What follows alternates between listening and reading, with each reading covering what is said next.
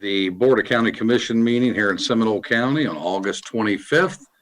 We are going to resume our meeting today where we left off. We will go to the public hearing segment here shortly, but we've got to finish off this morning's business. We will now move to Ms. Guillet, who is going to give us the county manager's briefing and the CARES update. Ms. Guillet?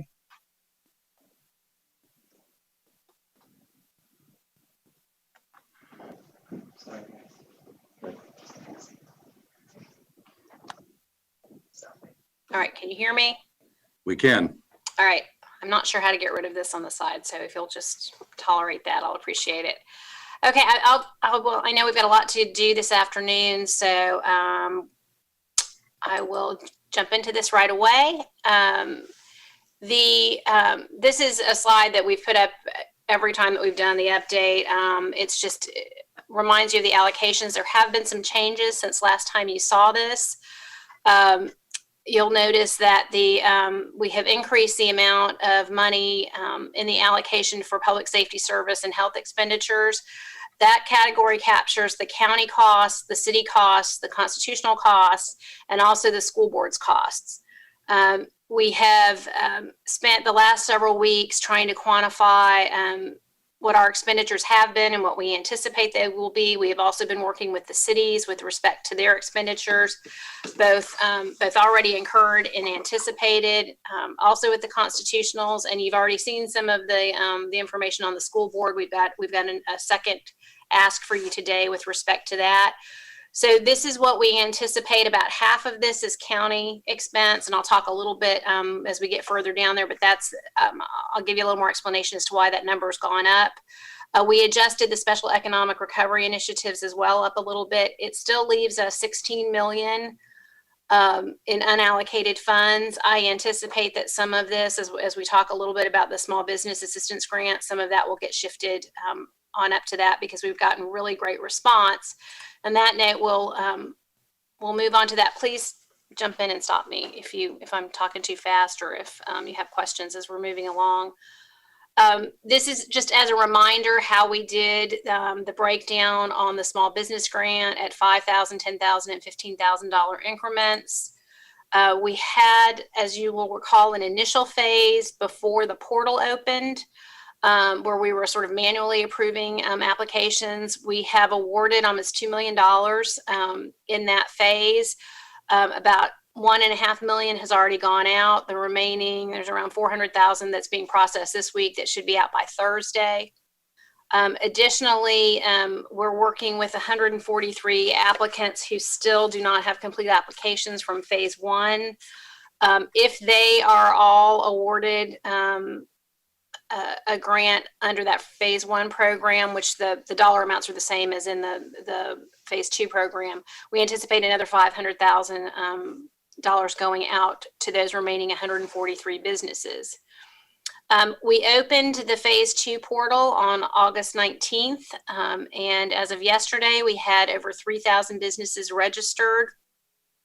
A little under half of those have complete applications. Ernst & Young has told us, based on their experience, that only about 20% of the applicants get their applications complete on the first shot. We're running a little ahead of that, so maybe the businesses in Seminole County are a little smarter than those in Hillsborough County, which is kind of what their standard has been, and where we're getting sort of our what we can anticipate is from Hillsborough, which is a little bit ahead of us.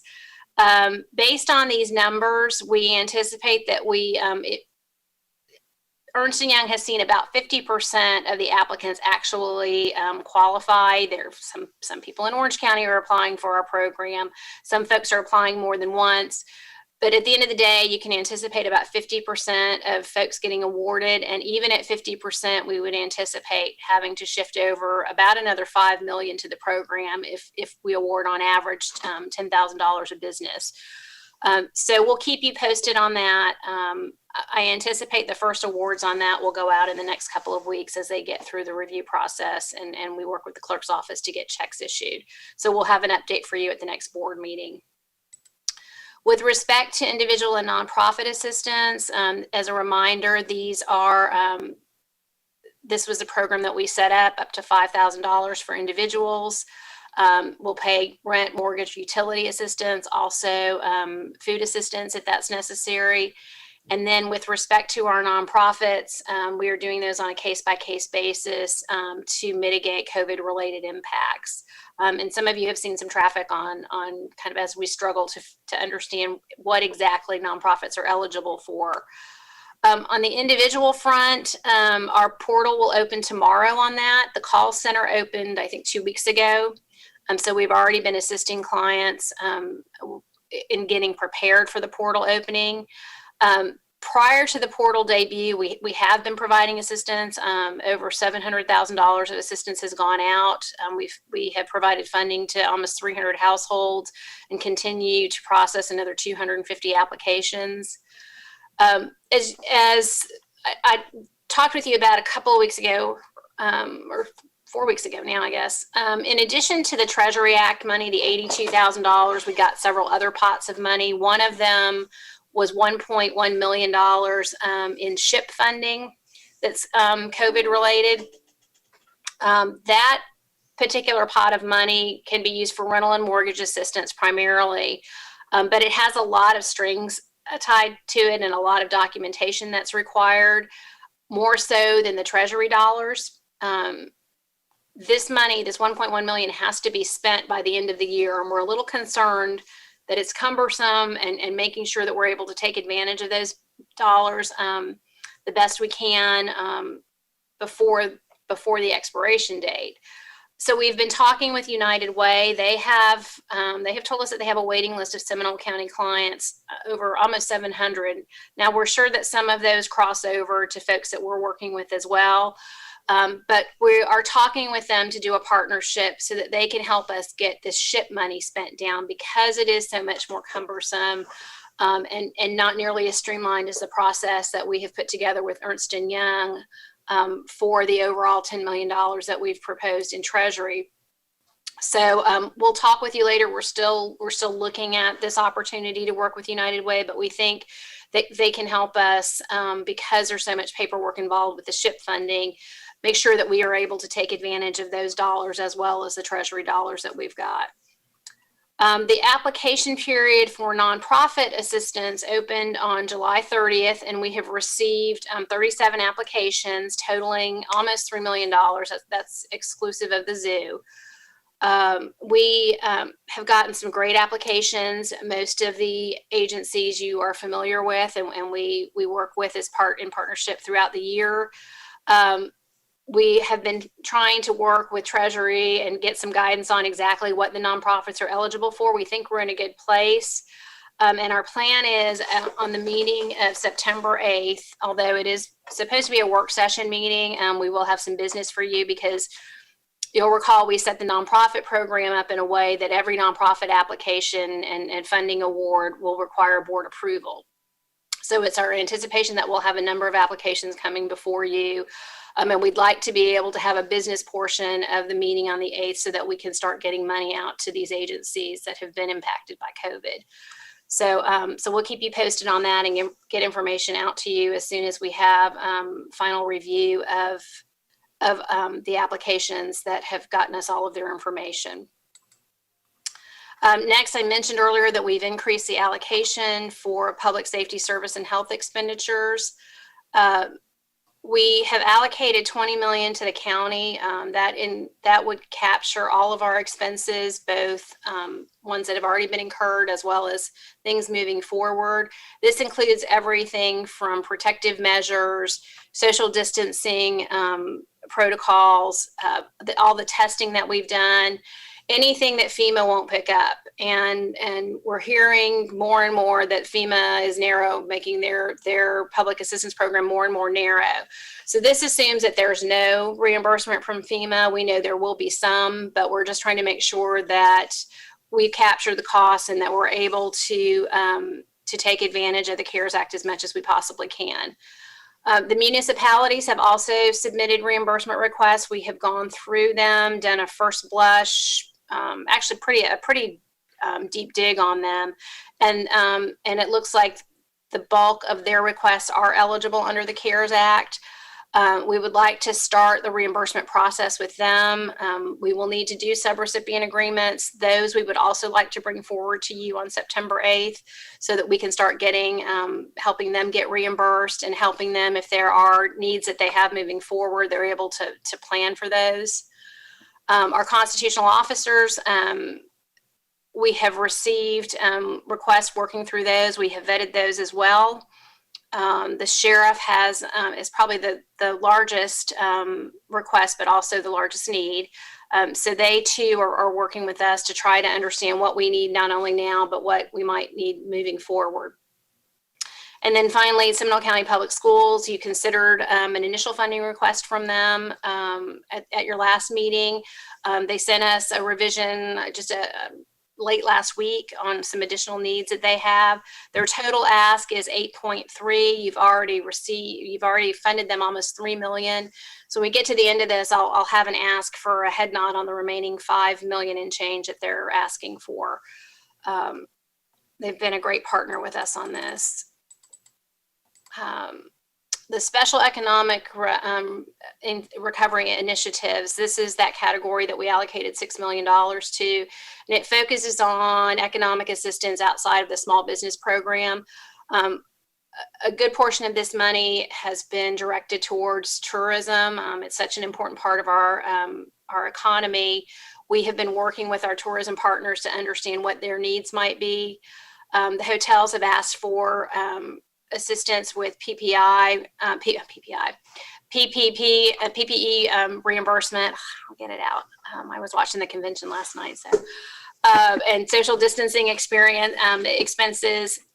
We've already talked with you about the tourism recovery marketing plan that's already in the works, and then doing some additional PPE and sanitation support for attractions and restaurants and other tourism partners. We've been helping them get information to their clientele, so we'd like to continue doing that. And then, of course, we have the zoo funding assistance, which I'll talk to you about a little bit more in a minute, but that's also included in this pot of money. And then also in the special economic recovery incentives, we continue to work with Seminole State College to try to develop a workforce training program. We've allocated $2 million to this. It's kind of a guess right now. We're still trying to work out the details, so we may have to make some adjustments to that. But one of the things we're focusing on is rapid credentialing for folks who are unemployed or furloughed to help get them back into the workforce as quickly as possible. So we are hopeful that we'll have that program up and running very quickly. And that, again, another great partner as we've tried to muddle through all of this CARES Act stuff. The college received CARES Act money, which of course has completely different guidelines than our CARES Act money does. So trying to reconcile and leverage those programs has been a little bit of a challenge, but we're getting through it. And I'm hopeful next time that I talk to you, I'll be able to tell you about the great program that we've put together with them. So a lot going on. Staff has been really busy and really focused. We have a great team riding hard on all of these issues across the county, and county attorney's office has been a great partner in this as well. Today, I need a couple of things from the board, though. I have two items that I really want to get a head nod from you, because we will bring back on the 8th, again, during the work portion of that meeting, some final agreements for you to go ahead and ratify. But the first is with respect to the school board. They've asked for, in addition to what you awarded at the last meeting, they've asked for an additional almost 5.5 million to accommodate their needs with respect to opening classrooms back up. And I sent you some details on that yesterday with these presentation notes. The other head nod I'm looking for is with respect to the zoo's request for funding. We've been working with them quite a bit over the last month to understand what their needs are, to understand what's eligible, what's not eligible. And staff believes that an appropriate award for them to mitigate the COVID impacts is 1.55 million. So I'd be looking for some feedback from you on that. And then I've listed sort of the things that you get to look forward to at your next meeting and what we'll be asking you to consider then as well. So I'll be happy to answer any questions you have. Go back over anything. Okay, thank you, Ms. Guillet. We'll wait till staff gives us our screen back. Okay, let me stop sharing. All right. Here we go. Any questions from the board? Oh, and I have one more thing, Chairman. Oh, please, yes. That I forgot to mention. One of the things that was raised 2 weeks ago, I wasn't at the meeting, was the fact that we were looking at an eviction relief program. Some of you may be aware that Orange County has put one together. Last week, staff met with Seminole County Legal Aid, with the clerk's office, and with Judge DeCleva, who is the judge that handles landlord-tenant issues. And we've put together what we think will be a program that can help folks that are facing eviction. As you know, the governor revised his order staying evictions so that it's not as tight as it was initially. And we expect that we'll start to see some folks and some landlords who are suffering just like everybody else start to have to file some eviction actions. So we've set our individual assistance program up, the portal up, with a question on there: are you facing eviction? And if somebody is in a situation where they are at risk for eviction, we'll shift them over to this program. We're dotting the I's and crossing the T's, and should have it wrapped up this week. But we'll work with legal aid and with the judicial system to work with the landlords to try to get a stay on the eviction proceedings if they know that they're in the process with us, to get some assistance to get caught up. We are looking at our maximum award under the individual assistance program right now is $5,000. We're looking at, under the eviction relief program, an award of up to $7,500, with a guarantee from the landlord that they will not pursue eviction within a certain month period. We haven't worked that out yet. But I just wanted you to know that that's in the works. And as soon as we have the details, we'll send information to all of your offices on that. And we'll do an announcement later this week so that folks know that that's available for them. I'm very grateful. Legal aid was very excited. The judge was very excited. Clerk's office, everybody's just really tickled to be able to have a process that we can try to help keep folks housed where they are now. So we'll keep you posted on that one. Great. Anything else, Ms. Gay? That's it. If I can just get you to nod in my direction on those two items, we'll be good. All right. Input from the board. Inquiries. So it looks like staff is asking for direction and consent on the Seminole County Public Schools and the zoo, as well as continued vetting the processes that we've been presented today. What is the flavor of the board? Commissioner Lockhart? If you're not looking for an actual vote necessarily, I'll certainly give the county manager my support in what she's presented today. Okay. 100% support, Mr. Chairman. Okay.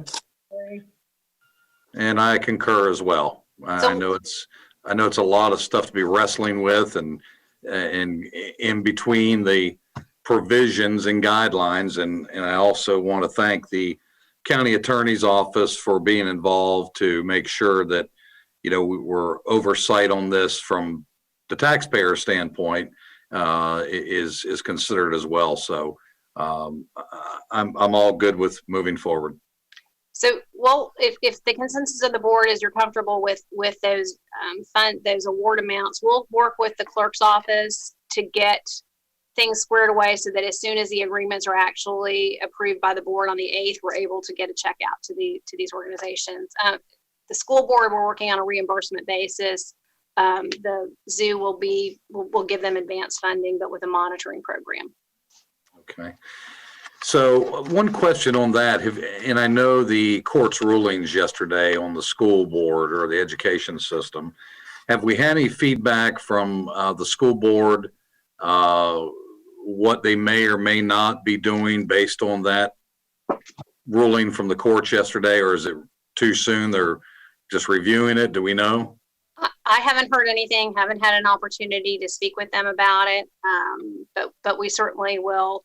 The school board, the agreement that we have with the school board is on a reimbursement basis. So if there are things in there that they decide they don't need to do because they take a change in direction, it'll get captured because it is a reimbursement program. Okay. And Mr. Chairman, it was immediately repealed, I think that they're probably going to have to wait because it was Sure. immediately repealed. Understood. Commissioner Delory? Thank you, Mr. Chairman. Nicole, is there anything that with our staff and the school board is not being addressed that we need to be talking about? I just want to make sure we're addressing everything that we need to be doing, especially when it comes to the children. I think that we are, because they have not been bashful about revising their request. We were, the chairman and I were with the superintendent at the mayors and managers meeting last week, and we reiterated again that the county, we recognize that, of all the money that's been included in the CARES Act funding, the school got a little over $9 million, the entire school system, which just is shocking to me. That we were here and that we were here to be a partner with them. So we have stressed that. I imagine that they'll, if they have other needs, they will let us know. They have, we have tried to assure them that we're here to make sure that all of their needs, as well as our other governmental partners' needs, are met. And Mr. Chairman, just as a follow-up, and I'm sure as the school system starts to open, there's going to be other needs that they may not have been aware of. I just want to make sure that that door has remained opened. Okay. Mr. Applegate?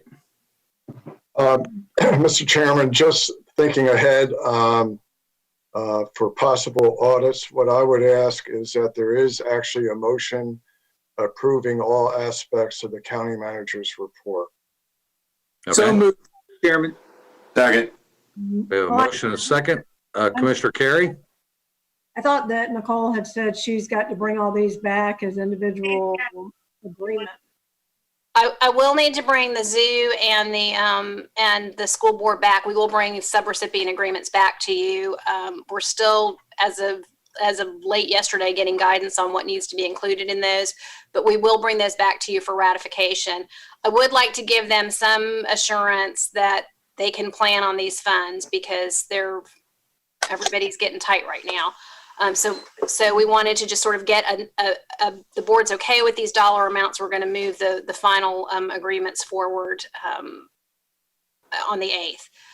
That being said, a motion would be great, because that might help with the clerk's office getting the checks ready and getting being ready to go ahead and start getting money out to them as soon as possible. Okay, that's what I was going to say, that in the interest of saving time for not only the school system, but the zoo, maybe it is proper to consider making a motion or moving forward the motion, at least on those two. What's the county attorney's thought? I think for the purposes of clarity and for possible audits down the road, anytime you're considering approving anything that Nicole and her staff recommends, I think it's best that you have a formal motion for the record. That's just my opinion. Okay. Understood. So with that said, I'll be looking for a motion on the items related to the Seminole County Public Schools as well as the zoo, in those dollar amounts indicated by the county manager. Oh, Mr. Chairman, I believe that I did make that motion. That was my motion. he did. There was a motion and a second by Commissioner Okay. Delory, but under clarification, I mean, there's a lot of other stuff besides just those two in here, including tourism dollars and other funding. So what I heard Mr. Applegate say was it would be better to have a motion approving her recommendation overall, not just those two specific things. Is that correct, Mr. That Applegate? is correct. Okay, which I think Okay.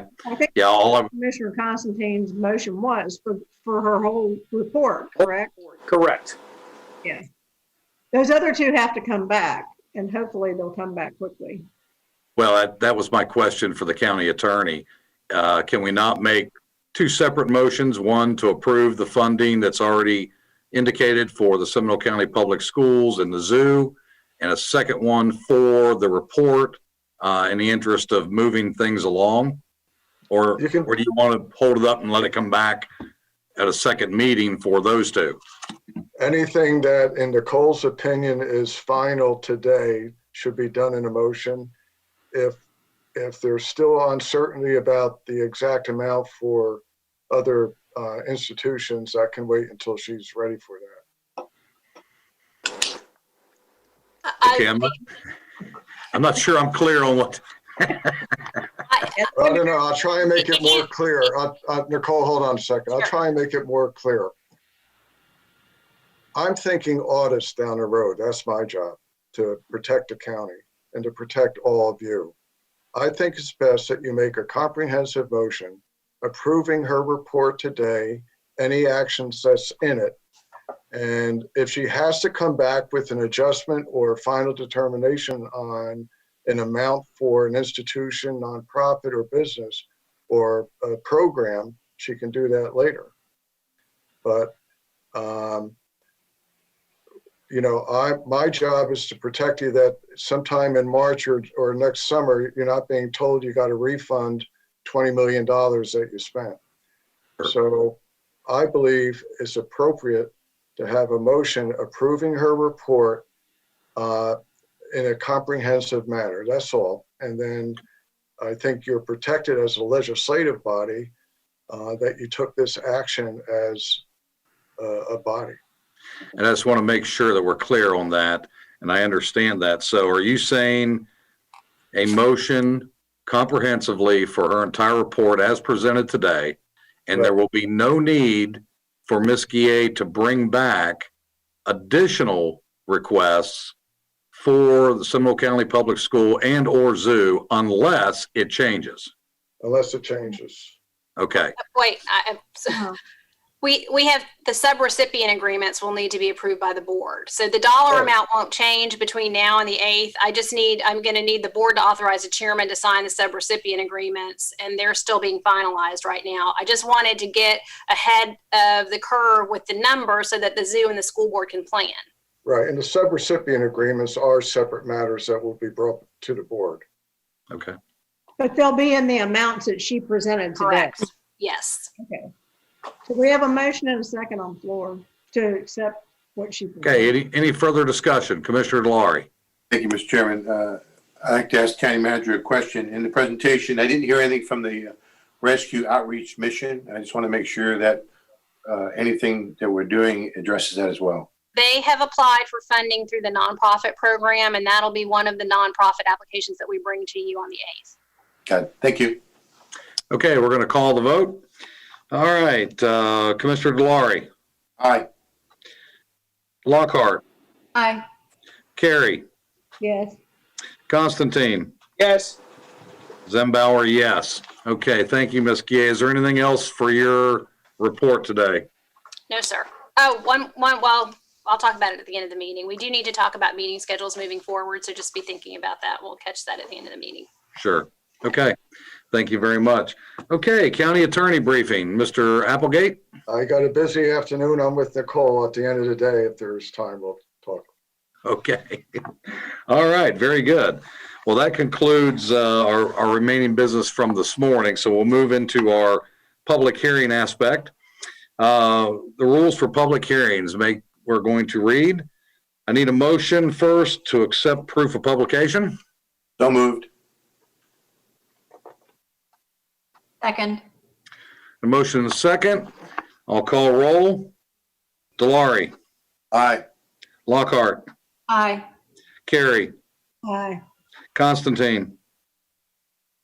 Yes. Zembauer, yes. Very good. Our staff will present each item for consideration with staff recommendation. The board will have an opportunity to ask questions of staff when presentations have finished. The applicant will have an opportunity to make an audio presentation. The board will have a chance to ask questions once the presenter has finished. People interested in speaking either for or against the project issue should register at Seminole County's website by going to the Board of County Commissioners page, clicking on the webinar registration link. If you're unable to join via computer or online, interested parties should call the following phone number: 407-665-0808. Again, that number is 407-665-0808 for additional information and assistance. If you'd like to make a comment and are attending the meeting using a computer or iPad, click on the raise hand feature. If you've called in on a telephone, you can use your raise hand feature by pressing *9. You'll be called on in the order that you've raised your hand. You will only be allowed to give comment once per item. Speakers should state their name and address clearly for the record and whether you are for or against the item. Speakers will be given 3 minutes to speak unless they are official spokespersons for an HOA or legally organized group, and they then will be given 6 minutes. If a board member has questions regarding the speaker's comments, an opportunity will be given once the speaker's time has expired. Speakers should limit their comments to pertinent information regarding the agenda item under discussion, keeping your comments brief. Once all speakers are heard, the applicant will have an opportunity for rebuttal if necessary. We will then close the public hearing, put the matter in the hands of the commission for discussion, recommendation, or motion. Following a motion and second, there will be board discussion and a vote will be taken. A vote will be taken today in a roll call format because we are in virtual. First item up is item number 49. We have Mr. Andrew Van Gale will be presenting on behalf of the Port Authority proposed 2021 budget. Mr. Van Gale, welcome. Well, thank you, commissioners and county manager and attorney. I'm Andrew Van Gale, as stated, and with me today is our chairman, Matt Criswell with the Seminole County Port Authority. We approved our budget for fiscal year 2020, 2021 back in June, and I hope you've all had a chance to go through our budget and look at our memo and absorb some of that. So that's why we're here today to present our budget. It was approved already in June, and our board recommended approval as submitted. Just to touch base a little bit on our current year, 1920, in spite of our condition with COVID, everything, we've done exceptionally well. Business has been extremely solid. We got ahead of the curve a little bit with management and our directors on offering business relief, so to speak, in a few varied ways, early terminations, things such as rent deferments with no penalties. And at the end of this year, believe it or not, we only lost one client out of nearly 100 customers because of this our COVID situation. And that was really a business that was dependent on one source, and they were also a Canada company, so they were not eligible for any CARES Act. So we've weathered the storm extremely well by having healthy reserves and having a good plan ahead of time and working with our customers. So on to this year's budget. Well, just also another thing, we did find a little more money for Seminole County Surplus Fund this year, an extra $50,000 that we'll be bringing you next month, to totaling $500,000 out of this year's budget and surplus funds. So next year we trimmed down a little bit. We trimmed some of our operating expenses by about $250,000. We do still have about a $1 million capital improvement budget. That's used to complete our master stormwater drainage plan improvements. And we're also engaging in design and site work for a piece of property that we're demolishing, the 1500 Dogner Acme site. That building's already approved for demolition. We're working with our engineers on about 3+ acres to redevelop the site into functional warehouse space, and we hope to do extremely well on it in the next several years. We've also saved cash in order to facilitate not only the site development, but the construction in a phased manner over the next couple of years. So we're looking forward to that. So in summary, in the budget, our total scope of fiscal year 2020, 2021 budget is $4,290,321. Let me say that again, $4,290,321, our total budget. Our operational revenue is projected to be $1,820,434.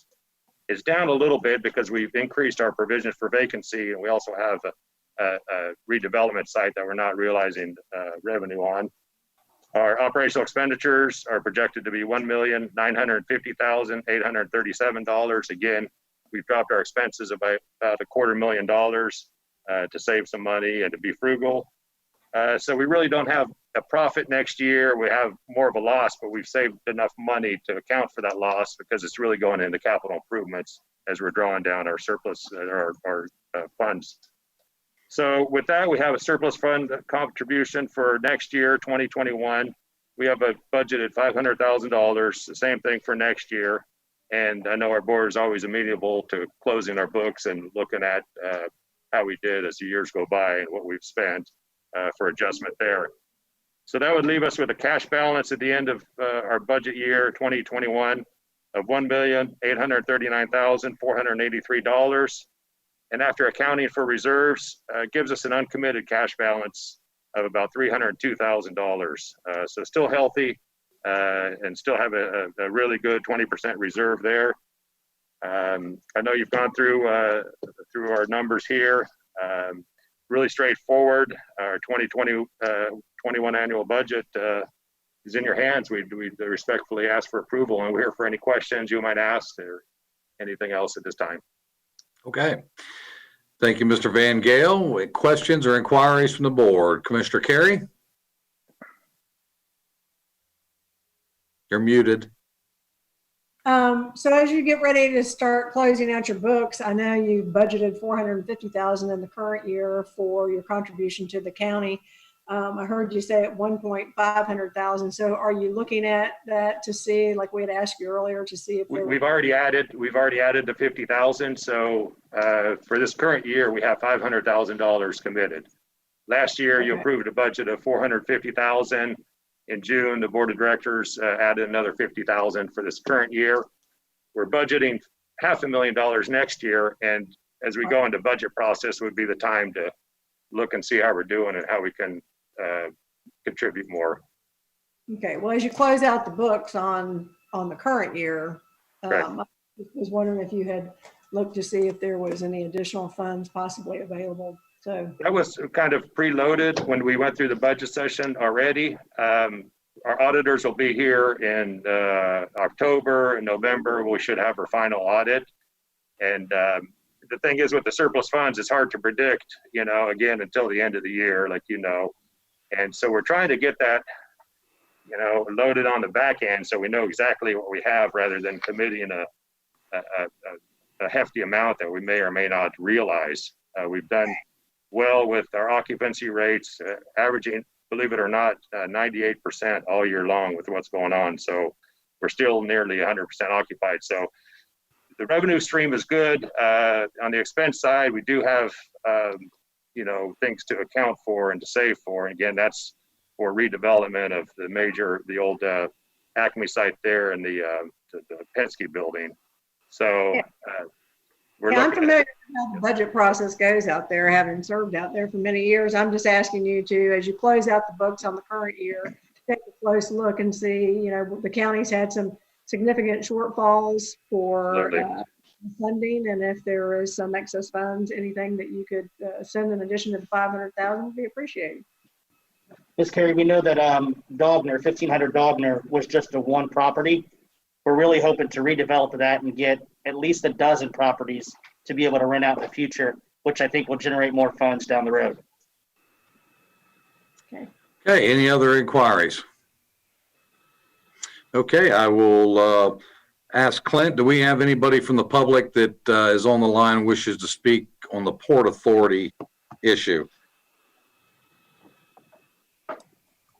No, sir. Okay, thank you. Then I will look for the board for actions.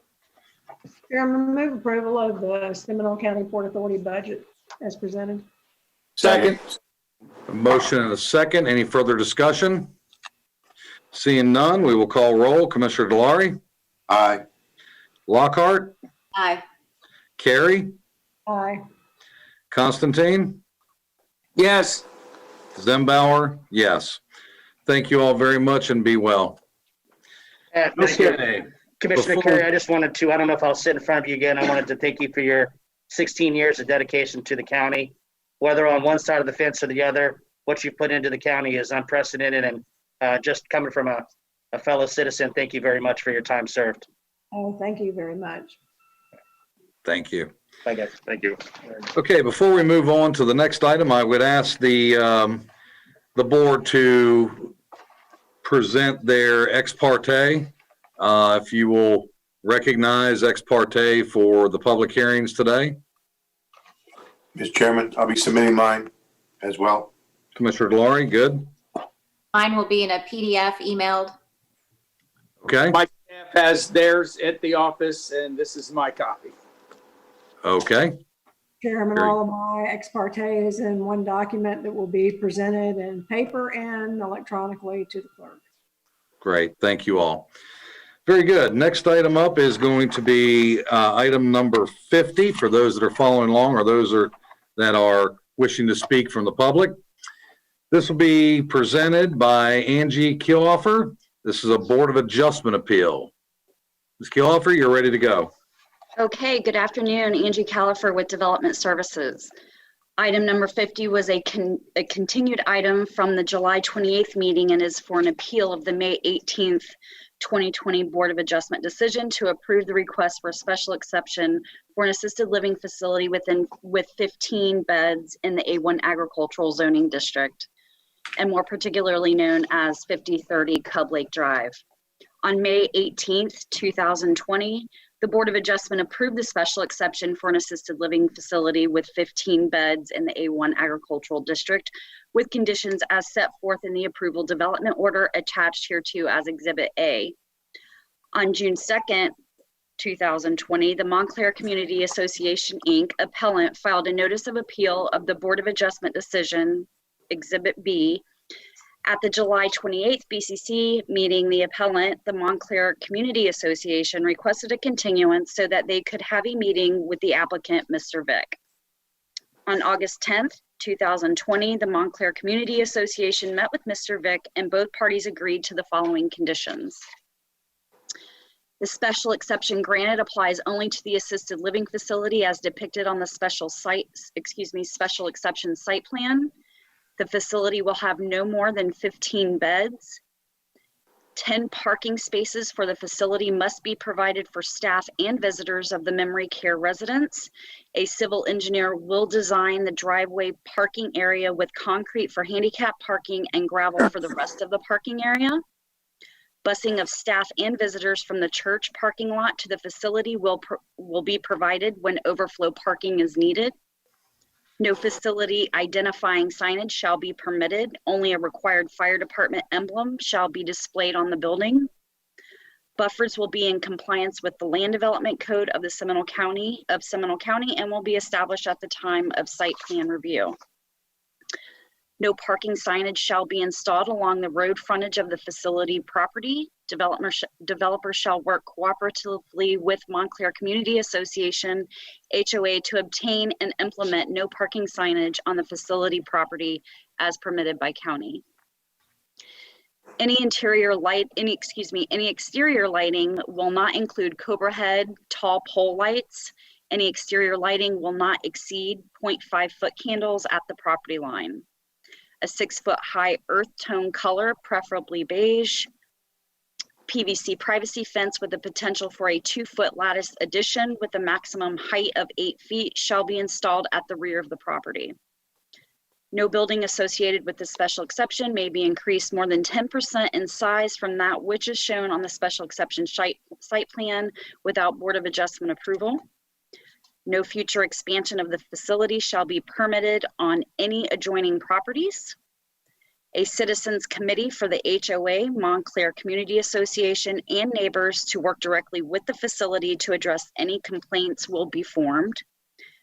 Prior to the issuance of development permits, a final site plan that meets the requirements of all other applicable code requirements, including Chapter 40 of the Land Development Code, must be approved.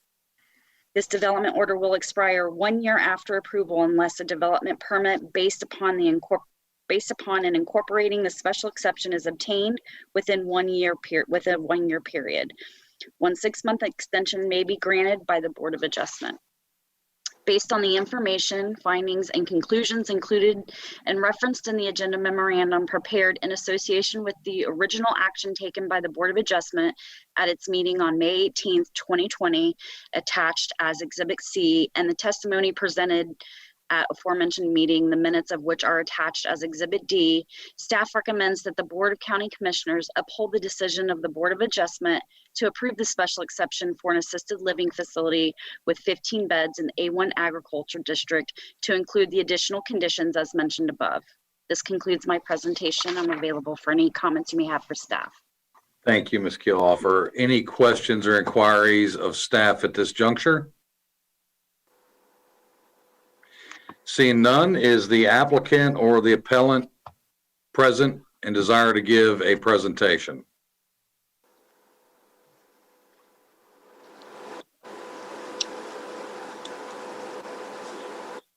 Mr. Vick is the applicant. If you would bring Mr. Vick in, please.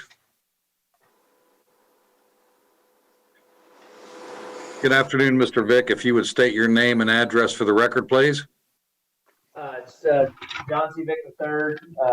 Address is 3349 Holiday Avenue, Apopka, Florida 32703. All right, sir. If you would proceed. I don't want to belabor it. I think there's been a lot of discussion. I just wanted to pop on real quick and say that I appreciate the opportunity to visit with the residents of Montclair and the association representatives and Commissioner Constantine, who was in attendance there, and to work through a plan and talk about what we're doing. I think the net result was, a better understanding of our neighbors, of what we're trying to accomplish and our goals. And I'm happy with the result and look forward to building a beautiful community in Seminole County. All right, sir. Any questions of Mr. Vick? Seeing none, if you'll just hold Mr. Vick on the sidelines there for just a moment. Do we have anybody from the Montclair Community Association that desires to speak?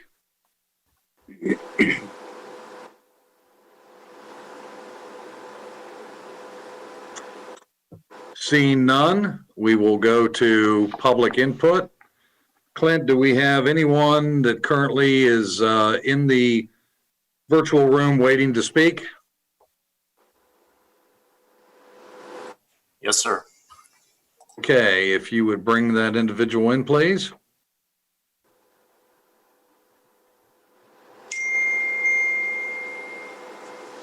Good afternoon, Ms. Julie Kitchen.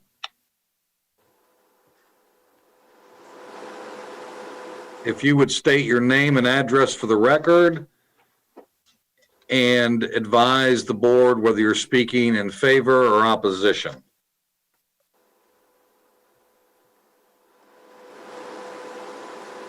Ms. Kitchen, you are on mute. You'll have to unmute yourself.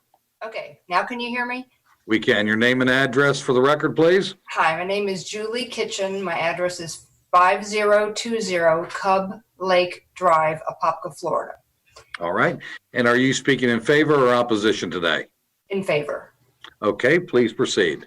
Okay, we have been a resident of this area, this land, this house, for almost 35 years now. So when we came in to this area, the ALF was already in existence, and it was very poorly run in terms of the way it looked and the way it was managed. And we had significant problems with parking on the road, which all these points have been talked about in the previous communications. I am very happy with the plan that the Vicks have put forward, and I would like to welcome them to the neighborhood. I think it'll be good for our neighborhood. They will maintain the property. I have no doubt that everything will be done according to the agreements that have been put in place. Okay, anything else? No, I live right next door. My property is right next door. Then I have another property kind of behind. So I have a lot of skin in this game. So I wanted to make sure that it was going to be done appropriately and maintained. And I do not have any doubts about that. I am very much in favor. Great. Thank you, Ms. Kitchen. Be well. You're welcome. Thank you. All right, Clint, do we have anyone else in the virtual room waiting to speak on this matter? No, sir. Okay, seeing none, I will move to board action. This is in Commissioner Constantine, District 3. Commissioner Constantine? Yeah, thank you very much. And just a few things I want to say before I make a motion. As many of you remember, this was a very contentious issue in which first the Homeowners Association, the Montclair Community Association, actually spent their money to appeal the ruling of the Board of Adjustment and Appeals. And then we had it on the last meeting, and there was still, as we can all remember, quite a contentious issue. Over 70 emails we received in opposition.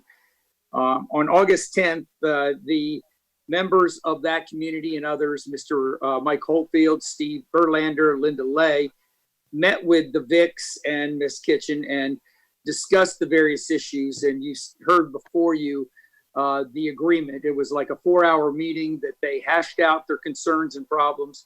There are some sidebar things that were not included into the agreement, which were agreed and should not have been because they're not county issues, but they are issues that concern the homeowners associations and the property owner. So they agreed, and I did say that I would state them. Number one, all agreed that the facility would open with a 10 resident limit and in 6 months increase to a maximum of 15 residents, which is going to be licensed. That was agreed to by both the Mr. Vick as well as the homeowners. The street no parking signs, I am talking to the traffic engineers on the other side of the street, because obviously that is not something that the citizens or the owner of the property can be involved in, but we're trying to put some designated no parking and tow zone signs on the opposite side of this particular property. The president of the Homeowners Association, Mr. Verlander, who happens to be a licensed engineer, volunteered to work with the owners and review the landscape plan and provide guidance, and that is being done as we speak. And they also, the community committee and the owners will work on the gravel maintenance in the parking area if it has any problems and starts to shift. Those are all side issues, as I said. The main issues are in the development order. All have agreed, and I am very proud to move the approval of the project with the development order. Okay, we have a motion. I have one question for Mr. Vick. Yes, sir. And you just heard what Commissioner Constantine indicated that's not in the development order, just an abundance of caution. Are you in agreement with those items? Go, we'll speak. So This is my wife, Carrie, by the way. Okay. Yeah. We did agree that if we managed to get to more than 10 prior to the 6-month mark, we would communicate that with a representative of their choosing to make sure that they felt good with where it was going. So I don't know that we set a specific date on that. So I just wanted to make sure that isn't something that on a specific time frame. Yeah, that's Sure. a good clarification. Yeah, thank you. Okay, stand by, please. Commissioner Carey? Well, I mean, they have to go get a license for this facility, and the number of beds is part of the licensing process. So I would hope that we're not asking them to restrict the number of beds that they apply for initially, because we're approving that it can be up to 15-bed facility. And I would think that they should only have to go through that round of licensing one time. So I heard what Commissioner Constantine said about the conversations and the agreement between the two parties to, communicate with each other versus 10 versus 15. But at the same time, I would hate to see a small business have to go and relicense something through the state twice when we're approving up to 15 beds. Mr. Chairman, they do not have to. That is something that the homeowners and the owners agree to. The license is for 15 units. They even indicated, the owners indicated that it would be hard for them to get further than 10 residents within the first 6 months. That was something that the citizens and them agreed to at the meeting. I'm bringing it up. It was not in the it was not in the development order, so it has we are not in control. That is between them and the homeowners, the property owners and the homeowners. So they're not going to have to go back. They're not going to have to do anything, and we're not placing any burden on the citizen, on Mr. Vick or the citizens. This is an agreement that those two came up with that is not in the development order. And I would expect all of their agreements, regardless of the fact that we are not voting on that. I did not put that in the motion. I simply stated those things as a sidebar. They are 100% in agreement on this, and I hope we can move on. Yeah, and the last, just real quick, if I could, Commissioner Carey, we had that very conversation, and they did agree to allow us to license one time for the full 15 beds. So that was something we were real sensitive to, and so that was discussed and agreed. So thank you for pointing that I out. just wanted to make sure that we weren't putting an undue burden on you. Yes, ma'am. Appreciate that. Sure. Okay, we have a motion on the table by the district commissioner. Second. Motion and a second. Any further discussion? Seeing none, we'll call the vote. Delary, Aye. Lockhart, Aye. Carey, Yes. Constantine, Yes. Zembauer, yes. Thank you all very much, Mr. Vick and the public for being here. Be well. Thank you, guys. Appreciate it. Okay, the next item up on the agenda today is item 51. It'll be presented by Ms. Joy Giles. This is the Woodbridge Commerce Center PD Major Amendment and Rezone. Ms. Giles, you're up. Yes, good afternoon. Joy Giles, Senior Planner for the Planning and Development Division. This request is for a major amendment and rezone from PD Plan Development to PD Plan Development on 4.81 acres located on the east side of North Elder Road, south of Church Street. In 2008, the Board of County Commissioners approved the Woodbridge Commerce Center PD consisting of uses permitted under the M1A Very Light Industrial zoning classification. However, the applicant did not continue the approval process and the PD entitlements expired after 8 years.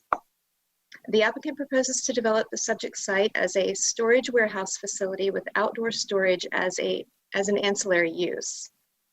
The development will be constructed in 2 phases. Phase 1 will consist of construction of warehouse buildings, and Phase 2 will consist of the utilization of outdoor storage, which shall be limited to a maximum of 49% of the total constructed building square footage on site. Staff finds the request to be consistent with the comprehensive plan as well as the surrounding trend of development in the area, which consists of light and industrial uses. The Planning and Zoning Board met on August 5th, 2020 and voted unanimously to recommend approval of the request. Staff recommends the Board of County Commissioners adopt the ordinance enacting a rezone from PD Plan Development to PD Plan Development and approve the associated development order and master development plan. Thank you. Thank you, Ms. Giles. Any questions or inquiries of staff on this matter? As soon as I get my screen back, Commissioner Carey, yes, ma'am. So, Ms. Giles, I just wanted to confirm that the maximum percentage of outdoor storage is 50%. Because the original document had said 25 and it's been corrected to 50. Is that correct? It's been corrected to 49%. 49%. Okay. Yes, ma'am. Any other inquiries of staff? Okay, stand by, Ms. Giles. We have Larry Polliner, who's the engineer for the project, who wants to give a brief presentation. If we could bring Ms. Polliner in, please. I'm here. Good afternoon, sir. Good afternoon. This is Larry Polliner, RCE Consultants. I'm the engineer of record. I'm just here if you have any questions at all about our project. Oh, okay. All right. Any inquiries of the applicant's representative? Seeing none. Okay, if you would stand by. Clint, do we have anybody from the public in the virtual room waiting to speak on this matter? No, sir. Okay, seeing none, we will go back to board consideration action. This is in Commissioner Carey's district. Commissioner Carey, you want to take lead, please? Sir, I would move to adopt the ordinance enacting a rezone from PD Plan Development to PD Plan Development and approve the associated development order and master plan for 4.81 acres located on the east side of Elder Road, south of Church Street. Second. Any further discussion, inquiries? Seeing none, we will call the vote. Commissioner Delary? Aye. Commissioner Lockhart? Aye. Commissioner Carey? Aye. Commissioner Constantine? Yes. Commissioner Zembauer, yes. Passes unanimously. Thank you all very much. Thank you. Okay, next item up will be presented by Kathy Moore. She'll be presenting the Consolidated Street Lighting District Ordinance Amendment. Ms. Moore, welcome. Thank you. Good afternoon, Commissioners. I'm Kathy Moore, representing the Department of Resource Management. The street lighting in unincorporated Seminole County that is funded by non-ad valorem assessment is coordinated through the MSBU program and is also governed by a single consolidated street lighting ordinance. The Consolidated Street Lighting District Ordinance is presented for revision when new MSBUs and administrative revisions are proposed for implementation. The ordinance amendment presented today requests your consideration for creating the Lockhart Vicinity MSBU and Riverside at the Springs MSBU as defined in Ordinance Exhibit A1. Also, it requests adopting the respective initial assessment rules as proposed in Ordinance Exhibit C. The assessments provided in Exhibit C will be included for levy on the 2020 property tax bill. The street lighting equipment for the newly approved MSBUs will be installed as soon as feasible after October 1st, 2020. The ordinance amendment includes minor administrative revisions to provide continuity and consistency respective to ordinance provisions and annual assessment levy. Following public input, the action requested is to adopt the ordinance and the respective initial assessment rules and to authorize the chairman to execute the revised Consolidated Street Lighting District Ordinance. This concludes my introduction of this item. Thank you for this consideration. Thank you, Ms. Moore. Any inquiries of Ms. Moore? Seeing none. Clint, do we have anyone from the public waiting to speak on this item? No, sir. Thank you very much. All right, we'll move to the board for discussion, action, motions.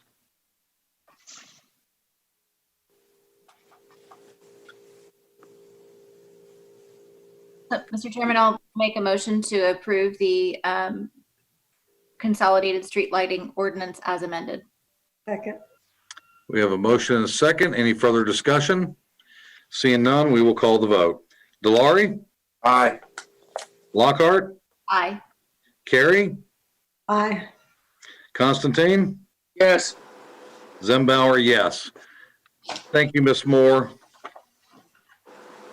All right, the next item up is item number 53 is Novell Parkway Large-Scale Future Land Use Map Amendment and PD Rezone.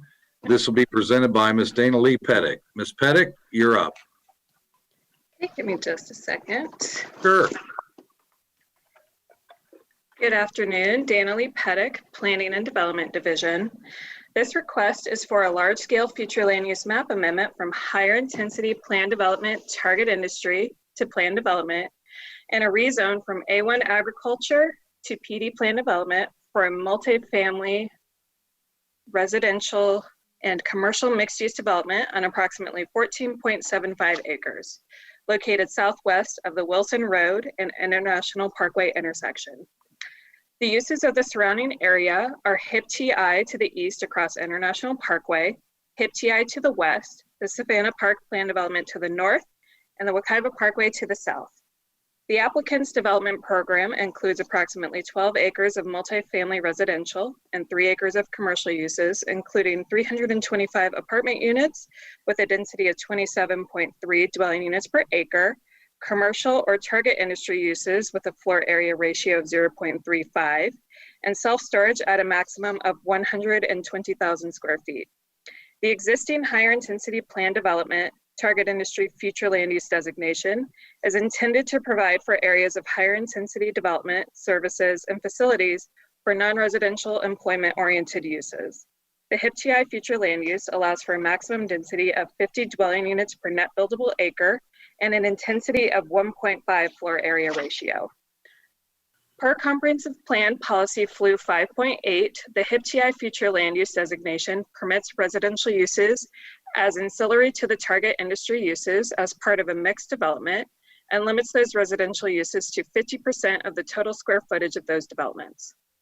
The applicant is proposing to keep target industry entitlements as part of the overall PD, but desires to have those uses as an option rather than requirement, and further request the removal of the requirement that residential be limited to 50% of the development. The applicant is requesting waivers for parking and for the minimum buffer requirements as part of the rezone to plan development, including 9-foot by 18-foot spaces at a rate of 1 space per bedroom instead of the 10-foot by 20-foot spaces required by code. And they would also like shared parking allowances between the uses within the development to meet the minimum parking requirements. For the buffers, the applicant is requesting the fence or wall requirement be removed from the 25-foot buffers along Wilson Road and International Parkway for lots 1 and 2. The applicant is also requesting additional permitted commercial uses, including microbreweries and liquor stores associated with a supermarket as outright permitted uses and self-storage. The requested waivers and list of proposed permitted and prohibited uses are in the proposed development order. The project's proposed future land use amendment from HIPTI to PD would allow the subject property to function as a transition from the lower intensity properties to the north to the higher intensity developments to the south and east. As shown on the surrounding properties map here, the entitlements for target industry are limited along the western side of International Parkway, which is predominantly mixed use and residential, and the target industry uses are concentrated on the eastern side adjacent to I-4. The applicant proposes to retain entitlements for target industry uses, such as professional office and medical facilities. With a broader view of the project in relation to the existing and approved projects nearby, and the proposed development program, including target industry uses, the land use amendment could be supported by staff. The development will provide a minimum of 25% open space, adequate buffering along the perimeter, and increased setbacks for taller buildings to maintain compatibility with the adjacent townhome and single-family detached subdivisions to the north, the vacant property to the west, and International Parkway and the Wekiva Parkway to the east and south, respectively. Staff finds the proposed development to be consistent with the comprehensive plan and the land development code. Public Works has reviewed the request, including the proposed access points and traffic impacts, and Public Works can only support approval contingent upon the International Parkway access being limited to right in, right out, and left in via directional median opening. As shown on the master development plan, the applicant is requesting a full access at this point. Therefore, staff recommends the Board of County Commissioners transmit the proposed ordinances for a large-scale future land use map amendment and a rezone to plan development to state and local review agencies based upon the revision to the International Parkway access as required by Public Works. Thank you. Thank you, Ms. Pettick. Any inquiries to staff? Commissioner Carey? Yes, on the full access issue, on the plan where it shows the full access, there's already a median opening there. It's clearly far enough back from the intersection. So what was the thought process on only wanting them to have a right in, right out? That was a Public Works decision. We're bringing in Public Works now. Oh, here he is. That was a Public Works comment.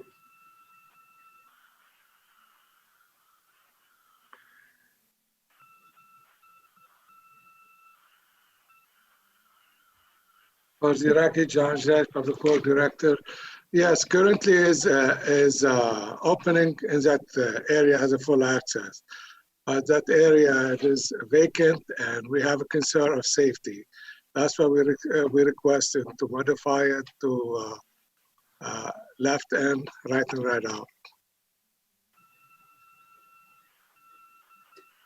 How do you do a left in and a right in, right out? If you're coming from this house on, you can get in, take left to get in the side. And you can get out from the side, take only right. You cannot take left, come out from the side, going on International. I know, but if somebody wants to go to I-4, they need to take the left out of there if they're headed. They do have access also on Wilson Street. Right, I You know. can But traffic light. my question is, so let me rephrase my question. There's already a full median opening on International Parkway where they show a full access point, correct? Yes, there is existing. Right, but today there is no development in that area. And also with Wekiva Parkway and also that development, we have a concern of a safety concern to have a full access in that area.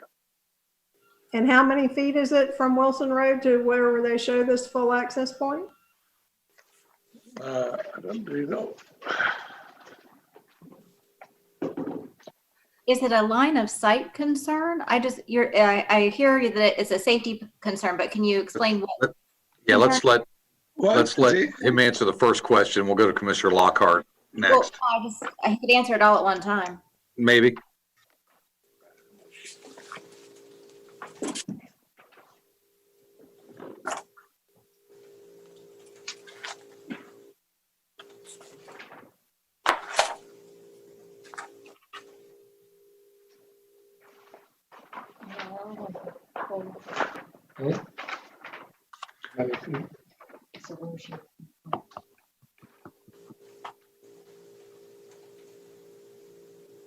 From Wilson to the Florence. 20 feet. Call, can you call Ben?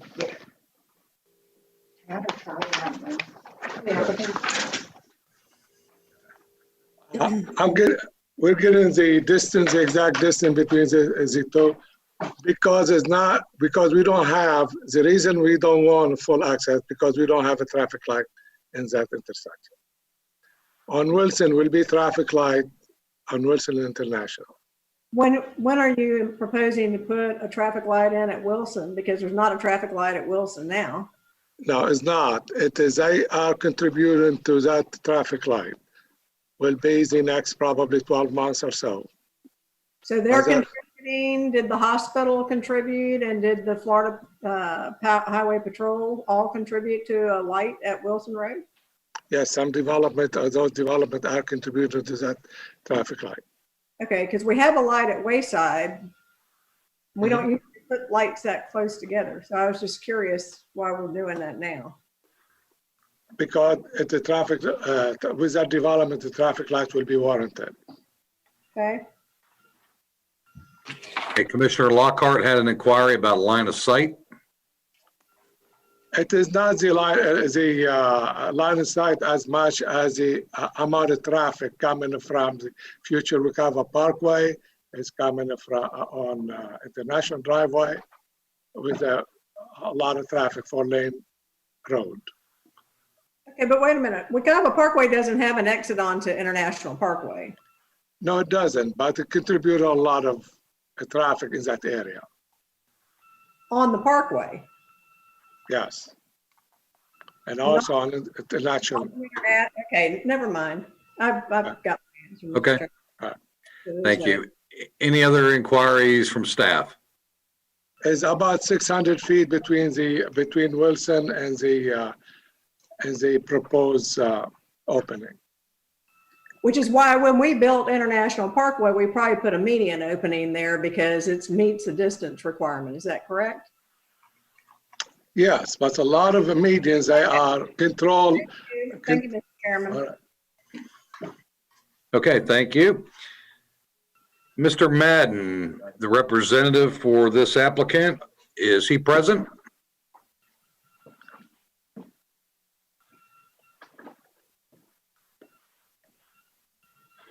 Mr. Madden, do you have a presentation or statement you desire to make? Can you hear me? We can. Okay. Yes, I have a short presentation to do, please. All right. Yeah, they gave it to us. I'm going to pull it up now. Good afternoon, everyone. Good afternoon, Mr. Madden. Wish I could be there in person. Yes, a lot of us do. We'll slowly work towards that, I hope. Yep. Okay, we have it up, sir. Okay. Now, Dana Lee, I don't know if it's possible, but can I control the cursor, or do you have to do that? It has to be me. Okay. You'll be able to I know you'll follow along with what I'm saying, but this exhibit pretty much shows that, I know the HIP TI is always important to the county, but organically it's just happened that everything except for this piece on the west side of International Parkway has gone to a PD. Everything on the east side has stayed HIP TI, but from Hadaway all the way down to the west end is all PDs. And in fact, even where the expressway is coming through, that's still HIP TI.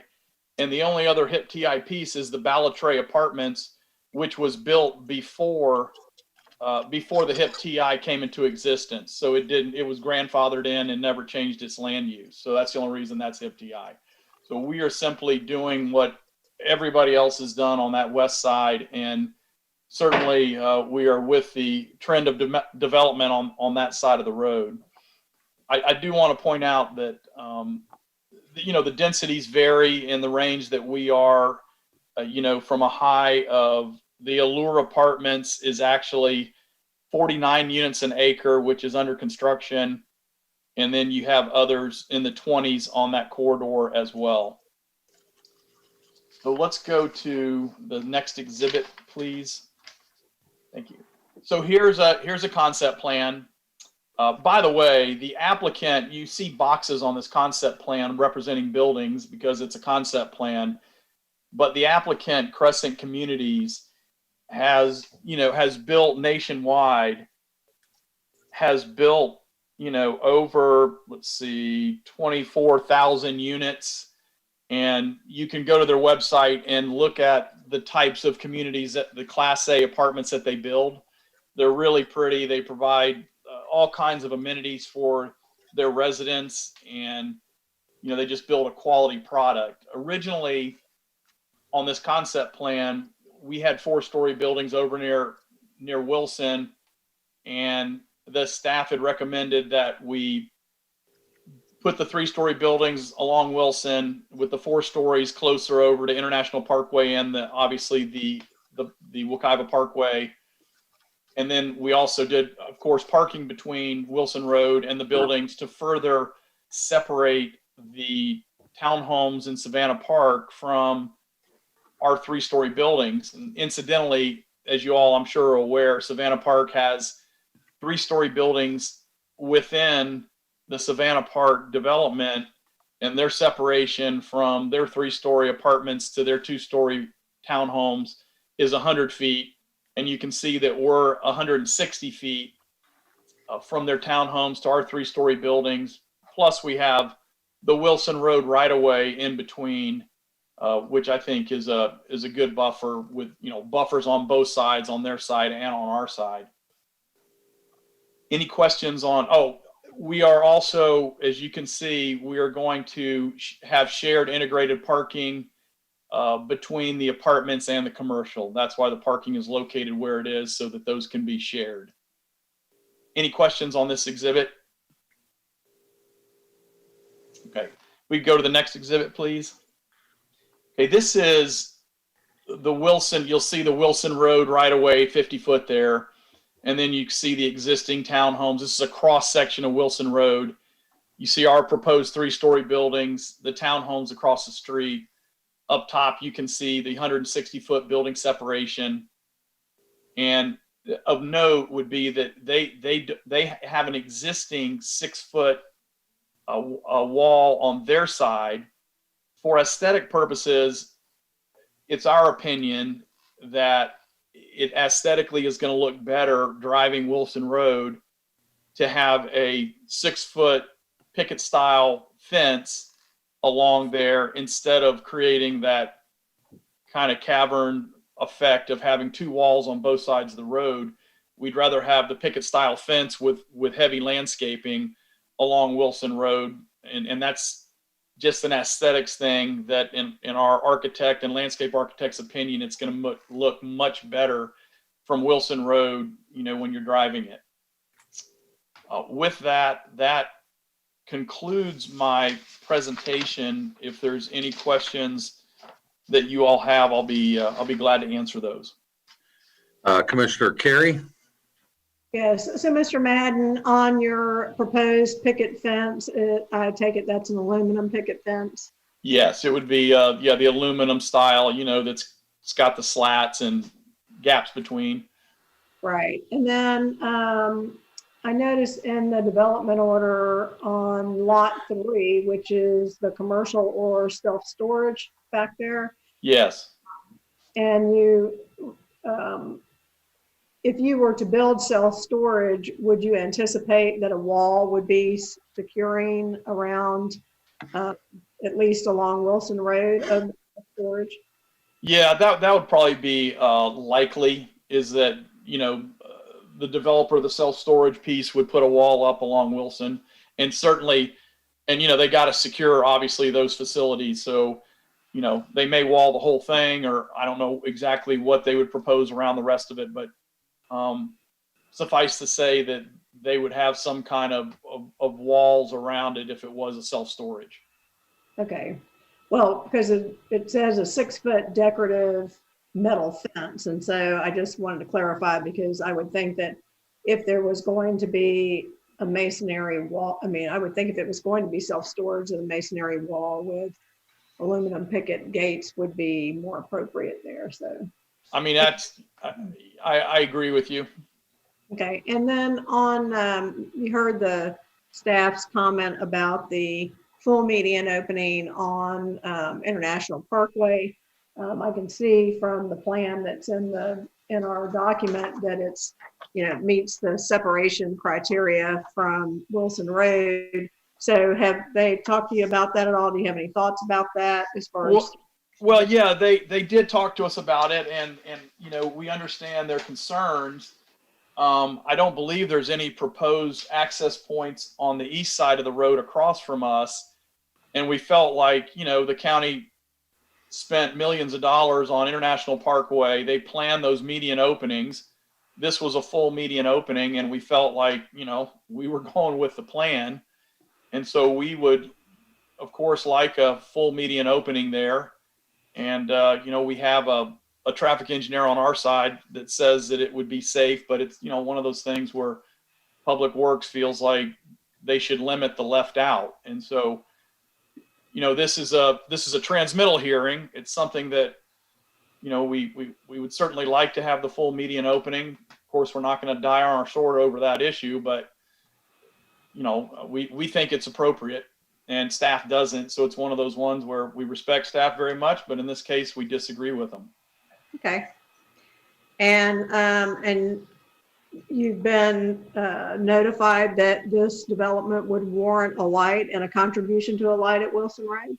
Well, we don't know that it would warrant a light. What we've agreed to is that we would do a light warrant study, and if it is warranted, then we would pay our pro rata fair share towards the implementation of the light.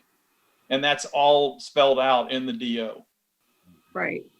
Well, when Mr. Dredge was answering my question, he had said that there was a light warranted. So I had read the DO, and then his answer was different. So I just wanted to clarify. I don't think he knows if it's warranted or not, because the study hasn't been done. But Okay. when we know who our users are and the warrant, and I also heard him say that, I believe I heard him saying, I don't want to put words in his mouth, I think he said that if a light was there, he would have supported the full median opening. And I think he said that. Did anybody else hear that? I think that's what I heard. Okay. So, you know, I mean, it's a chicken and egg thing here, because, you know, we got to see who all of our end users are going to be to determine if a light's going to be warranted there or not. But actually, you know, if we say we moved ahead with the apartments first, the warrant study would be done at that time. Okay, thank you. Hey, any other inquiries to the applicant? Seeing none, Commissioner Lockhart, I'm sorry. You're mute. There you go. Yeah. Mr. Madden, I have a question for you about that lot 3 with the potential use there. I know self-storage is something that's been talked about. I know office has been talked about. are you, what is the thought process on self-storage? Or what are you thinking that the residents who live there will utilize that self-storage facility since they're living in apartments? I'm just. Well, of course, self-storage, and we've done a lot of self-storage, and I have a lot of self-storage clients. That's all about, the population that's around the facility. And so, of course, it would be for the residents that are around the facility, whether there's a demand, because there is a lot of self-storage that's already built in the area. So whether there's an actual demand there for that is unknown at this time. I don't believe the demand's there today. But it would be nice to have the right to do it if that changed in the future.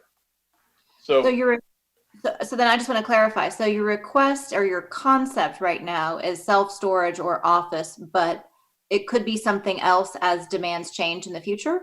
Well, it could, as allowable uses, we maintained, because we actually thought you all would want us to, we maintained the HIP TI uses as allowable uses that could go on lot 3. C1 uses could go on lot 3. I think it's fairly obvious to me, and I think everybody listening to this, that lot 3 doesn't have direct frontage on International Parkway. Unfortunately, incidentally, lot 3 would have had direct frontage, but when the Parkway came through and took the right of way from this property, lot 3 used to be connected to lots 1 and 2 as one big piece of land. When the expressway came through and took the property, of course, the property owner got paid and all, and that's fine, but it then did bifurcate that lot 3 from the rest of the property. So the only means of access for lot 3 then became out onto Wilson Road. So that sort of was forced upon the property via the right-of-way taking. And that's why I doubt that a commercial use is probably going to ever go on lot 3. I'm not sure what commercial user would want to be back there on Wilson Road without some frontage on International Parkway. Just speaking realistically here, I think probably self-storage could be a use at some point, which is a very low trip generator, incidentally, a fraction of the trips that a lot of other HIP TI type uses are. But I could see that potentially being a doctor's office, something like that would be, it seems like from a common sense market standpoint, that would probably be a more practical use. So for the nearby residents who are concerned or unhappy with the idea of a self-storage facility, that is currently an allowable use in the HIP TI future land use designation. Is that correct? I don't know. Hold on. I have a list. I'm not sure that that's actually listed as an allowable use in HIP TI. I thought I heard you say you were trying to stay consistent with the HIP TI. And so well, no. What HIP TI uses are all allowed, and there's a whole litany of uses, from manufacturing to life sciences to distribution. I mean, you guys are probably familiar with that list of everything there, but self-storage is not one of them. In self-storage, I think you'd have to be, that would be more in a C1 or C2. I can't recall which exact zoning self-storage is allowed, but. So I'll follow up with staff on that. Okay.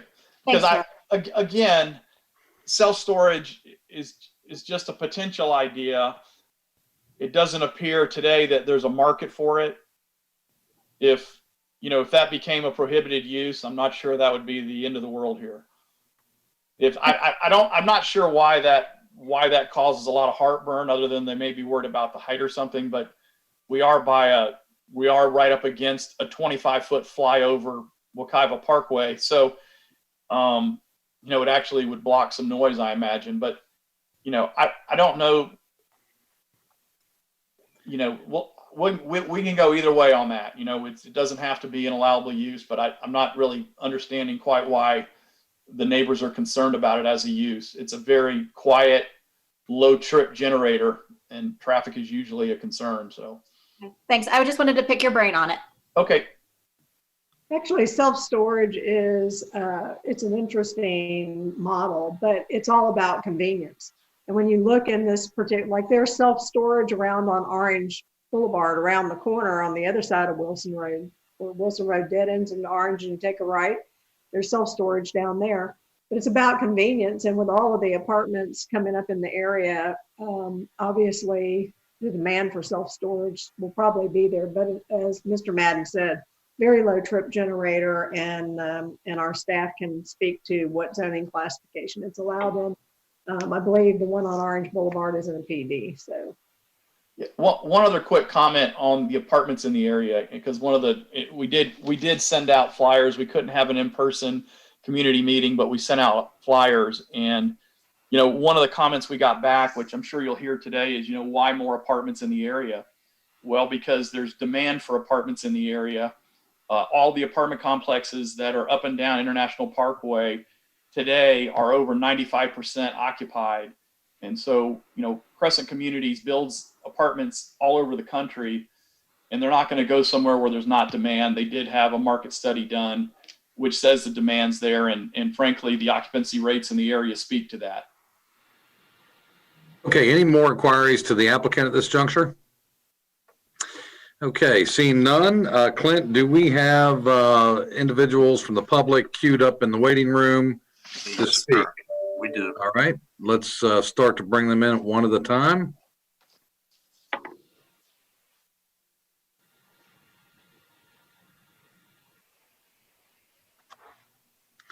Okay, looks like we have a William Tyler.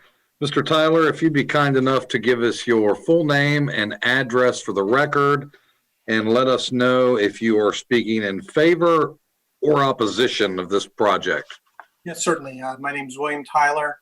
I am speaking in opposition. I'm located at 380 Still Forest Terrace, Sanford, Florida, in the Tall Tree subdivision. Okay. I think the reasons for my concern with this additional apartment complex is that while there is demand in Seminole County for all of our resources, the great natural county, natural choice, seems the northwest part of the county is kind of getting filled to the rim, and any place that there is open space, it's kind of changing from convenience of maybe office space to high density apartments. So as I mentioned, there's, I think, around 500 apartments in construction, or 500 units at least, within half a mile of this location, adding another 350. Even with a traffic light at Wilson, will kind of cause a lot of congestion. Having walked down International, the speed on there is 50 miles an hour. That cut through is basically blind from Wilson Road. You can't see cars around that curve. So I do see problems with that. There's already quite a few crashes at Wayside and International, if you weren't aware of that, with the new traffic light. I think that the concern is not so much the trips that office space would generate, or even a grocery store or something like that, but with the increased density of people, and really not a commensurate increase in amenities such as road changes to Wilson. It's a very small, narrow road. Orange is already backed up 2 to 3 times a day because of everyone coming home in the neighborhoods. There's Waysides now blocked with the new apartment complex taking its staff out, or residents in and out on Wilson by the State Department of Transportation. And when they do build the new hospital, it's just really going to be quite a lot of traffic in that area. And another complex kind of adds to that problem, I think. And, piecemeal, I think the location's changed to PD from the HIP deed that it was before, which has kind of increased the population density. And it's kind of, everyone points to the change before as the reason that it's okay to have another apartment complex squeezed into any open space. And I'll say, I think the challenge with self-storage is not the storage itself, insofar as that it's the items that are being stored there, which we've seen on Orange. Mr. Tyler, we're going to have to ask you to wrap it up, sir. You're almost out of time. Okay. There's just a lot of commercial equipment that's kind of packed in there with these self-storage units. Thank you for your time. Thank you, Mr. Tyler. Be well. Okay, Clint, if you'll bring in the next caller, please.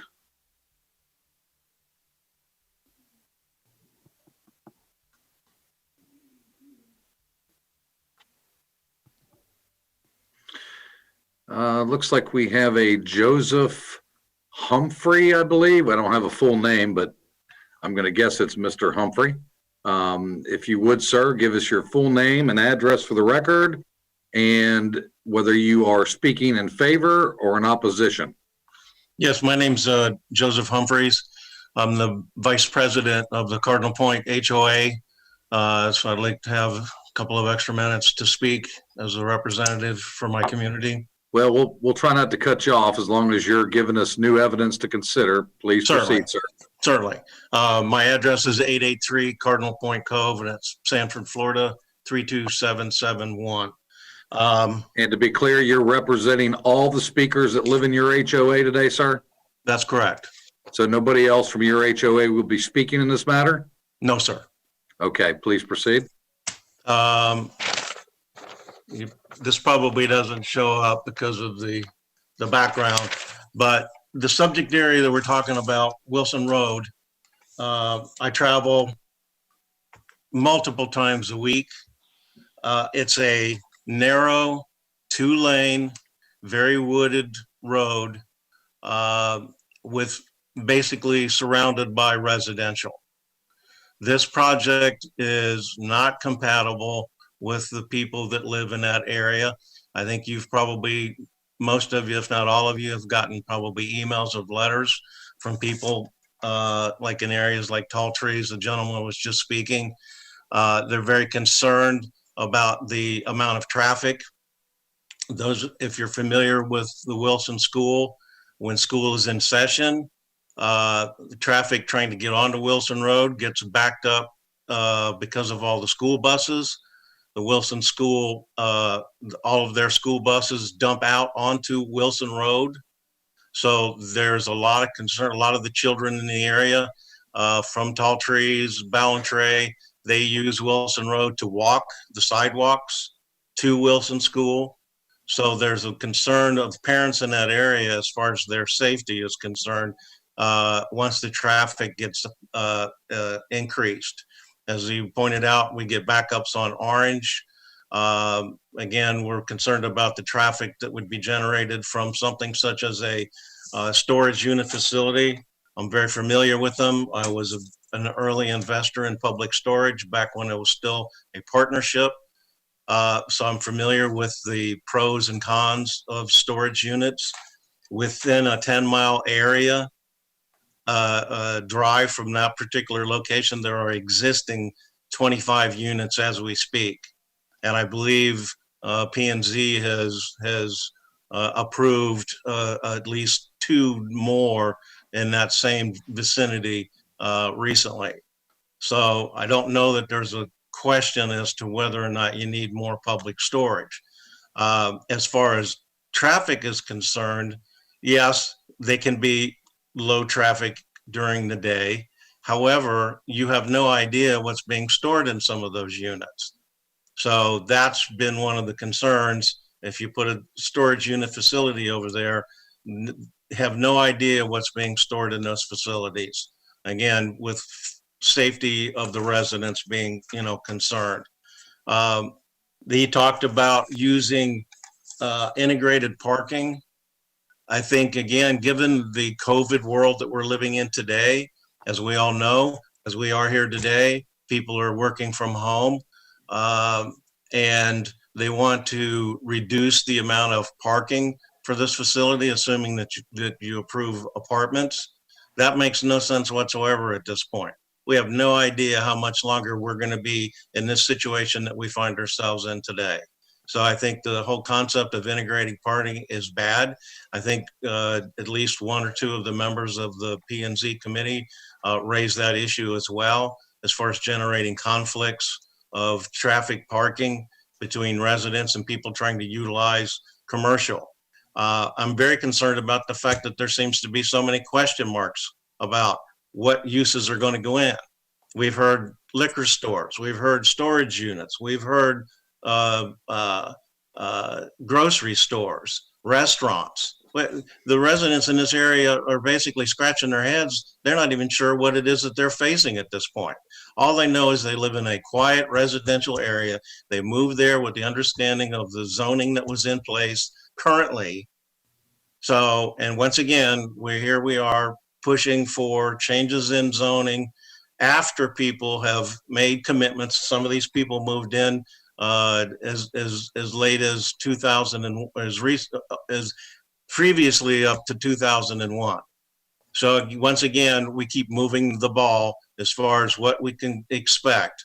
I bought my property where I live in 2008 with the understanding of the fact that we were going to be preserving this area in relationship to its connections to the Wekiva. But yet, as we've seen, it continues to encroach. Orange Boulevard, I know people grew up on Orange Boulevard, and they don't even recognize it now. Again, as it was pointed out, the traffic on Orange Boulevard during school hours is very, very bad today. Yeah, as far as lights are concerned, you're coming up on beyond your 6 minutes. Try to wrap it up, sir. Right. So the bottom line is we oppose this. We're concerned about what's actually going to be built there because there are so many question marks. So we would urge you to think long and hard about approving this request. Thank you. Thank you, Mr. Humphreys. We appreciate it. If you would be well, we'll bring in the next caller. Mr. Clint? Chairman, Oh. I had a question for Mr. Humphreys. I was trying to hit my unmute. Oh, I'm That's sorry. okay. That's Okay. okay. We have two people with hands raised on the phone. If I could ask a question of staff to be looking at this while we're bringing the next person in. If you could, Okay, Clint, hold one moment. Go ahead, Commissioner Lockhart. Well, I think it would be helpful to have clarification at some point during this conversation to talk about when and for how long this particular area has been designated to be high intensity planned development, future land use. Yeah, I would agree. I think I was going to pose that question to staff to help maybe while we're talking. Help the public understand what it is. Right. I'm pretty certain staff knows what it is and what it should be. And I think as well as what the previous PD that expired was in place, and how that impacts and help the folks in the public understand it. So agreed. Yeah. Okay, looks like we have Mr. Dennis West. Mr. West, welcome this afternoon. Your name and address for the record. And are you speaking in favor or in opposition, sir? Good afternoon. My name is Dennis West. I live at 5336 Factors Walk Drive in the Savannah Park development. And I am opposed to this project. Okay. I've previously sent letters in to the board detailing my objections, so I kind of only have 3 minutes. So I'm just going to talk about the big picture. Sure, go ahead. The applicant doesn't understand my concerns with especially commercial development on Wilson. All I can say is 120,000 square foot, 60-foot high self-storage building is a large building. You can't hide it with fences or buffers. You can talk about trip generations, but you can put a dress on a cow and it's still a cow. I realize that something is going to happen on this property. It's not going to remain woods. All I can say is the developer says, I want this. I want 325 apartments. I want 4 stories. I want commercial. 120,000 square foot. I live in this area. I'm out on Wilson every day walking, and I can see what it is used for. It's a small 2-lane road, sidewalks on one side, 25 miles an hour, with an elementary school on one end. So I'm urging that as this is proposed, you do not approve it. And I thank you for your time. Thank you, Mr. West. Appreciate you sharing with us today. Be well. Clint, please bring in the next caller.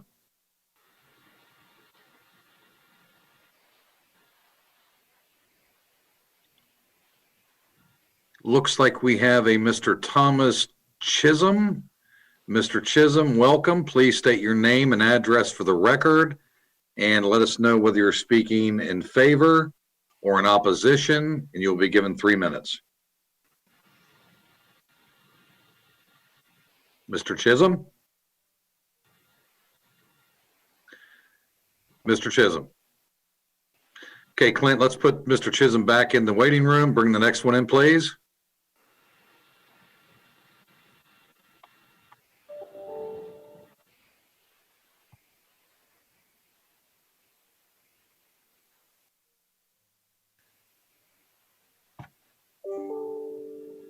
There are no other hands raised. No other hands raised. Well, let's give Mr. Chisholm just a moment in case he was not able to get his phone to operate or whatever may have been going on. Yeah. Looks like you have 3 participants raising their hands. Yes, sir. Okay. Bring the first one in. Looks like Esposito. Wafa Esposito, if you would please state your full name and address for the record and let us know whether you're speaking in favor or in opposition. And you'll be given. Hello. Hi. Hello there. Hi, this is Wafa Esposito, 5040 Hawks Hammock Way. I have a few questions regarding the buffer zone and the height that seems to be higher than new buildings at the Novel, much higher than the existing townhomes or apartments nearby. And I would like to know what would the school board have to say regarding the impact of those additional apartments. As I have been following up lately, there's about 550, and these will be 350, and they will be all high density. And I'm just wondering about the infrastructure and what was the verdict of the Board of Education and the other services in the area. And we really would like to hear if the Arbor Committee had made recommendations. I can't tell from the pictures here whether they would be having some mature native trees or we will just end up always with those little seedlings that are decorative. And the width of the buffer zone. Thank you. Thank you, Ms. Esposito. We appreciate it. Be well. Thank you. Okay, Clint, if you could bring the next one in, please.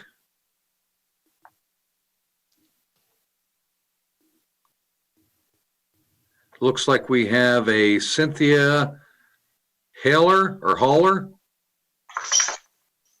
Okay. Good afternoon, ma'am, and welcome. If you would give us your full name and address for the record and whether you're calling to speak in favor or opposition. Cindy Holler, can you hear me okay? We can hear you fine. Yes, ma'am. Okay, great. Thank you.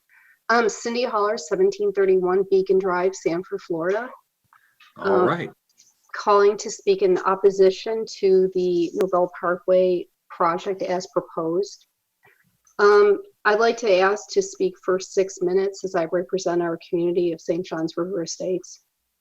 Okay, where in proximity is St. John's River Estates to this project, ma'am? In proximity to the project, it's close enough. Okay. I would like to also state that Ma'am, we're going to limit you to 3 minutes. Go ahead. As long as you're giving valid new evidence, we'll allow it. Please proceed.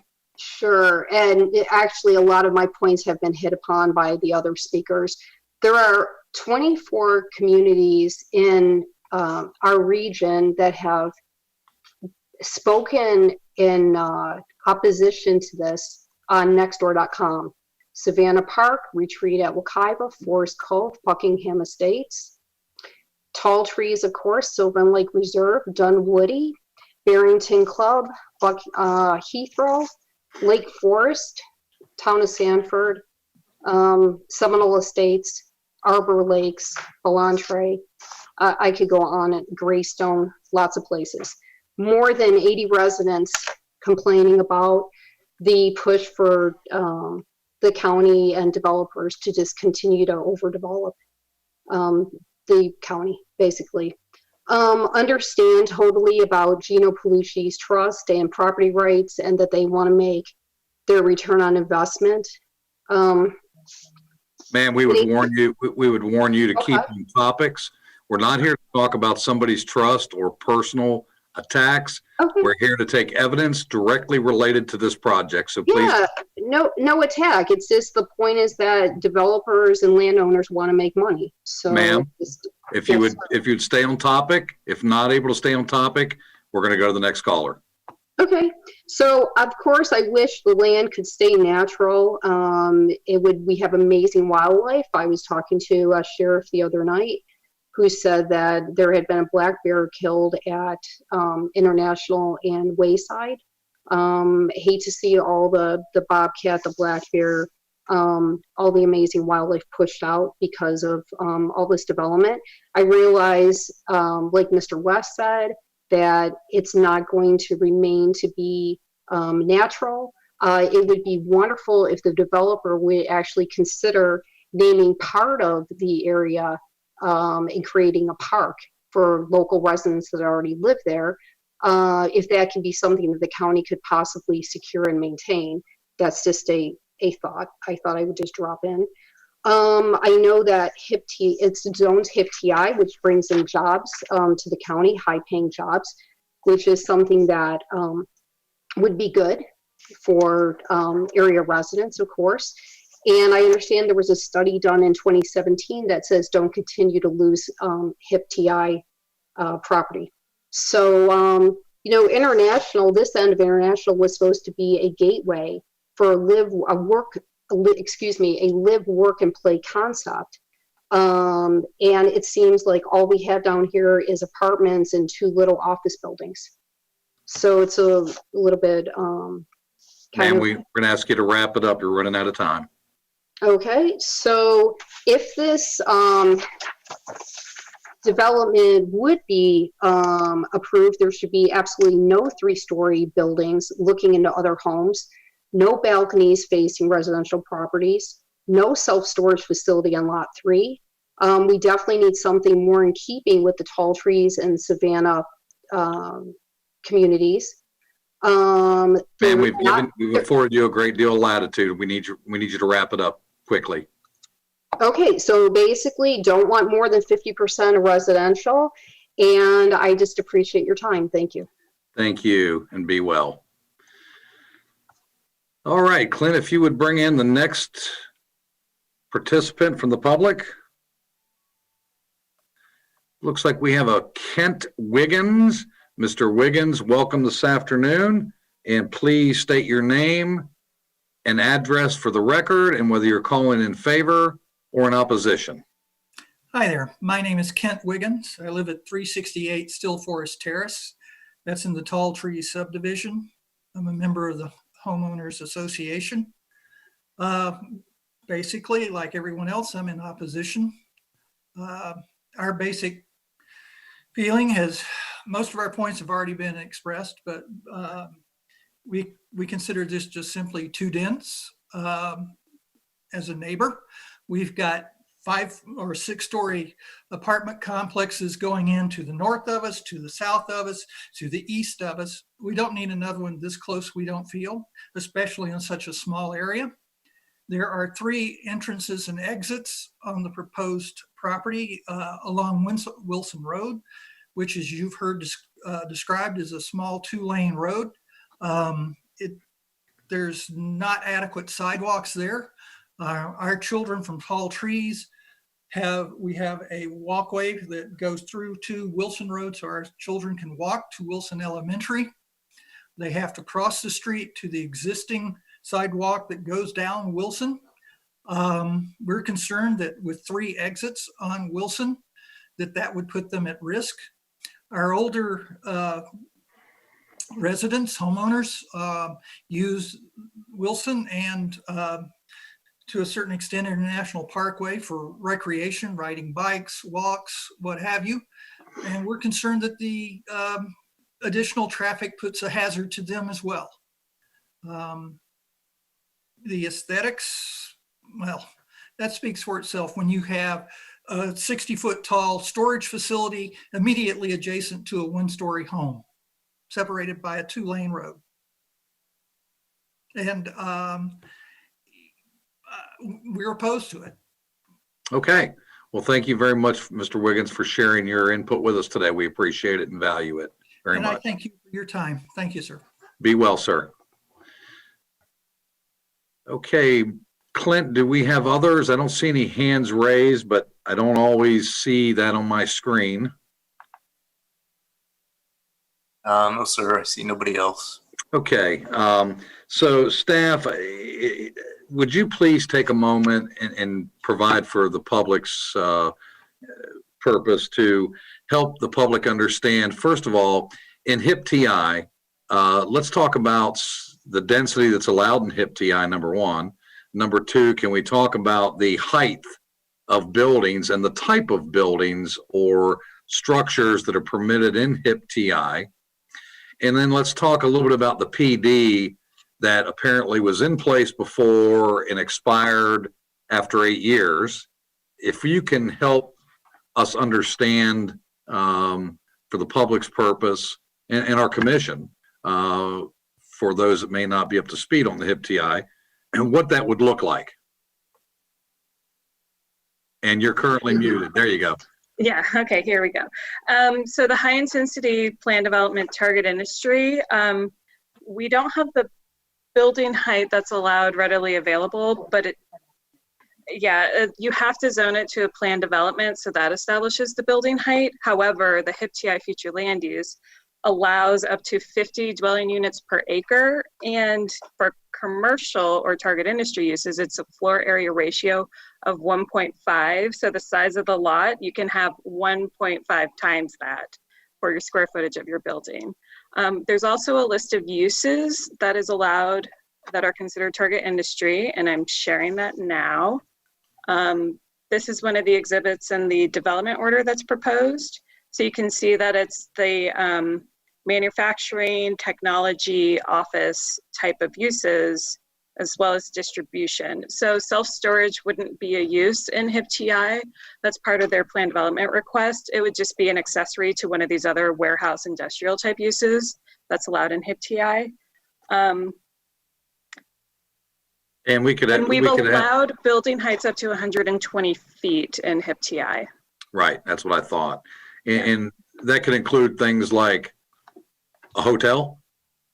Yes, hotels and lodging are considered HIP-TI uses, and there is one down the road, I believe it's on Lake Mary Boulevard, that's in HIP-TI as well. So okay, stop sharing this.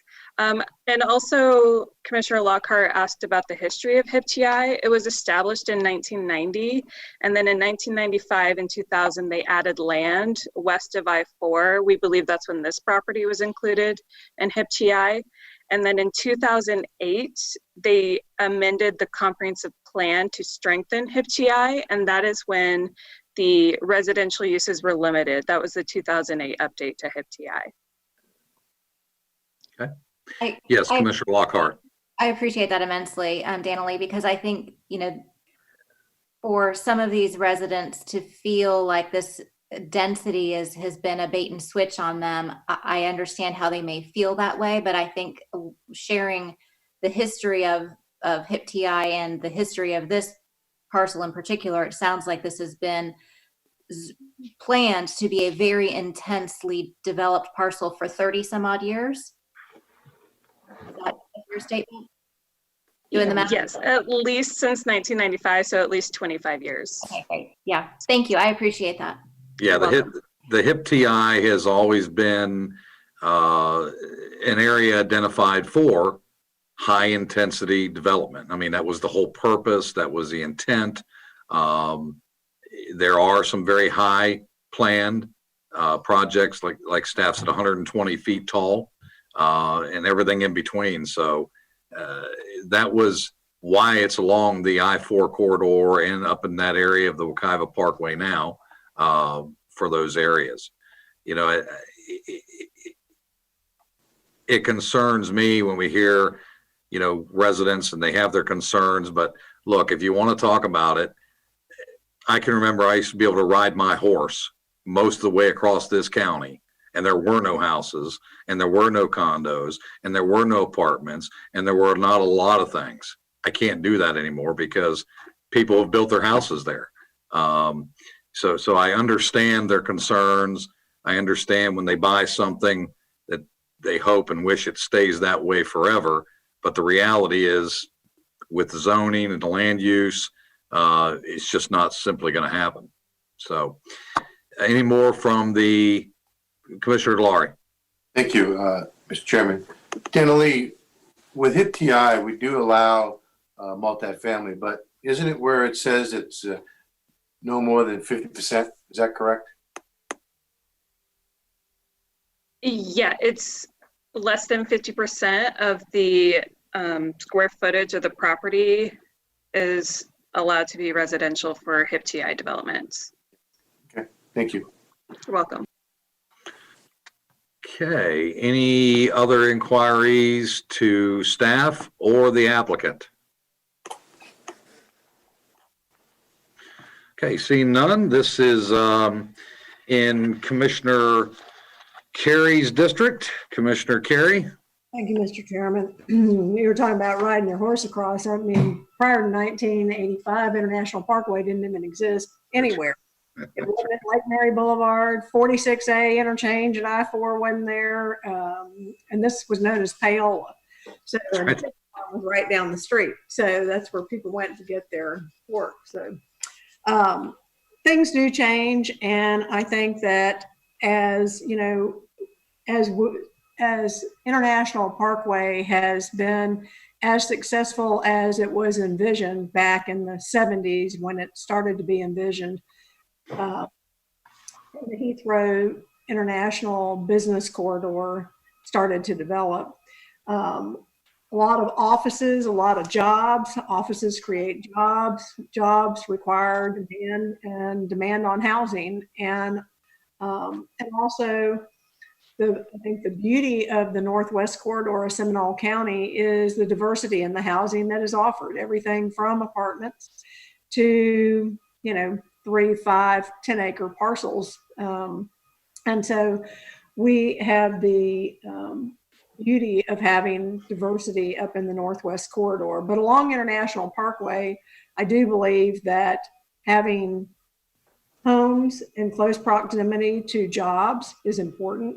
We talk about it when we're planning traffic and lots of other things.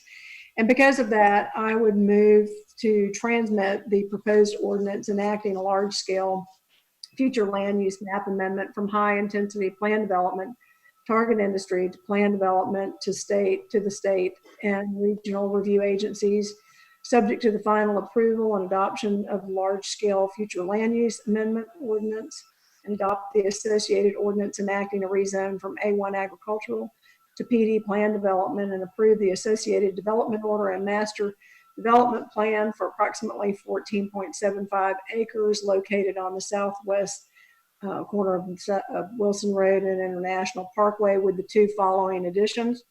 One, that if self-storage be entertained on lot 3, that a solid wall would be constructed along Wilson Road and a height limitation of 50 feet. And 2, that a full intersection as proposed on the site plan be approved unless there is a traffic report in the future that would indicate that it created some type of safety issue. That would also help eliminate all of the traffic having to go onto Wilson Road to exit. So that would be my motion, Mr. Chairman. Second. Mr. Chairman, Motion and a second. Okay. clarification. If this Okay. is a transmittal, why are we talking about site plan issues? Usually that's Commissioner Kerr is the first one to say this is not the time for site plan issues.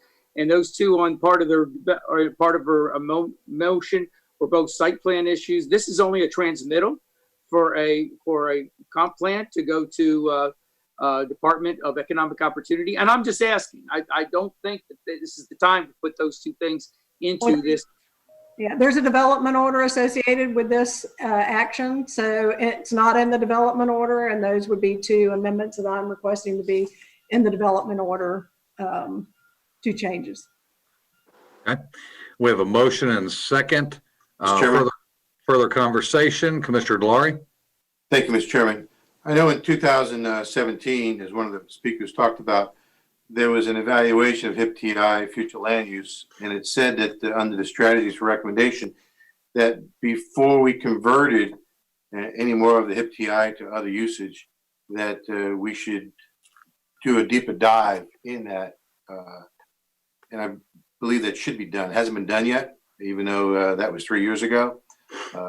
The fact that this is one of the last pieces, it should be done before we actually move forward with making that decision. International Parkway was actually built with the premise that HIP-TI would bring in the economic development for this area. And if we're going to be doing this, we should be revising the study first before we convert this to another use.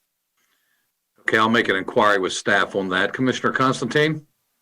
Yes, Mr. Chairman, and there was a couple of questions that Mrs. Esposito asked and Ms. Heller asked that I thought that the staff was going to answer. But I just wanted to, I was not here in 1990 nor in 2000, and I certainly wasn't here in 2008 either. But I know that the two members are, and that's when they put limited residential.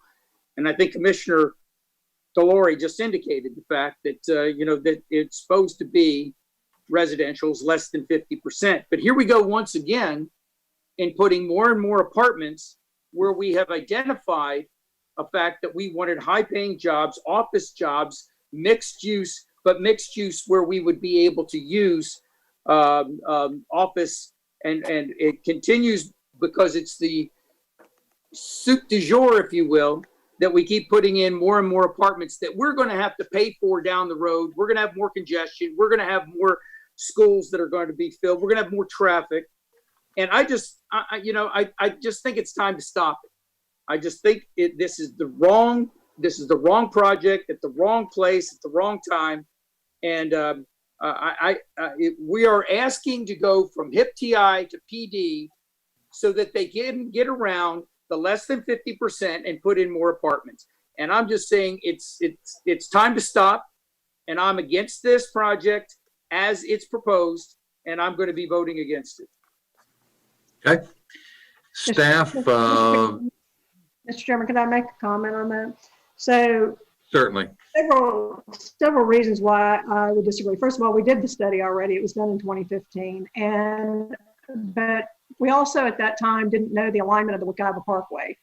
And this is, now that we know the alignment of the Wekiva Parkway, and it actually abuts this property, this is, in my opinion, the proper transition for the last of the residential to be up against this, because if you leave it for HIP-TI, I mean, you could have a 100-foot tall building adjacent to the residence there, and that really, in my mind, would not be the appropriate place for this, because HIP-TI would allow for another hotel, several other things. And the hotel that was referred to earlier is the Westin, which is 100-foot tall, at the intersection of International Parkway and where the 417 exit comes out there today. Again, there's a 100-foot height proposed there, which will now be inside the parkway.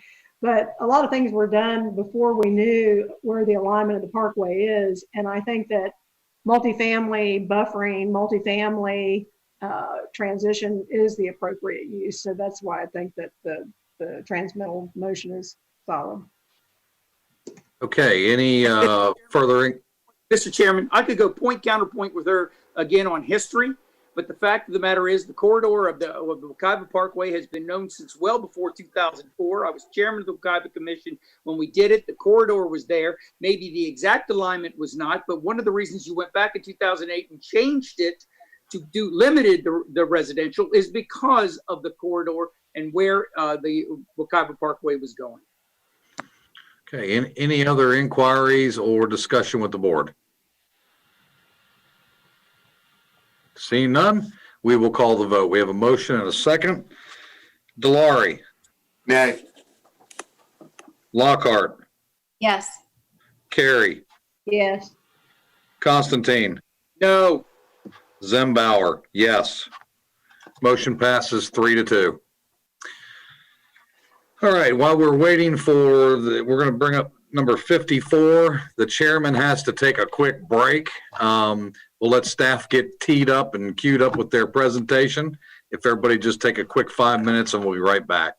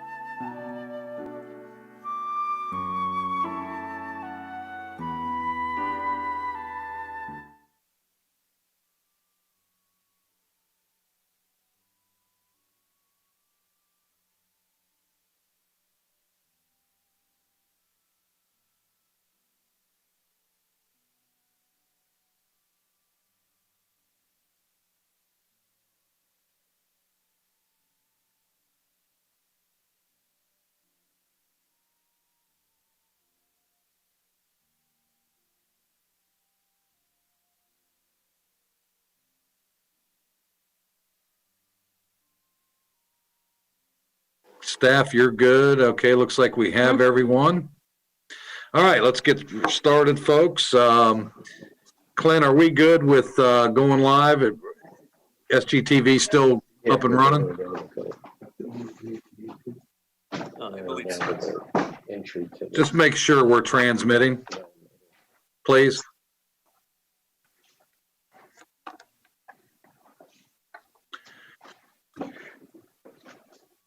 Okay, the next item up for consideration is item number 54, Legacy 240 rezone. This is going to be put on and presented by Danielle Pettick. Ms. Pettick, you're up. Good afternoon, Danielle Pettick again. This request is for a rezone from R3 multifamily dwelling to R4 multifamily dwelling for an apartment development on approximately 2.6 acres located on Seminole Avenue, approximately 1,000 feet north of McCulloch Road. The applicant is requesting the rezone to R4 in order to develop the subject property as an apartment community with a maximum of 53 units and a maximum building height of 60 feet and 5 stories. The current R3 zoning would allow a maximum of 34 units and a building height of 35 feet. The subject property has a high-density residential future land use, which allows a maximum net density of 20 dwelling units per acre. The property is located adjacent to the Palm Valley Mobile Home Community, which has a future land use of medium density residential and a zoning of RM2. The requested rezone is consistent with the requirements of the Seminole County Land Development Code R4 requirements, including for maximum lot coverage, maximum building height, minimum open space, and the increased setback for increased building heights. While the proposed zoning classification and use are consistent and compatible with the Land Development Code and the future land use designation, the density and intensity are incompatible with the surrounding trend of development. As shown on the surrounding developments maps, the existing developments along Seminole Avenue are the southern exit of Palm Valley, which consists of single-story mobile homes, the Tivoli 3-story apartment complex, and the University of Central Florida main campus directly across McCulloch Road. The applicant's proposed 60-foot building height and 20 dwelling units per acre density are more intense than previous approvals and creates a compatibility issue with the adjacent Palm Valley mobile home community. As an alternative, staff recommends consideration of a previous development plan as submitted by the applicant in July of 2019. The staff recommended development program is for a building height of 45 feet and a density of 15.8 dwelling units per acre, which is approximately 42 units.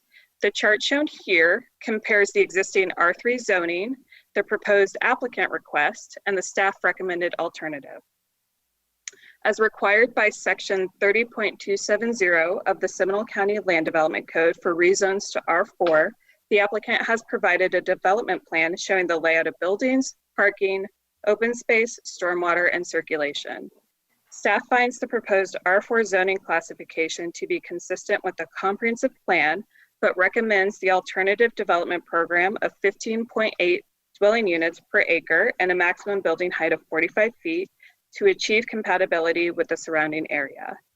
The applicant submitted a revised conceptual plan and development order for consideration, which was distributed to the board. The revised request is for a reduction to the proposal included in the agenda item with a 45-foot building height, 4 stories, and 50 units for a density of 18.8 dwelling units per acre. The revised plans and development order have not been fully reviewed by staff for compliance with the Land Development Code.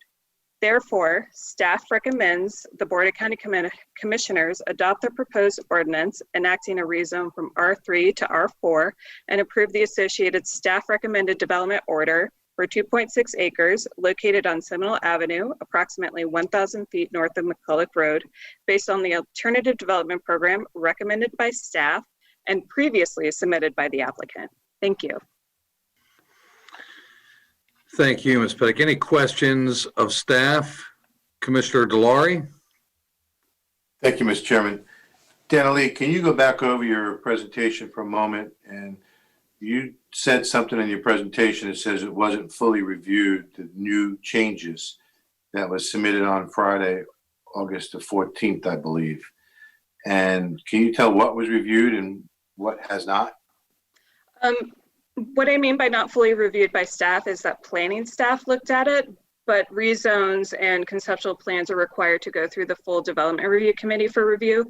The revised plans have not been reviewed by anyone by us, and we only did a cursory review to see what the changes were. So it was not fully reviewed by staff. Okay. Commissioner Carey, you got your hand raised? Yes. So I noticed that in both the request and in your staff recommendation, you have height of 45 feet, but you also say 3 stories. And you can put 4 stories in 45 feet. So are you okay with 45 feet, whether it be 3 or 4 stories? Because we should either go to feet or we should go to stories, but not the 2, because you could have 4 stories and 45 stories. Right. The reason that we're specifying the number of stories and not the height, well, actually we're specifying both, but the number of stories is what the setbacks are based on, because it's a minimum of 25 feet and it goes up 10 feet for each additional story. So the setbacks are based on number of stories. So we're okay with the 45-foot building height and the number of stories as long as the setbacks are met. But the original proposal was for 45 feet and 3 stories, which I believe is because the first story was supposed to be parking and not a full living unit story. Okay, so if the staff recommendation is considered and they came in and they wanted to do 45 feet, 4 stories, they would just have to set back further? That's correct. The setback would be 55 feet. If it's only 3 stories, it's 45 feet for the setback. Okay, all right, thank you. You're welcome. Commissioner Delory? Thank you, Mr. Chairman. Dan Lee, on that same note, with that additional setback, can it all fit on the property now? Yes, they're already exceeding their required setback on the north, south, and west. They have a 65-foot setback, so regardless of which development program is approved or denied, they meet that setback. They are requesting a waiver for the 4-story or 5-story approval on the east side because they can only meet a 45-foot setback along that property line. Okay. Any Yeah, other it's a lot of setbacks. Any other inquiries of staff? Okay, it appears we have a Mr. Tom Sullivan who will be representing the applicant today. If you would be kind enough to bring Mr. Sullivan in.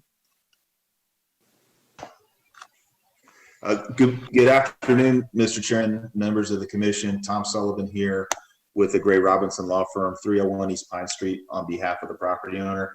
I have our project team here with me as well. Dustin Lucas with JEL Land Development, the property owner, my co-counsel, Philip Caprow, and I believe our civil engineer, Julian Cotto, is available as well in the virtual room.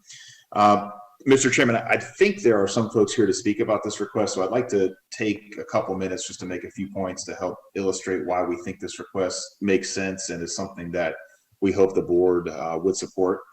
And in that regard, the first point I want to make is that we do appreciate staff's recommendation regarding the request to go from R3 to R4, and we'll talk about where we may differ with staff in a minute, although I think that sort of came out in the kind of the opening here. Just the second point I want to make, and I think this came out already, but I just want to be really clear about what we're requesting.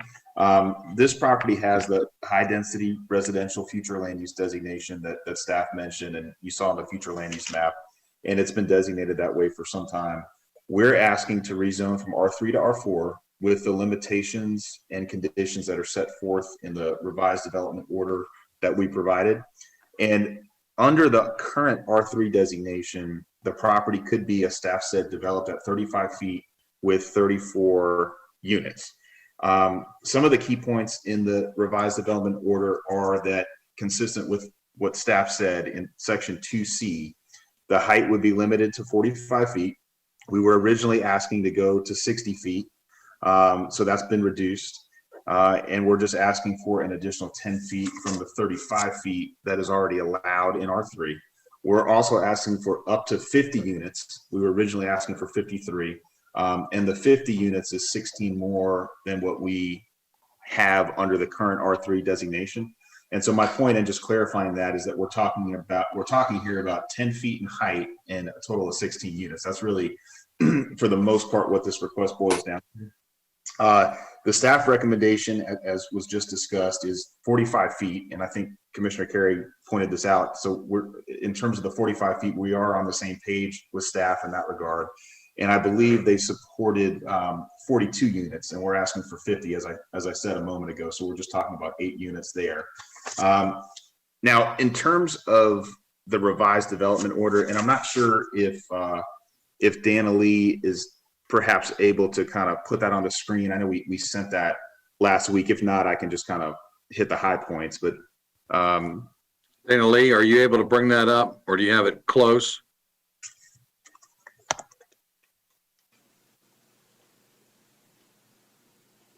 What was that?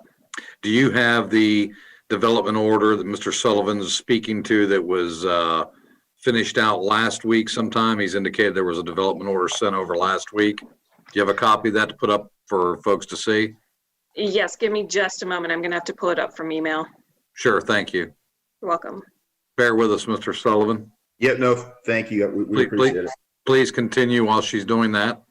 Yeah, sure. So in the revised development order, you'll see it's in section 2, K through O of the DO.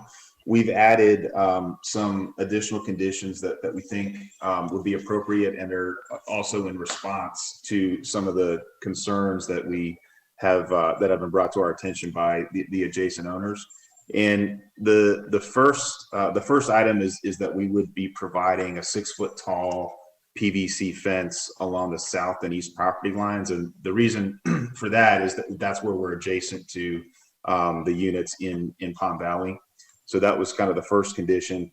And then the second was that we looked at the development order. Oh, thanks, Daniel. You can hopefully see that on their screen now. So section K is what I just mentioned regarding the fence.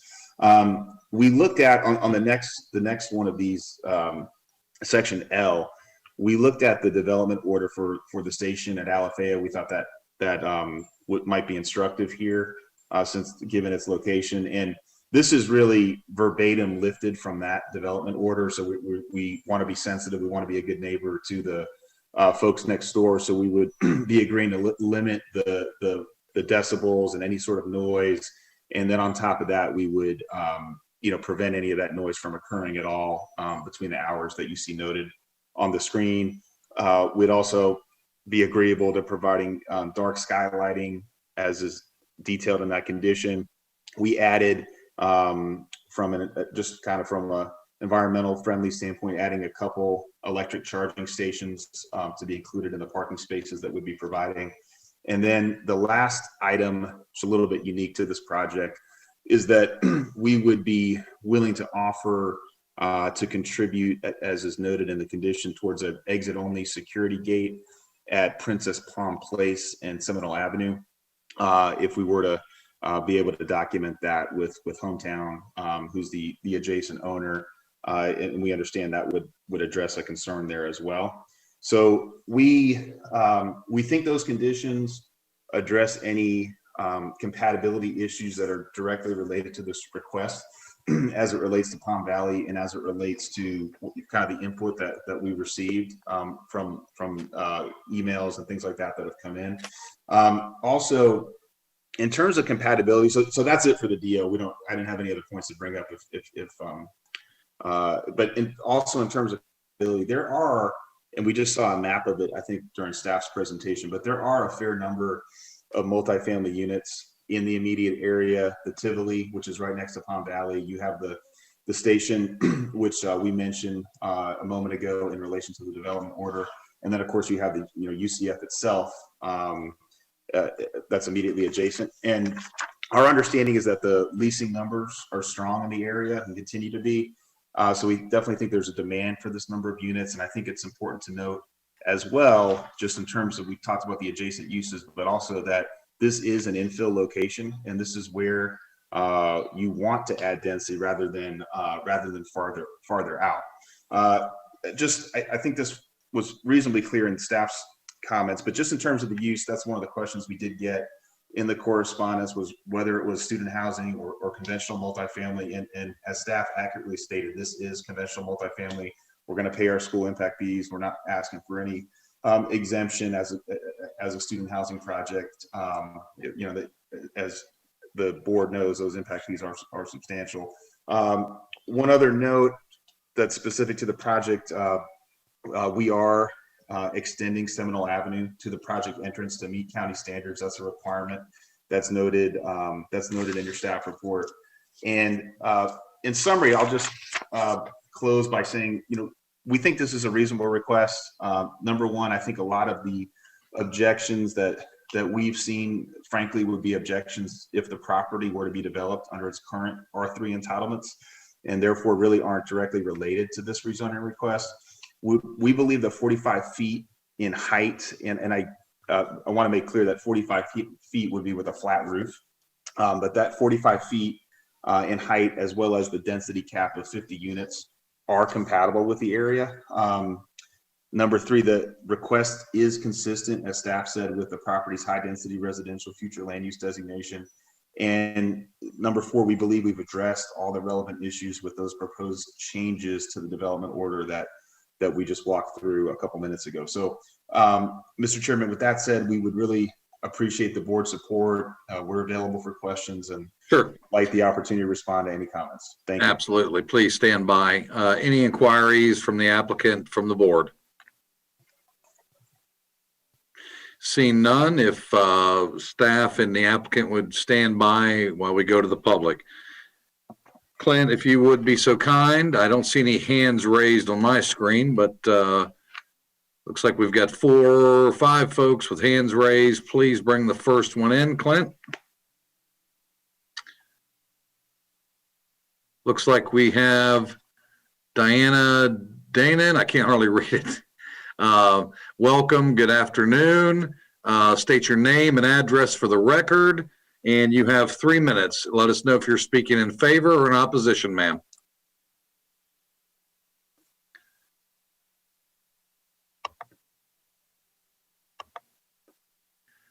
Ma'am, you're still muted. You'll have to unmute yourself. I'm so sorry. Nope, start over, please. Yes, sir. My name is Diana Dannon. I'm a Palm Valley resident and live at 938 East Palm Valley Drive. I oppose the Legacy 240 ordinance for rezoning and both associated development orders. While Palm Valley land is owned by Hometown America, the 780 manufactured homes are individually owned by senior residents. We pay rent for the land, we pay the property taxes, our land leases are subject to a prospectus, and our resale home values can fluctuate. The commission is being asked to rezone, to approve development of a 5-story apartment building, or failing that, approve a 3-story apartment. Instead of building 53 units vertically, let them build single-story units compatible with the open space design of Palm Valley. UCF has built housing close, but still outside of Palm Valley, and they have limited building heights to 2 and 3 stories and provided significant buffer zones. The legacy land is located inside the perimeter of Palm Valley. Documents submitted to the commission misrepresent that Palm Valley has a maximum building height of 35 feet, implying a community of 3-story buildings. See page 2649 of your agenda. There are no buildings in Palm Valley that are more than single story. My house is typical of the 780 homes and is 14 feet high. The clubhouse is certainly higher, but it's still a single story building and surrounded by our pool, lake, and tennis courts. Additionally, the legacy small standalone lot has been vacant for so many years that the map contained in the Hometown America's prospectus designates this lot as a buffer zone with a lake. Senior residents who purchased their homes never contemplated the possibility that a 3 or 5-story building could potentially be erected adjacent to their property or within our community. The development proposed by Legacy 240 will forever alter the open area ambiance that supports resale values of our homes. Clear opposition was confirmed by the Planning and Zoning Commission, who already denied the proposed development on August 5th.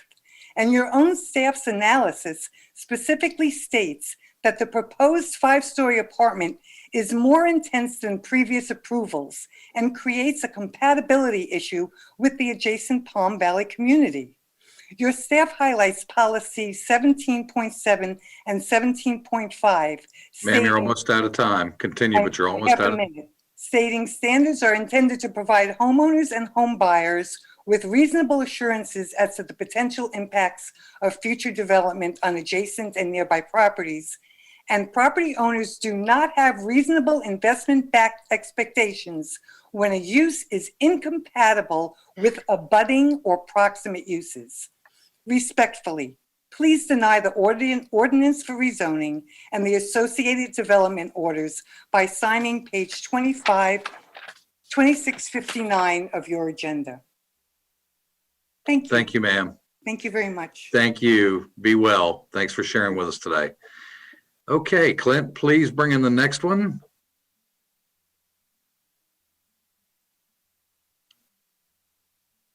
Looks like we have a Mr. Lee Day. Welcome, Mr. Day, and please state your name and address for the record, please. Sure. Can you hear me? We can, sir. Please. Lee Day, 3441 Hunt Lane, Oviedo, District 1. I approve of this development. The reason being is that Palm Valley supported a nearly 900 plus student unit project called the Station Alafaya 2.5 years ago, and I'd like to explain why that gives me a supportive position. After the development was approved, I found out the developer can make changes and amendments to the plan significantly outside of this public forum, and the commissioners greenlight this change, usually not in the favor of homeowners, but in favor of developers. I have emailed 4 of these 5 commissioners about any of the developers' promises that were broke. My emails were ignored and the promises were also not held accountable. The backstory to this is on my Facebook page entitled Unofficial Station at Orlando. The developer for the station promised a 2-story development and delivered a 3. They also promised to have a tree line that would obscure the 3rd-story view. They have no security cameras on this property minus what's at the pool. I had a break-in last December where 3 men at 2:30 in the morning tried to break into my home. You can see the video. Mr. Day, in all due respect, please try to keep on this topic, on this development. It is what's happened on some other property or what's happened on your property from a security standpoint is not evidence that we're here to take today. The developer just made a relevant point that he is modeling this development after the station, and I've lost 15 seconds to you interrupting me. There is non-existent security, which this commission promised. After hours, you get an answering service that will page security. There's no roaming patrols. There's no nightly secession. Mr. Day, I'm going to cut you off if you're not able to stay on topic, sir. It is completely germane, this topic. And if you don't let me finish my point. It sounds like to me you're talking about a totally different development. We're talking about this presentation. I am a resident adjacent to this community, and I'm saying what happens after this commission approves a development, what the aftermath 2 years later is, and how this pertains to Palm Valley's view on it. And I've lost another 30 seconds. Sir, you're going to lose the rest of your time. Please continue and keep on point. Because you don't want to hear the message, because it is pertinent. We're here to take evidence in a public hearing related to this topic, not a past project. Okay, it's a current project, sir. So let me get to my point. Now I've lost more than half of my time. The point is that no matter 30 seconds, Mr. Day. No, I've got 1:40 I show on my 3-minute timer. Okay, so the point is that we have students who use air rifles to shoot at wildlife. I get Uber Eats deliveries at 1:30 in the morning. We have police call. They have no 3 strikes, you're out at all, which is what the developer promised. So what I'm saying is there are people sitting on this commission, Mr. Constantine, Mr. Delari, and Carrie, and you who voted for this. And in the end, the residents lose. They lose because you do not follow up with protecting us. You let the developer make the changes after it's been voted in a public forum. And I guarantee you it's the same scenario with this. And Palm Valley made a concession that if they would approve that development if they got a half-mile plastic fence. So I'm telling the developer, Palm Valley can be bought as long as you pay them. you can buy their vote because they did it for a 900 unit. Why are they opposed to a 50 unit complex?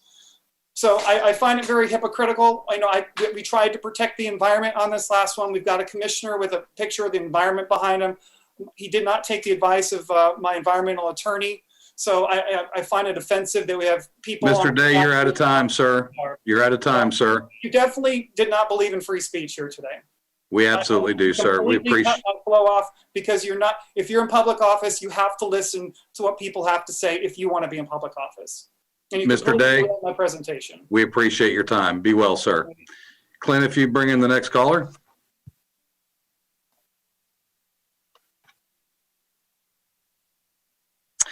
I don't have a name, but the phone number ends in 196.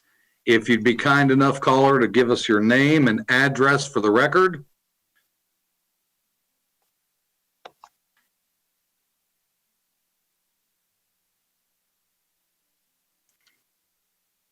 They're on mute. Caller, if you would unmute. Did not believe in free speech here. We absolutely do, sir. And please, caller, please, you're going to have to turn your television off or your computer because it's just going to echo and backfeed to us here today. I just did. Okay, thank you very much. If you could give us your name and address for the record, please.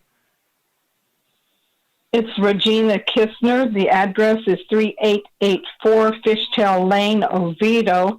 I live in the 55 plus community of Palm Valley, and I am their HOA president. Yes, ma'am. A lot of things have already been discussed, and I won't bore you with going over it again, but I will say this. We had a meeting out in the parking lot with people in wheelchairs and walkers and, the little scooters, because that's how important this was to them. I want you to know that in the hot sun last Wednesday. So anyway, we are concerned about the increase of traffic. Now you say, well, that shouldn't be the increase of traffic, but we already have that. They're cutting through our place all the time, and this is a private community, so we are responsible for our road improvements. The county doesn't do it. We also have problems with drainage, and some people have complained. I'm only telling you what they have complained about, yes, and they're concerned about doing this, that it might also cause more drainage problems for them. Again, we are a private community, so we have to pay for it. We're also concerned about safety. One guy almost just before me was kind of bringing that up. We have had break-ins, and they come through the community to do that. And then there is another complaint. If you make it exit only, then what about our fire department that uses Seminole Avenue to come in? And we want them to continue. So we don't want it exit only. That just makes it too convenient for them to cut through and then go into Seminole Avenue. We don't object to the R3 the way it is. I believe that would give them about 26 apartments, or whatever you want to call it. At one time, it was being considered as a 55 plus community, which we would really prefer that they do that. So anyways, that is what the views have been. I think there's been a lot of letters sent in and petitions, so I will stop there. Yes, ma'am. If you would, one moment, please. I just want to clarify one thing. Ma'am? Yes. Yes. I want to make sure. You said you didn't want Seminole to be an exit only, is one of the concerns? Well, it was at it wasn't Seminole. It was at Princess Palms. Okay, because I thought I heard Seminole, because Seminole is currently exit only coming out of Palm Valley. Yes, I know that. Okay, and No, one other. Princess Palms. No, we realize that. And Okay. except that the fire department uses it to come in to the people that are in the back. And as you can see, we completely surround that area. And we're not objecting to them using it as an R3, but we do highly object to increasing the density. Right, understood. And just one other question I have, and I understand the roadways and drainage are private to your subdivision. In the crime issue and cut through, question I have is, I know there's a gate at one of the entrances, but who controls the private road access inside Palm Valley? Do you have a guard or any other mechanism? That is Palm Valley. We do have a gate at one of them.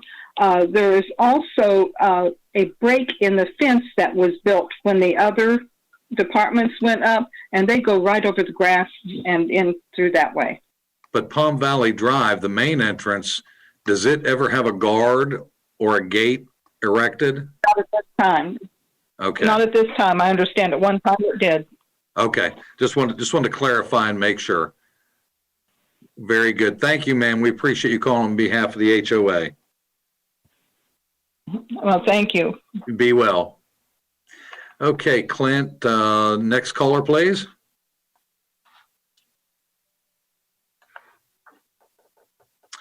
Next caller appears to be Maddie Sullivan. If you would state your full name and address, ma'am, for the record. Good afternoon. My name is, good afternoon, sir. My name is Maddie Sullivan. My address is 749 East Palm Valley Drive. And actually, Regina and I are next door neighbors. Fantastic. Well, welcome, and it's good to see you today. Please give us your information. Okay, my concerns are this. With Palm Valley no longer having a guard at our front entrance, that would provide easy access, and especially if it's an exit only, leading from Princess Palm to Seminole Avenue. There is a very convenient left turn signal at Alafaya and East Palm Valley Drive. So that would increase our traffic and put our residents, many of whom are on walkers, who are in wheelchairs, or who, like myself and my husband, have had knee surgery, at an increased risk because we cannot move out of the way as quickly as we once did. I am a retired RN, so health and safety is one of my main concerns. I'm also concerned because apparently this is no longer be not Palm Valley, but the new proposal is for it not to be a 55 plus community, which means that our noise level would most likely increase since families could move in and have younger children or even older children. And that in and of itself is one of the reasons I moved to Palm Valley. I have 13 grandchildren and I wanted to control my noise level.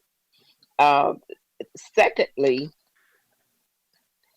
when Seminole Avenue is extended, will it all become then 2 lanes as opposed to the 1 lane that our portion is now? And thirdly, I would like to state that even at 45 feet, with them being a little bit graded a little bit higher,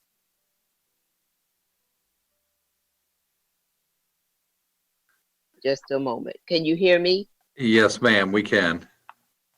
Okay. I'm sorry you can't see me. No, ma'am, it's okay. Okay.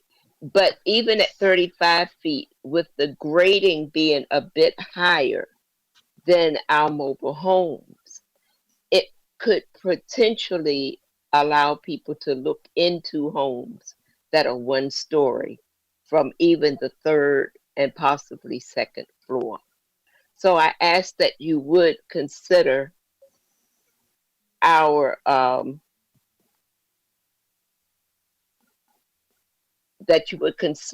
request as seniors who've worked for the government, for private industry, and done so many things throughout our life, who moved to Palm Valley to have peaceful enjoyment of our homes in our latter years. I appreciate your time, and I hope that you will vote no to this proposal. Thank you, Ms. Sullivan. Thanks for being with us and sharing today. Be well, ma'am. You're welcome. You too. God bless. Thank you. All right. Clint, we have other callers in the queue? No, sir. I see no hands. Okay. Oh, just got one pop up. Okay. Yeah, I got it.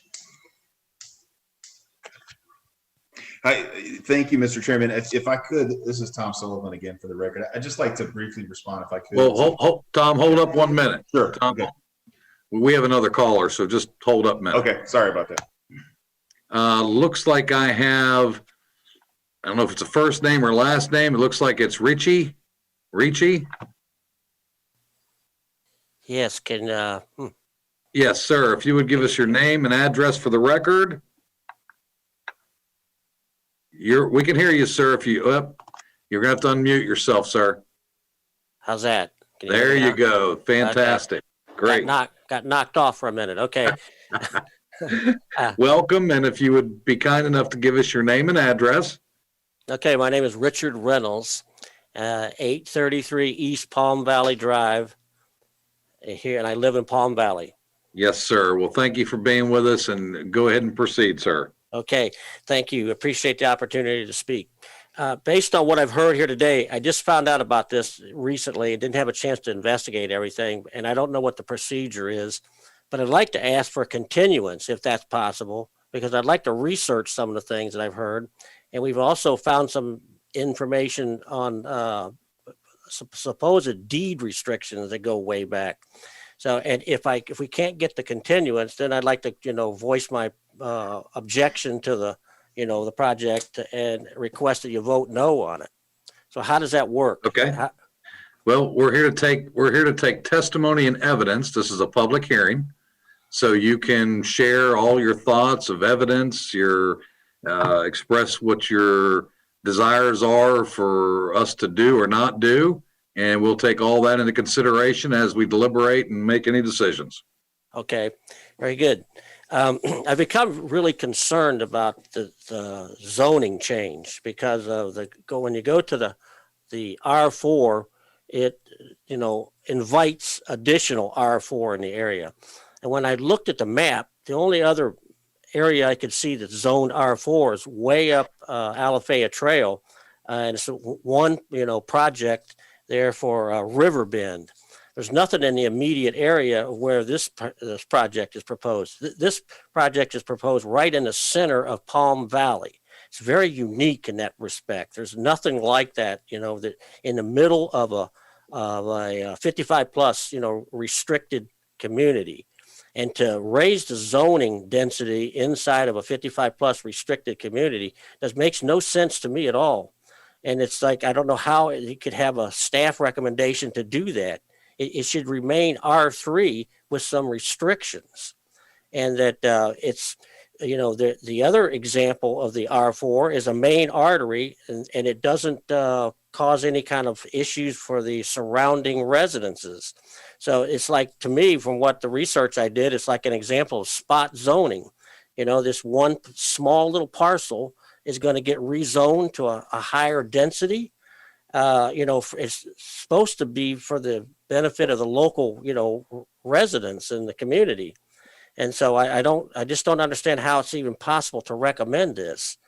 And so that's the main concern that I have, in addition to everything that you've heard earlier. Yes, sir. It needs to be considered as a spot zoning and a potential threat to Palm Valley. And yes, sir.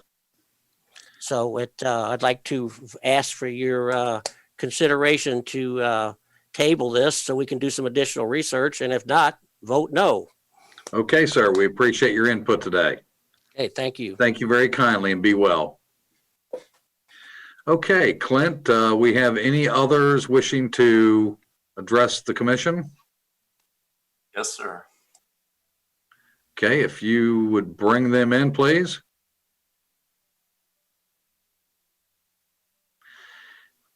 Looks like Jolene Burns. If you would state your full name and address for the record, please. I am Jolene Burns. I live at 1079 Dees Drive in Oviedo. and I oppose this application. Okay. Today, I'm representing CWS Communities Limited Partnership and Hometown America, which is the property management for this community. Yes, ma'am. I am the community manager of Palm Valley, which you know is a 55 plus retirement community. We have 773 manufactured home sites. And in the past 7 years that I've worked with these residents, I've come to know many of them as friends and some even as family members. They've chosen to spend their retired years in this peaceful and quiet environment of Palm Valley. It's been set back from the rush and the commotion of the outside. Some local Oviedo residents are not even aware of our serene community nestled up against the Little Econ Conservation.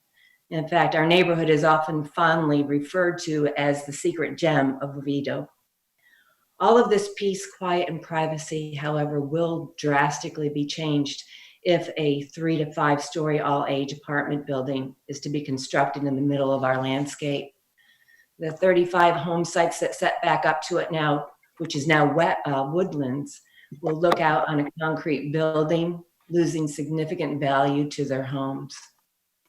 The homes for much of our beloved wildlife and birds will be destroyed, and in its place will be a tower of windows looking down on our peaceful streets.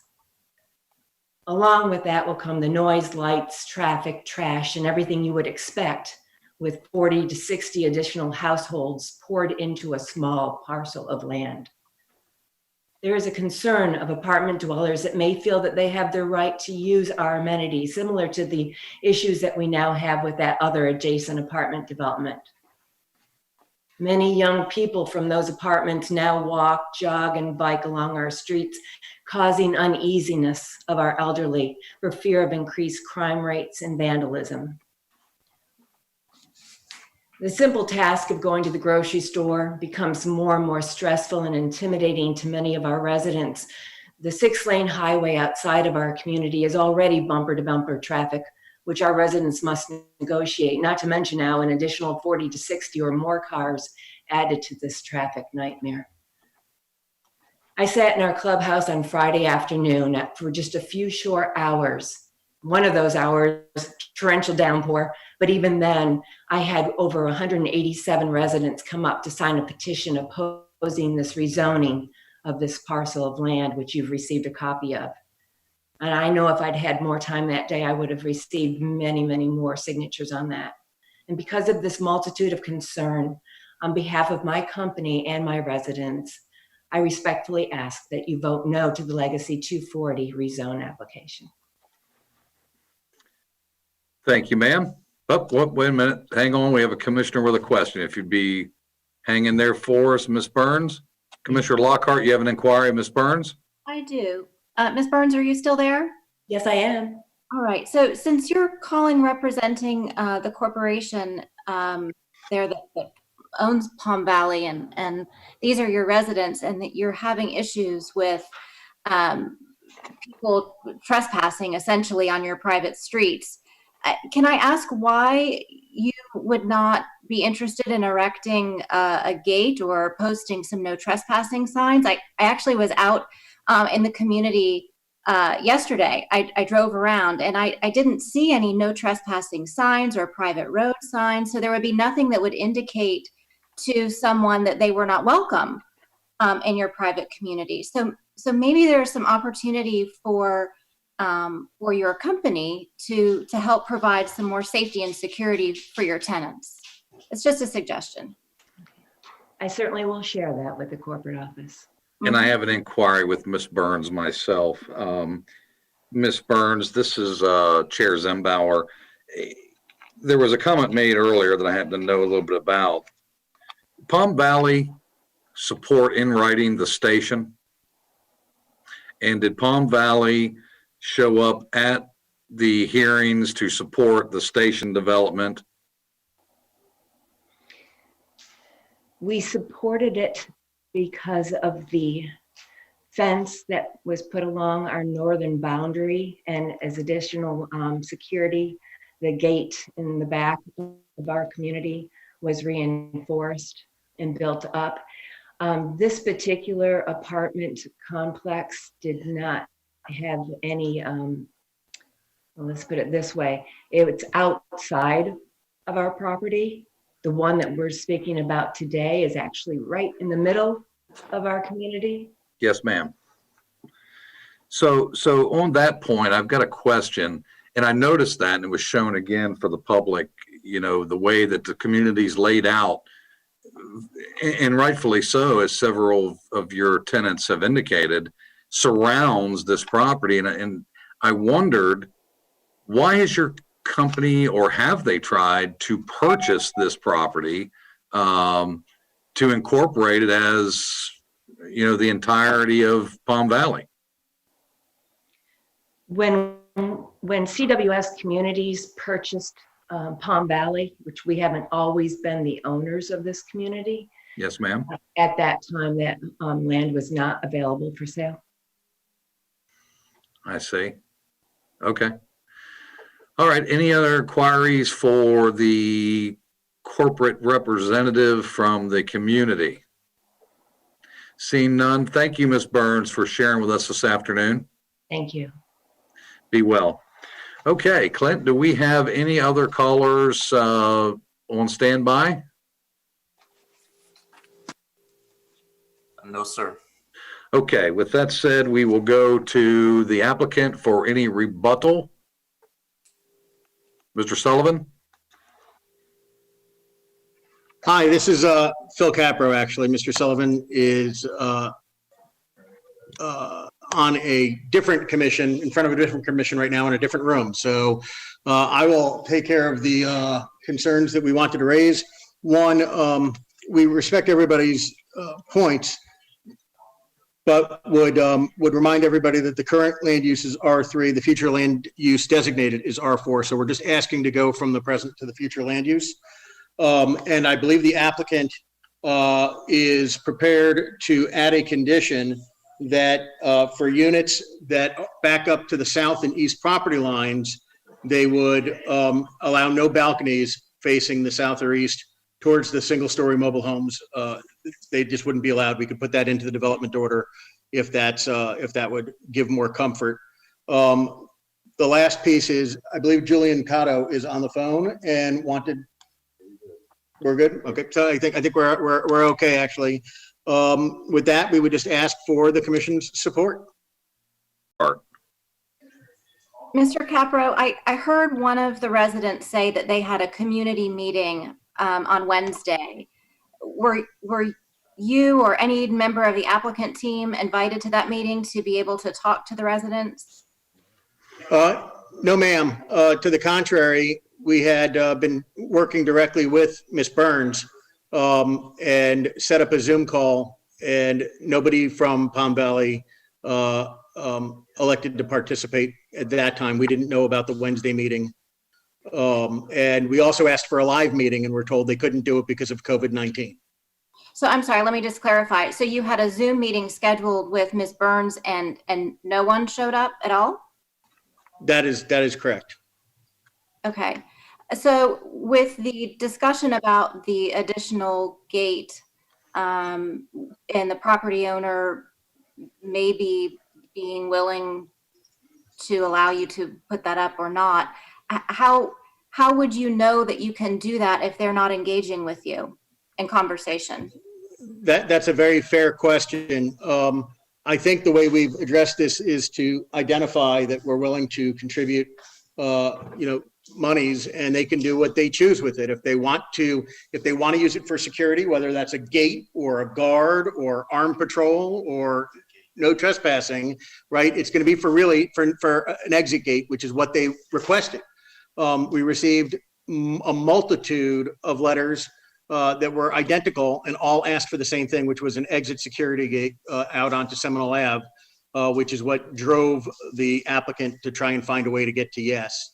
We've tried to make as many concessions as are reasonable, and I hope that answers your question. It does. Thank you. I would just say, to my fellow board members, it's an interesting note to me here as we come to the end of our day that almost every single one of the public hearing items that have come before us today have been an interesting dynamic where we've had applicants and developers who have been willing and trying to reach out to communities to engage with them and have meaningful dialogue, and it seems that they've not been able to accomplish that. So that's an interesting phenomenon. I think normally we hear the opposite complaint. So it's just a point I thought I would make. Sure. Any other inquiries of the applicant? Commissioner Delarey.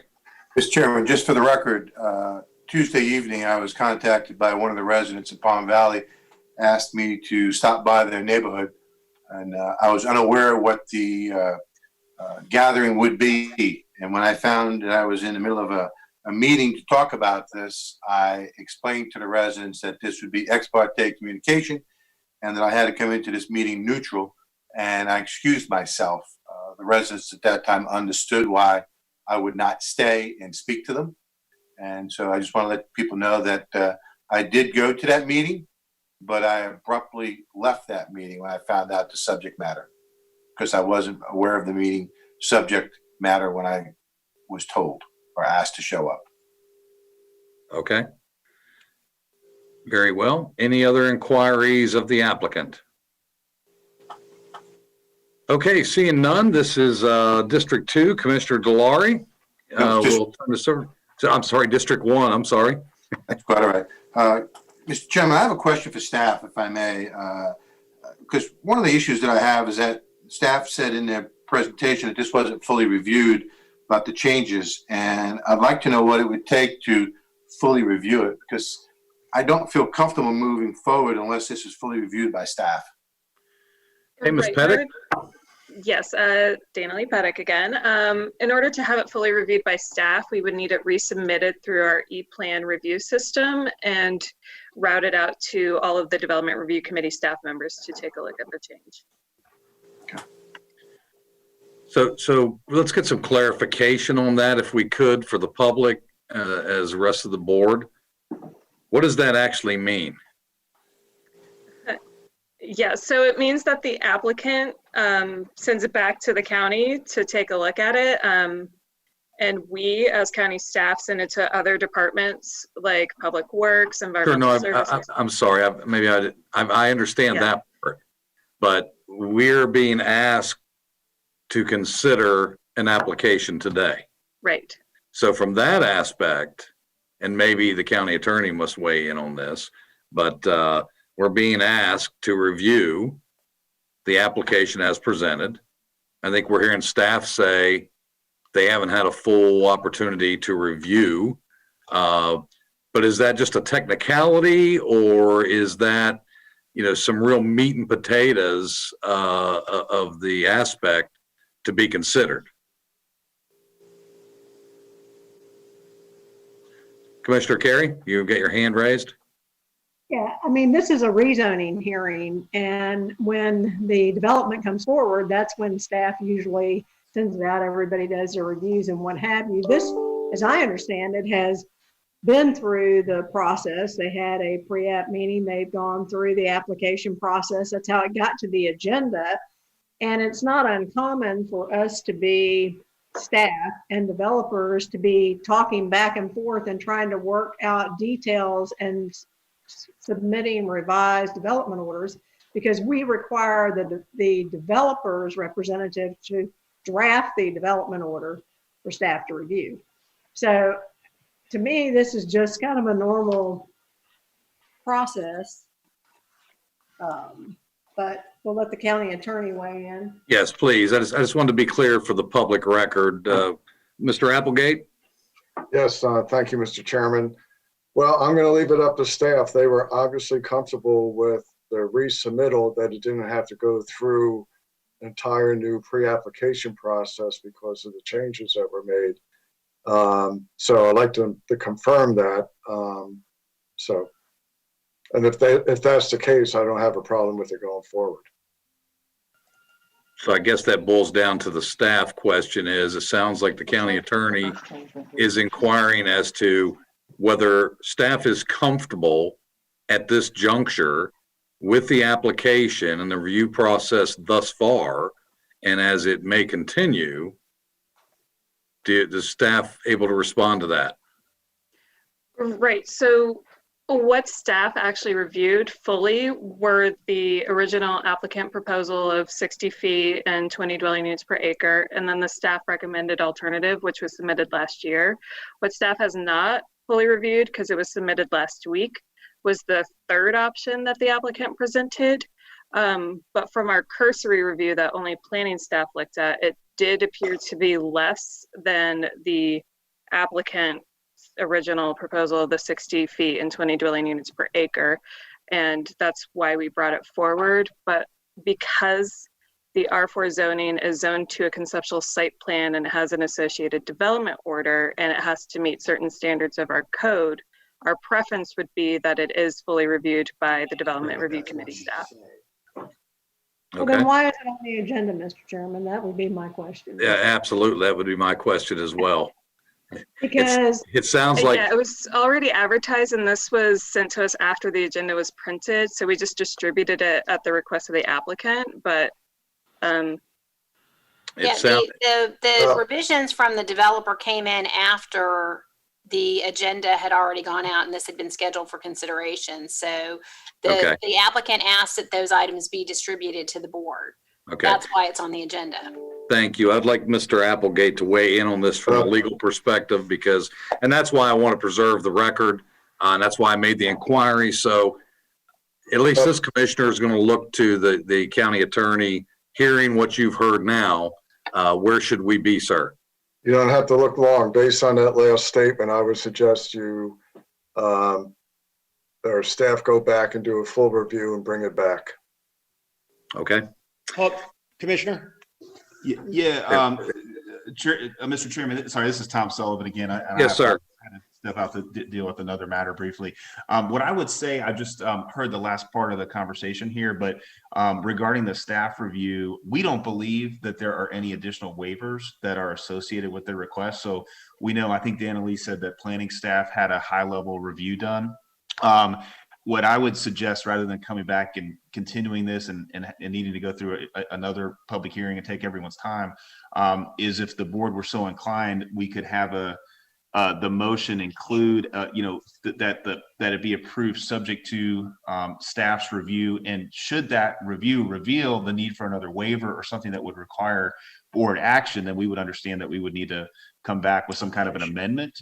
But we don't believe, and our engineer, as I mentioned at the beginning, Julian Cotto's on the line, he can speak to this if you want, but we don't believe there's any additional waivers or anything like that that's related to the plan. This was basically the same plan we had before with, frankly, a reduction in intensity. And I understand and appreciate that. And, we've got, as you being an attorney, and we have our county attorney, and I think what we've heard is, and I'll let Mr. Applegate weigh back in to respond to the applicant's counsel. What is your take on that, Mr. Applegate? I could live with that suggestion to save having another hearing. If if the approval is based on full review by staff and there aren't any significant changes that would require a new hearing, we could do that. Okay. Any inquiries further from the commission? Commissioner Carey? Well, as I read this, the amended request is less intense than their original submittal, and there aren't any additional waivers that are being requested. So I think the compromise is probably reasonable because we've had the public testimony now. And again, Mr. Chairman? And so my question would be, and I understand what Commissioner Carey is saying, but which one's the original one? I think we heard there was one in 2019. There was an initial one, it sounds like in 2020. And then there was one and after that they reduced. This original application was 5 stories, 60 feet, 53 units, 20 dwelling units per acre, 65-foot setbacks. And I mean, that is what was originally. So my question would be to staff, if you would, did you not bring up something that said 2019, that an application had come in from this applicant previously? Right, that was their initial submittal was in 2019, about a year ago, and that was, and I'm going to share my screen now. That was the last column that says staff recommended. That is what was submitted in 2019. The applicant request was what was submitted a few months ago, which was reviewed by staff as part of the resubmittal.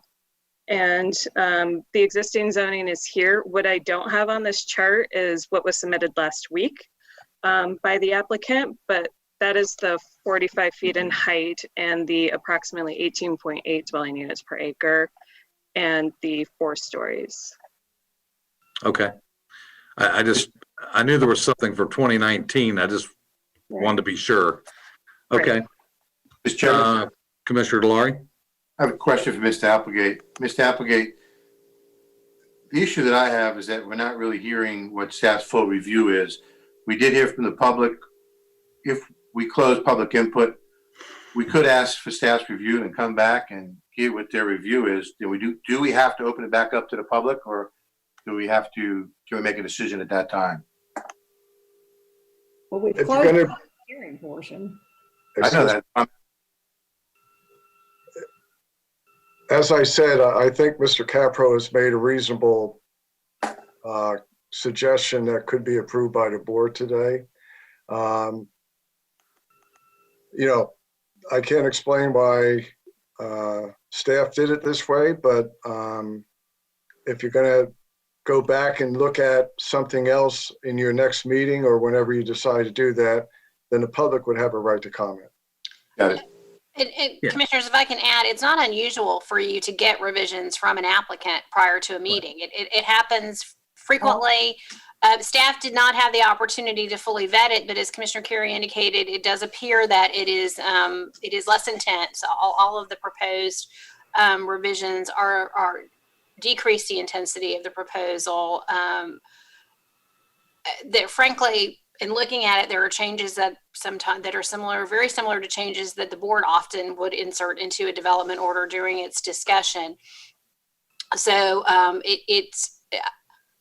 although we haven't had a chance to fully vet because it came in so late and circulated around DRC, it is not unusual for you to get proposed changes at a meeting that staff hasn't had a chance to review yet, either with respect to development orders. So just want to, for the benefit, and I know that the board realizes this, but for the benefit of maybe some of the public that are listening in, it's not an unusual circumstance for you to consider something different at the hearing than what was included in your agenda packet.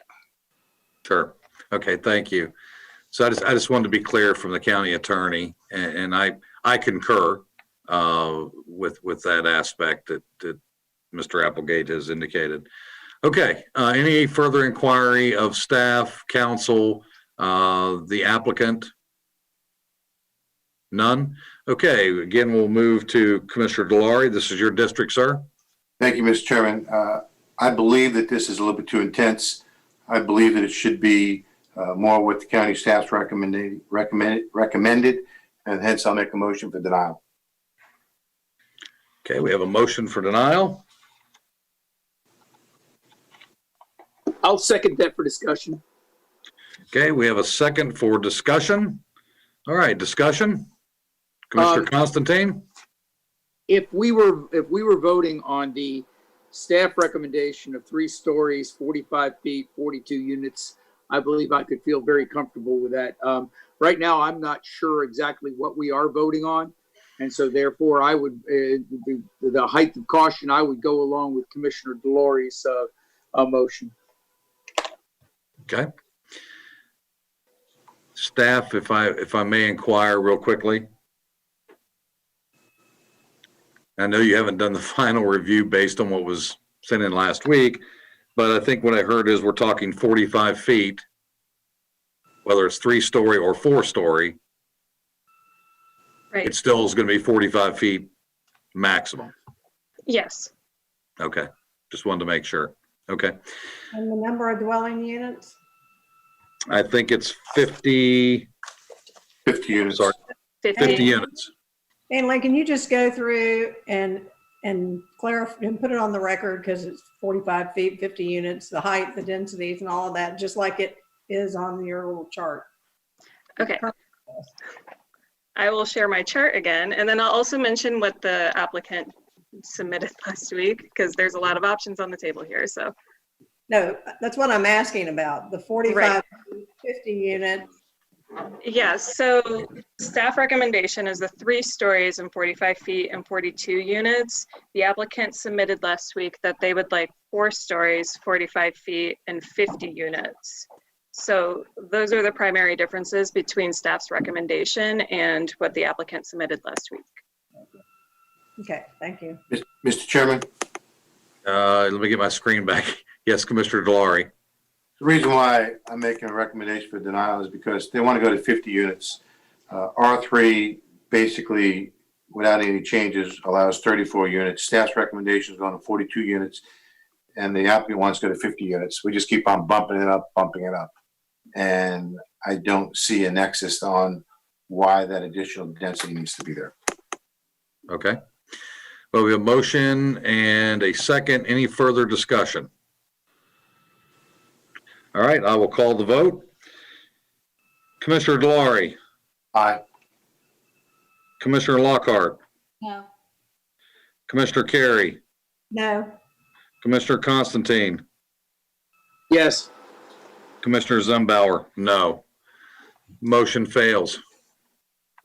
I'll look to the board for additional action or motion. Commissioner Carey.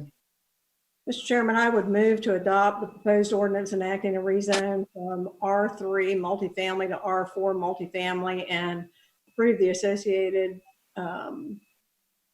development order for 2.6 acres located on Seminole Avenue, approximately 1,000 feet north of McCulloch Road, based on 45 foot in height, 4-story and 50 units, and which was the last request of the applicant.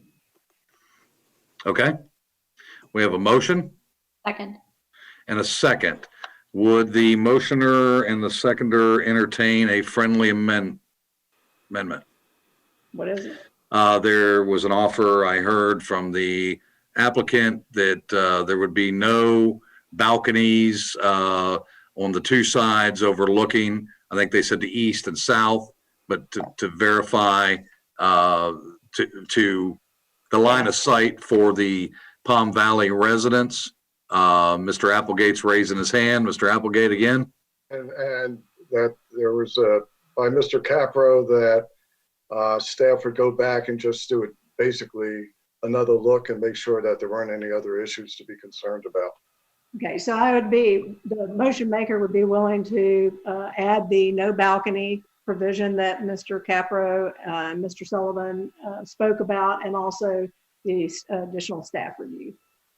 Thank you. Chairman, The seconder. Commissioner Lockhart. Yeah. Yes, I certainly agree. Okay, thank you. Ms. Guillet, did you want to say something? I just have a question. The revised development order that I have in my packet that was submitted by the applicant also has about 5 other provisions. They deal with dark skies and some other things. Is that part of, I just want to clarify that that's part of the motion. Yeah, I referenced the development order that they last submitted. I just want the record to be clear. Yeah, no, it's all of that, but I wanted to be clear because staff keeps putting up the chart that has the original and a staff recommendation, and I'm not looking at either one of those. I'm looking at the development order that was last submitted that includes dark skies and all that other stuff, plus the balconies, plus the staff review recommendation that we got from the 2 attorneys. So that's the motion. And there is an offer in the development order for $25,000 towards a security gate, if Right. agreeable to the property owner at Palm Valley, to be used any way they want. All of that's in the development order that was last submitted by the applicant. Fair enough. Okay. That's a motion. That's a second. The seconder is okay with all that as well. Okay. Discussion. Mr. Chairman, Commissioner Delory. the reason why I cannot support this is staff went from R3 to additional 42 units, to 42 units from 34, which is 8 units. And now we're actually doubling it. So not only give them 8 units, we give them 16 units. We're doubling the density addition. So I will not be supporting this motion. Okay. And Mr. Chairman, I will not be supporting it either. I think the applicant has done a fine job in trying to show his position and trying to come up with a compromise. But the fact of the matter is we just continue to increase zoning when I only see the reason that we're increasing zoning is because it's benefiting the developer and not the citizens that currently live where they are. An increase in zoning should help both sides if we allow it. But we continue to increase zoning simply for the fact that people are asking for it. And I don't see that as a sustainable policy. So, you know, what I would have to say in regards to this is a very odd piece. Unfortunately, this piece of property is in the middle of Palm Valley, if you will, surrounded by Palm Valley. We heard what the corporate representative had to say. Certainly, the organization had the opportunity or would have had the opportunity to buy this parcel, incorporate it as part of theirs, and actually put, manufactured homes on it, expand it, square up their boundaries. And this is the problem we run into so many times is the last person in, his property rights or their property rights become impacted because they now are surrounded by other things, but the future land use permits it and allows it to go from R3 to R4. But somehow that's not allowed because what was built 20 and 30 years ago by those who desired to build it now is a problem for the guy that is the last one to ask for something. It's most unfortunate, but that's the way it turns out. So I will be supporting this. Could we also just let the record reflect that staff's recommendation was they recommended the rezone from R3 to R4. It was just the network units that are in question. So let's get the record straight. Call the question, Mr. Chairman. Yes, no further dialogue or inquiries. We will call the vote. Commissioner Delary. No. Commissioner Lockhart. Yes. Commissioner Carey. Yes. Commissioner Constantine. No. Commissioner Zimbauer, yes. Motion carries 3-2. The next item up on the agenda is item number 55. This will be presented by Mr. Bill Wharton. This is the Land Development Code Amendment Right-of-Way Use Permitting. And would you make sure, Clint, that any of the individuals or interested parties are in the room and ready to queue up should they have a desire to raise their hand? Yes, sir. Good afternoon again, Mr. Wharton. Good to see you. Good afternoon. Glad to see you're doing the Colonel Sanders routine like I was doing a couple weeks ago. I found my razor. Oh, well, it was much more bushy earlier when this whole thing had started, so I've trimmed it down a little bit. Again, Bill Wharton, Transportation Planning Manager in the Engineering Division for Public Works. And this item 55 is for an amendment to the Land Development Code for Chapter 75. And Chapter 75 provides for right-of-way use permitting. This chapter has not been revised since 1994, with the exception of a minor revision in 2002.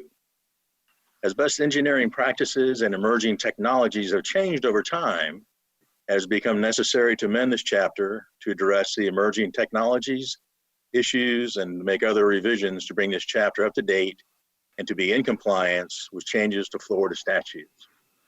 The changes include changes to 75 to address the revised section 337.401 of the Florida statutes that deals with the right-of-way use for utilities and to address small wireless facilities.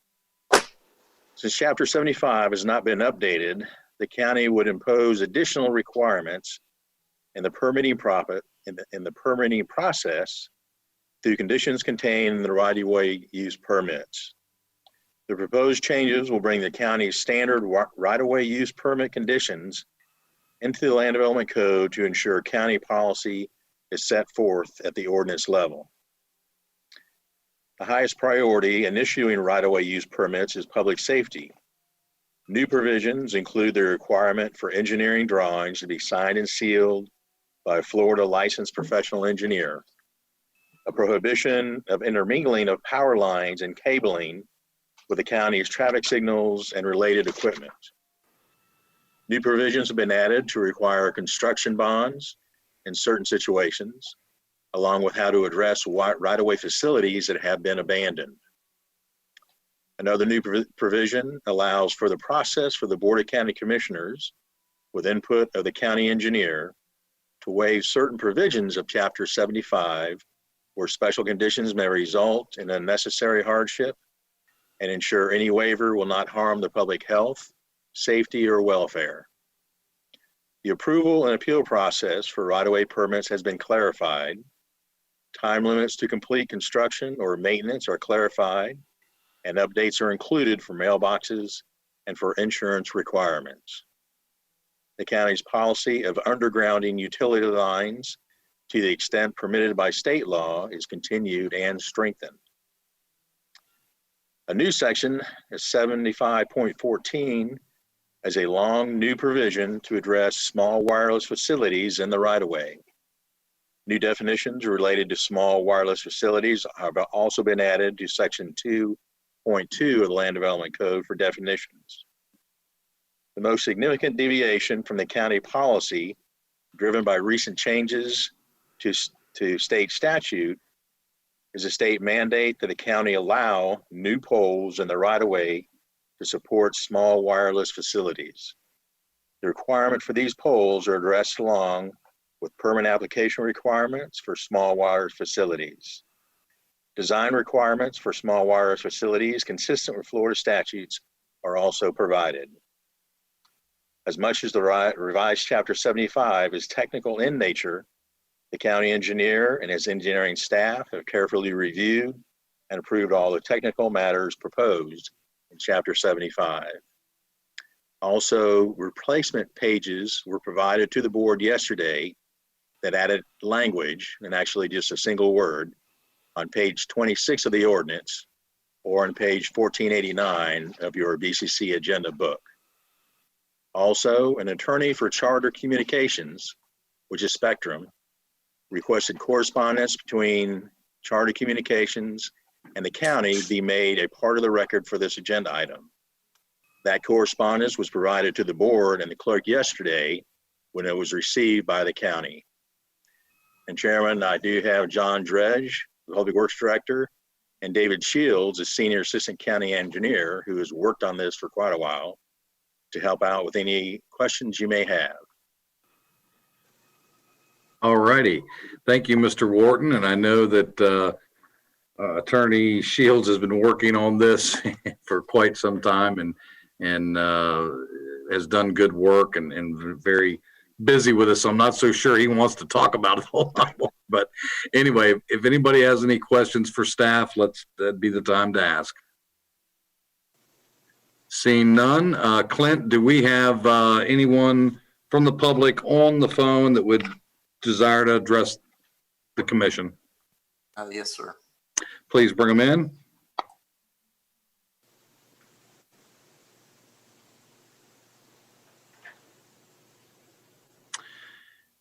We have a Dan Pollock. Mr. Pollock, if you'd be kind enough to give us your full name and address for the record, and then you can proceed.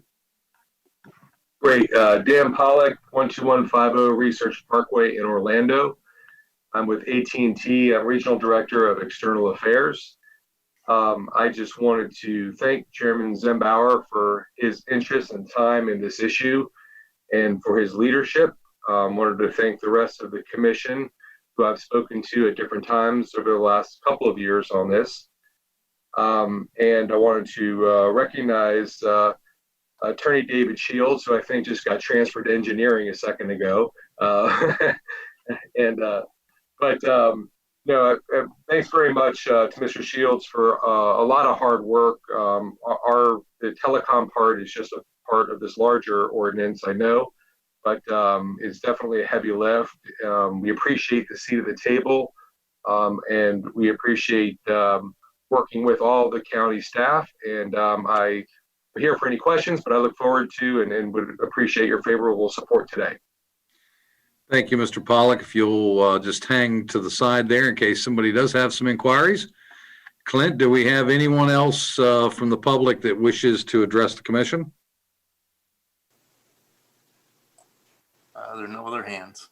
Okay, then we will close public hearing. Any inquiries for staff?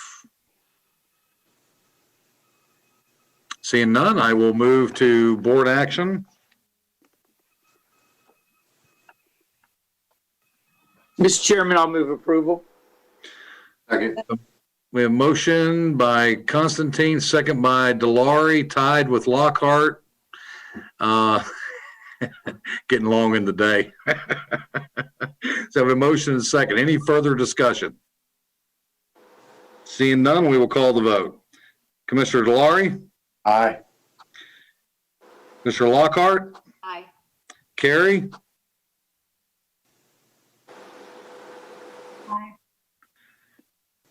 Constantine? Yes. Zembauer, yes. Passes unanimously. Thank you very much. Next item is item 56, and it looks like staff is seeking to pull item 56. Staff? That is correct, sir. Okay, wanted to make sure. Any concerns with staff's request to pull? I didn't suspect there would be this late in the day. Clint, is there anybody in the public that wishes to address anything on item 56 before we move on from this request? No, sir. Okay, thank you very much. Next up will be the county attorney's report. Mr. Applegate, do you have anything for us? Mr. Applegate, you're muted. Sorry about that. Just two quick things. One, still the opioid lawsuit, obviously, because everything going on, not a whole lot to report on. We did get a email or a letter from the law firm representing us in that they're representing a number of local governments, mostly school boards, on damages caused by vaping. I sent that letter to our school board attorney. She informed me they are already part of a class action lawsuit. I asked Desmond Morrell in our office to get with the sheriff's office and public safety. I don't anticipate that we have a lot to be concerned about, but I'll keep you posted when I hear back from them as to whether or not you need to take any action. And that's all I have at this point. Okay, thank you, Mr. Applegate. Any questions from the board to Mr. Applegate? Seeing none, we will, whoop, I'm sorry. I think you skipped me, but, or maybe I, You had your say earlier today. well, but I also said I had one more thing I needed to talk to you about. Okay. I do want to talk about meeting schedules and meeting format moving forward. So I don't know if you want to do that before your district reports or afterwards. Let's go ahead and get that out of the way. Whatever you need to inquire with us, please. So next month we have a lot of meetings because we have our regular board meetings and then we have two budget hearings. And while we do have the ability to do our regular meetings virtually through October, I think, I wanted to see what your thinking was on transitioning back into live meetings. A number of you have talked to me about that offline. And so I thought we could talk as a group about what your thinking is for, I would imagine we would do our budget hearings live, but we also have a regular meeting and a work session meeting next month. So my preference is I'd like to go back live with everything unless our medical professionals are telling us that we should not. I'd prefer to be back like Memorex live as soon as we possibly could. That's my input. Commissioner Carey?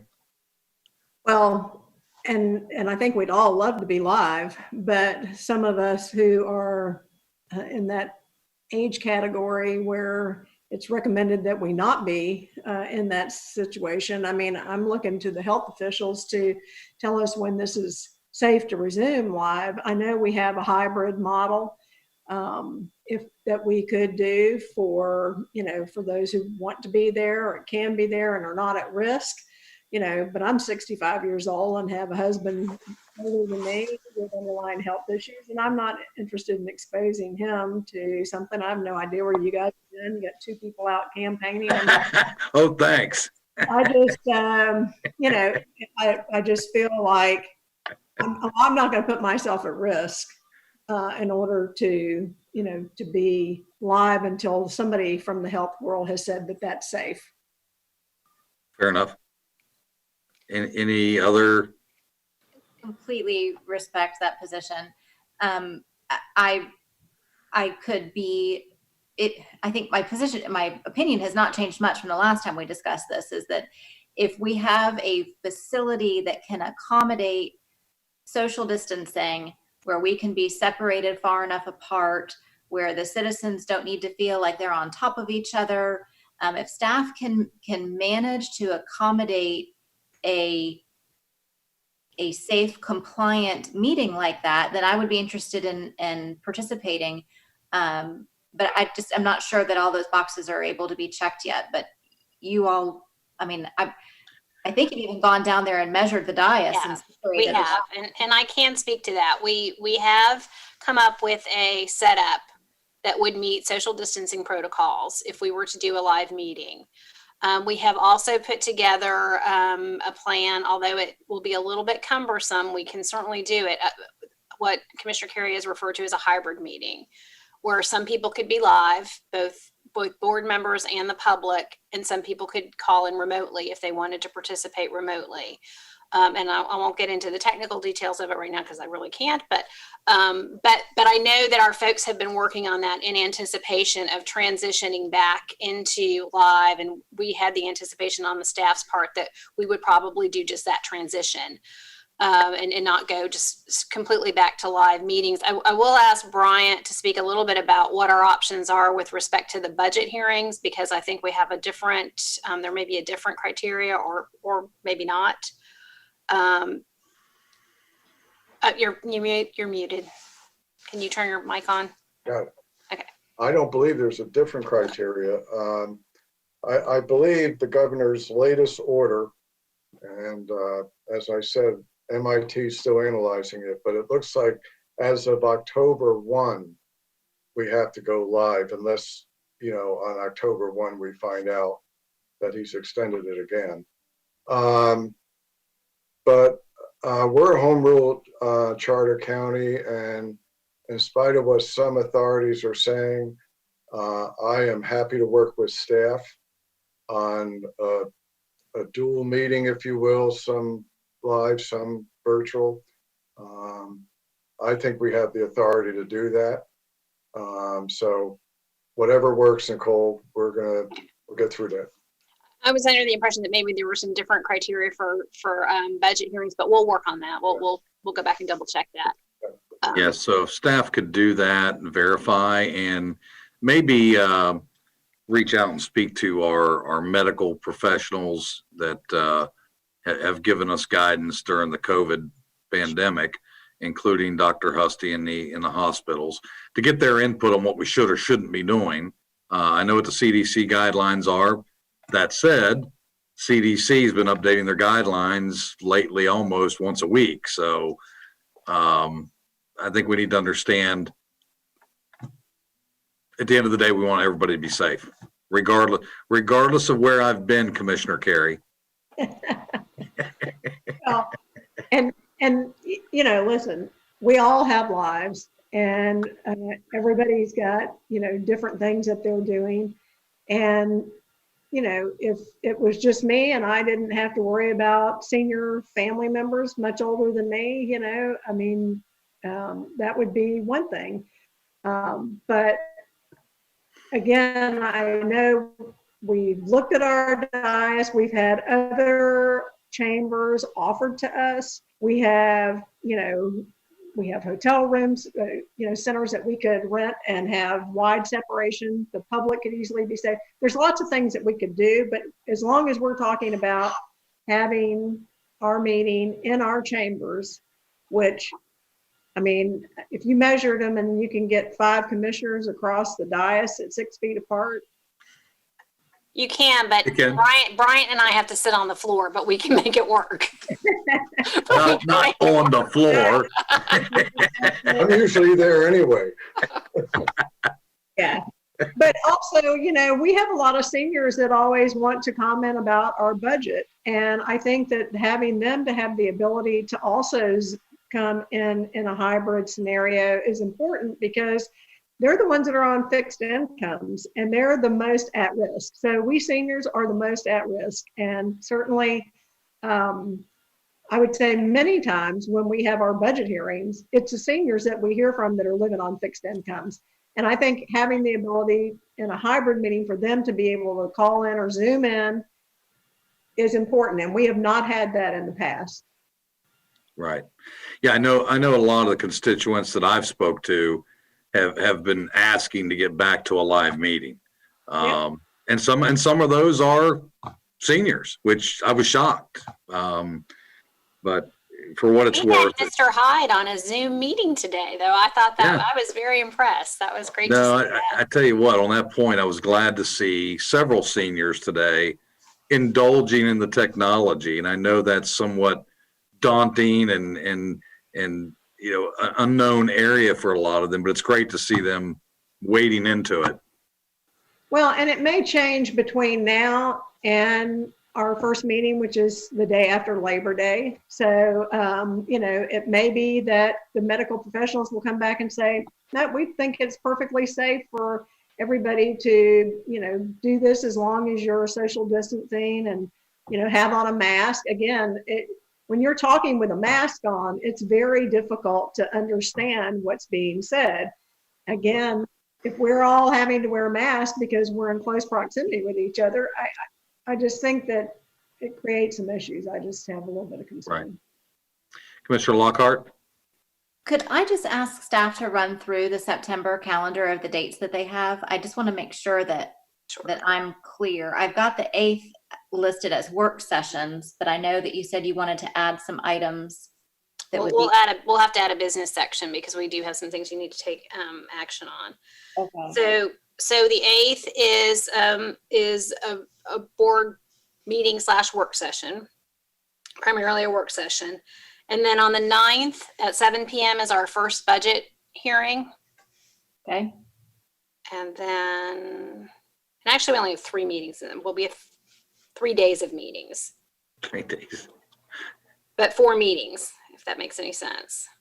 Because the 22nd, we have a meeting and a public hearing. You do. On the 22nd, we have a regular board meeting. And then in the evening, we have at 7 p.m., we have the second budget hearing. Got it. Okay. Fantastic. It looks like I'll be there. Good. That's great. Me too. If it's not in my phone, I'll happen. And again, Chairman, you know, our medical advice is changing on a regular basis. We are getting regular updates. It may be that by the time we get to the 22nd, all's clear. Right. We just can't predict that. I wish we could. Right. To know when this is going to end, but unfortunately we can't. Well, we will definitely plan then for the 8th and the 9th to do the hybrid meetings. Well, I think that's important just so that the public who aren't comfortable coming out have an opportunity to give input, which they haven't had in the past. Sure. Right. Great. Okay. Anything else from the county manager? No, sir. Okay. Then we will move on to district commissioners' reports. We will start with Commissioner Delary, District 1. Thank you, Mr. Chairman. First, I want to thank everyone. The Sunrail Commission, we have Citizens Advisory Board individuals, and the criteria for individuals from the county would be 3-day riders and that they'd be a Seminole County resident. With that, we've not had a resident that met this criteria. We just found one, and I'd like to appoint Dorothy O'Brien from HDR to represent Seminole County on the Citizens Community Advisory Board. That's my motion. Second. Second. Got a motion and a second. Any discussion? Call the roll. Delary? Aye. Constantine? Yes. Aye. Carrie? Aye. Zembauer? Yes. So you're good to go with your appointment, sir? All right, thank you. Mr. Chairman, yesterday we received a letter from Fire Chief Otto Droz regarding the I-4 Ultimate McCover Parkway update. And they were talking about the fire issues with it and safety concerns. And they're getting to a point where they've done everything that they can. I want to compliment Chief Droz and his staff for doing what they've done. And I think they've done a phenomenal job on this. But I think it's important that we actually get our state lobbyists involved. What's happened now is that the state has a policy issue that prior to 2015, due to the policy changes, that fire suppression systems improvements will not going to be provided on the managed lanes or the express lanes. And I think that we should be asking our state lobbyists to actually get involved. And I'd like to have consensus to actually do that, to actually have our state lobbyists get involved so that we can try to get some type of, as is stated here in the letter from Chief Droz, fire suppression system improvements that require state policy level changes. I think it'd be prudent to have our state lobbyists involved. Okay. Input from the commission. Commissioner Delary is asking for support or direction for us to ask our state lobbyists to be involved in the fire suppression, fire safety aspects of this project that have been talked about a couple other times. Comments? Mr. Chairman, not serving on the some of the boards, the transportation boards that Commissioner Delary serves on. I mean, I think the plans for this have been on the books for a while, and we're almost finished, thankfully, with the project. And so I'm not sure that now would be the time to be talking about it. I mean, if we were going to try to get something added to the project, we should have done it a long time ago. And so I'd just like to better understand before we ask our lobbyists to do something, what exactly could be done at this point in time in the construction. I'd just like to better understand that. So maybe staff could get that information together and brief all the commissioners, and we could talk about it at the September meeting. Commissioner Delary, is that suitable? That's suitable. I just know that we've been talking about it now for the past several months. The issue is with the managed and express lanes of I-4. The issue there is going to be getting actually fire hoses across all of I-4 to put out any type of fire suppression systems.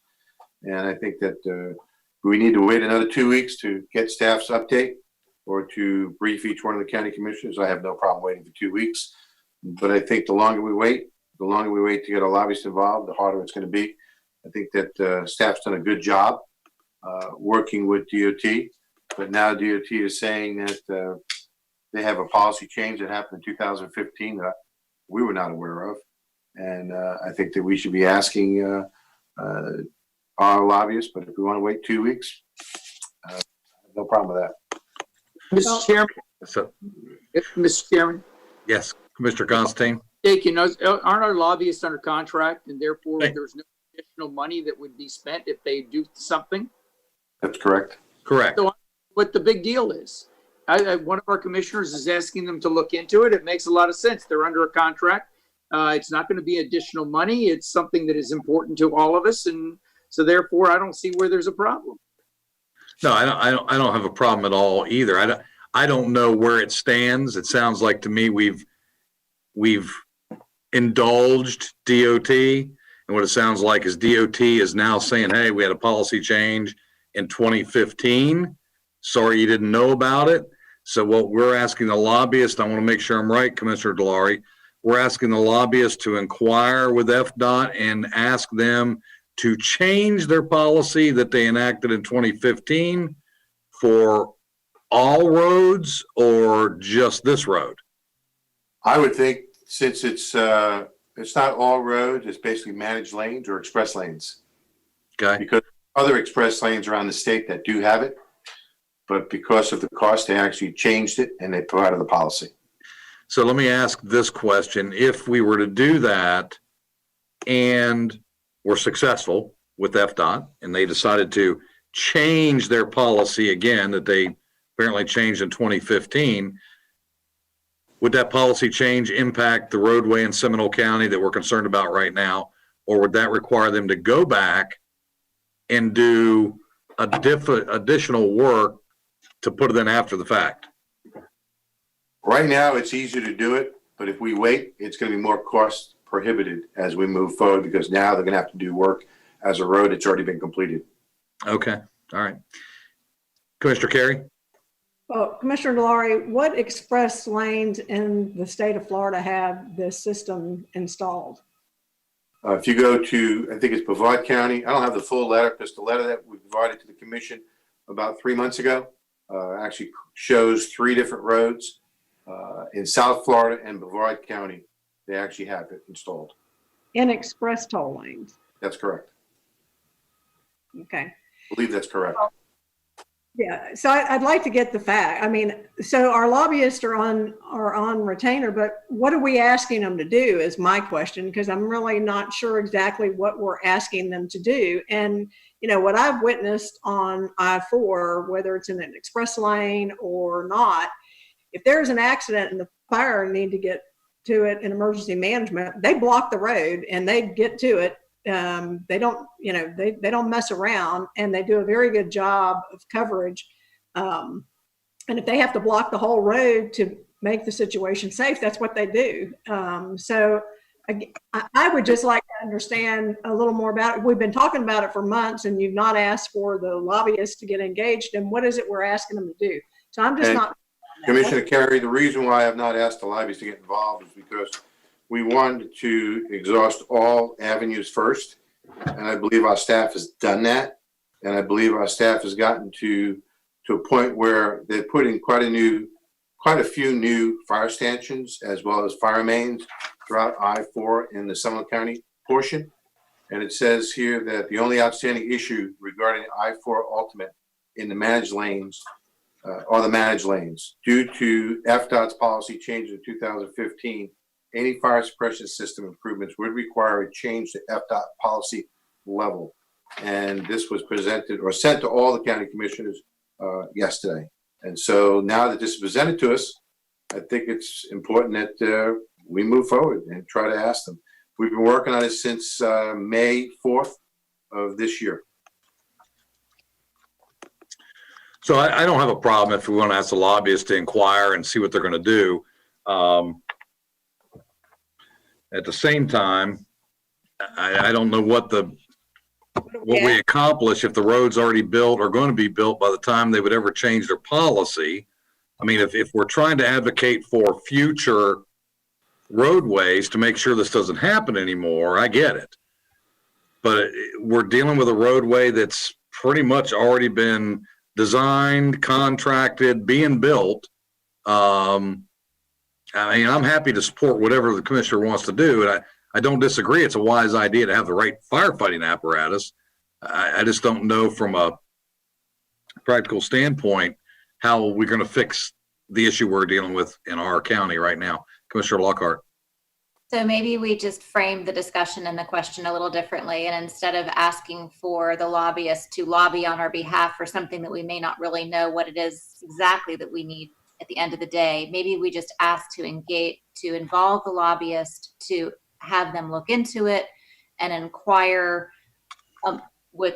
that's like a big old snow globe up there. Who knows what's going on and who was involved in the conversation and whatever, but we can at least have the lobbyist who's probably plugged in just look into it and see what the circumstances are and at least let them test the water and see. I don't have a problem with tapping into their knowledge base. I'm totally okay with it. Sounds like we have support. And then based on that, we can move forward. And in the meantime, if staff could brief all the commissioners, that'd be great. We'll take care of it. And then, thank you, commissioners. And then my last issue would be, back in May, we talked about Deer Run. And I'd just like to know when we're going to be getting an update on that. It was my understanding we would, from Mr. McHugh, that they thought they would have significant amount of data by the end of this week. Okay, that'd be so great. My expectation would be maybe in another week.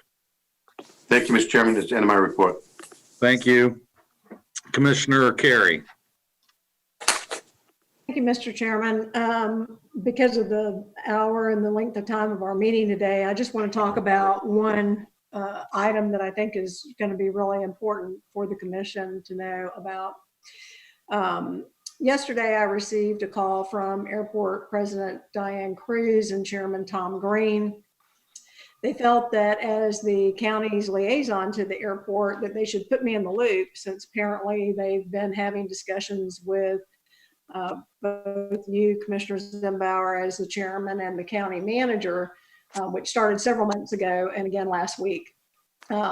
I don't need to go through the history of painful attempts on the county being able to successfully negotiate property swaps or, have transactions that would be beneficial to the public. But I do think it's important that everyone understand that these conversations are going on.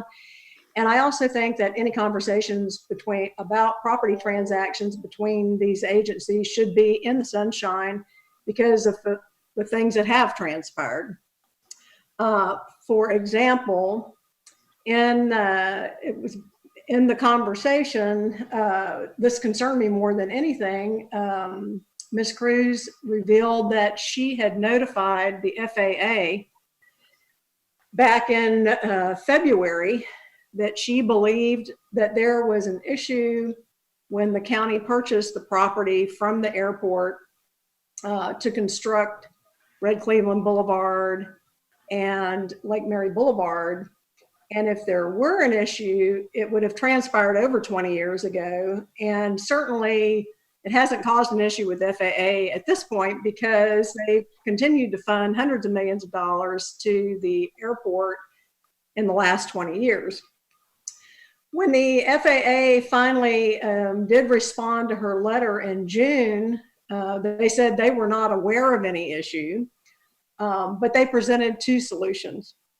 And one of those was for the airport to apply retroactively to FAA to get a release on this property. And ironically, the other one would be for the airport to reacquire the land. In the response letter that the FAA sent to the airport, to Ms. Cruz, it says right in the letter, you have stated that you are interested in again obtaining control and ownership of this property so that you may ensure compatible land use adjacent to the airport. And land use is something that is controlled by the county commission. And since they have the ability to solve this by retroactively applying, I just feel like they've already made a decision. And the reason I feel that way is because they sent another letter to the FAA on July the 9th stating that it is their intent to reacquire this property to resolve this issue. And so the FAA sent another response on July 16th saying that they would give them an extension on the time to do this. And there's been no discussion publicly with this board about this particular issue, nor with me as a liaison for the airport. So we haven't had these conversations at a noticed airport board meeting. And so I just am very concerned about what's going on. The last time that we talked about this particular property, which is the property that's west of Red Cleveland Boulevard and south of Marquette, this is the drainage area that you may recall we had a request from Mr. Juarez to utilize this as an easement, which we didn't move forward with. But at that time, we also said that, you know, it was probably in the county's best interest to just keep this property, and that on other parcels that we would consider any and all interest and evaluate them on a case-by-case basis. We also directed staff to engage an appraiser to do a highest and best use appraisal on the 10-acre plus or minus piece along Lake Mary Boulevard that goes not quite all the way to Red Cleveland Boulevard, because we have 3 different groups, including the airport, who have expressed an interest in that parcel. I do understand from my conversation yesterday that Commissioner Zimbauer, when you talked to them about this, that you also wanted to talk about the original land swap again, which, I mean, you know, the county went through a lot of cost with public funds to get to that point. We acquired some property, we acquired some slivers to square up the piece that we were going to swap. We did everything that we said we were going to do, only for that to verbal agreement to change.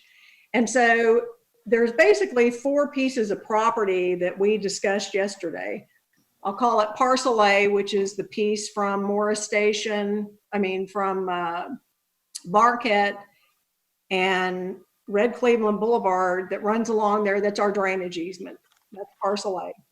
I'll call the piece that we have the 3 interested parties in Parcel B, just because they're right there together. That's right. Both of those parcels are at the entrance to the airport. And clearly the airport has an interest in controlling what happens with those parcels. Parcel C is the parcel that is behind the 12-acre piece that the county purchased when we had the verbal agreement to do the land swap. And Parcel D would be the piece that we already own down at Lake Mary Boulevard and Morris Station Road. Chairman Green made it clear to me yesterday that he has no interest in trying to tie these conversations together, that their interest primarily is in Parcel A and B. And after seeing the letters from the FAA and the correspondence that's gone back and forth, where they're saying their solution is going to be to reacquire this property, I don't even know how they would get that done by September 20th. So I think that there have been a lot of conversations apparently going on that the board is not privy to, and I don't think that that's productive for either party. And so maybe a workshop is in order to have these conversations in a public setting, rather than, individual conversations trying to see where everybody's going to land on something, because there's a lot of pieces and parts to what's going on here. And like I said, the correspondence that has acquired, and in fact, the fact that they brought up the issue to the FAA 20 years after the fact, I thought was interesting. And of course, one of the solutions would have always been that you get the property back and then, you don't have to worry about it. So I don't know what transpired 20 years ago. I know that they're in the letter that is from the FAA. It says that the county attorney's office was told by the director of the airport that they had gotten FAA clearance, and they just can't find anything in their records. I don't even know how long they keep records of conversations like that. I just think that the way this is happening right now is not very productive, and for another agency to be telling a federal agency that they're going to solve something by getting property that they own by another public agency is just not really the right way to approach this, since we haven't had a public conversation about it. So I just wanted to bring this to the forefront. I also wanted to let you know that I've requested some documents from President Cruz regarding the FAA involvement. I'm sure when I finish coming up with my list of documents that I'd like to see, just like these FAA letters, it will probably be a little eye-opening for a lot of people to see kind of what has transpired. I'll make sure that that the county attorney's office circulate the FAA documents that we do have, and I've asked her to send all correspondence regarding this issue from the airport to the FAA and the results to the county attorney's office for circulation. So I just want to make everybody aware of what's going on. Since as a liaison, I was in the dark, and so I just don't think that you offer a solution to a federal agency when you had a conversation with the other party involved. Okay. Anything else on district port, Commissioner Carey? Well, I'd like to ask Commissioner Carey a couple of questions. Sure. If I could. Commissioner Lockhart?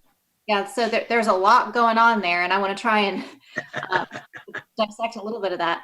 So are you saying that none of these conversations have taken place at a publicly noticed airport board meeting?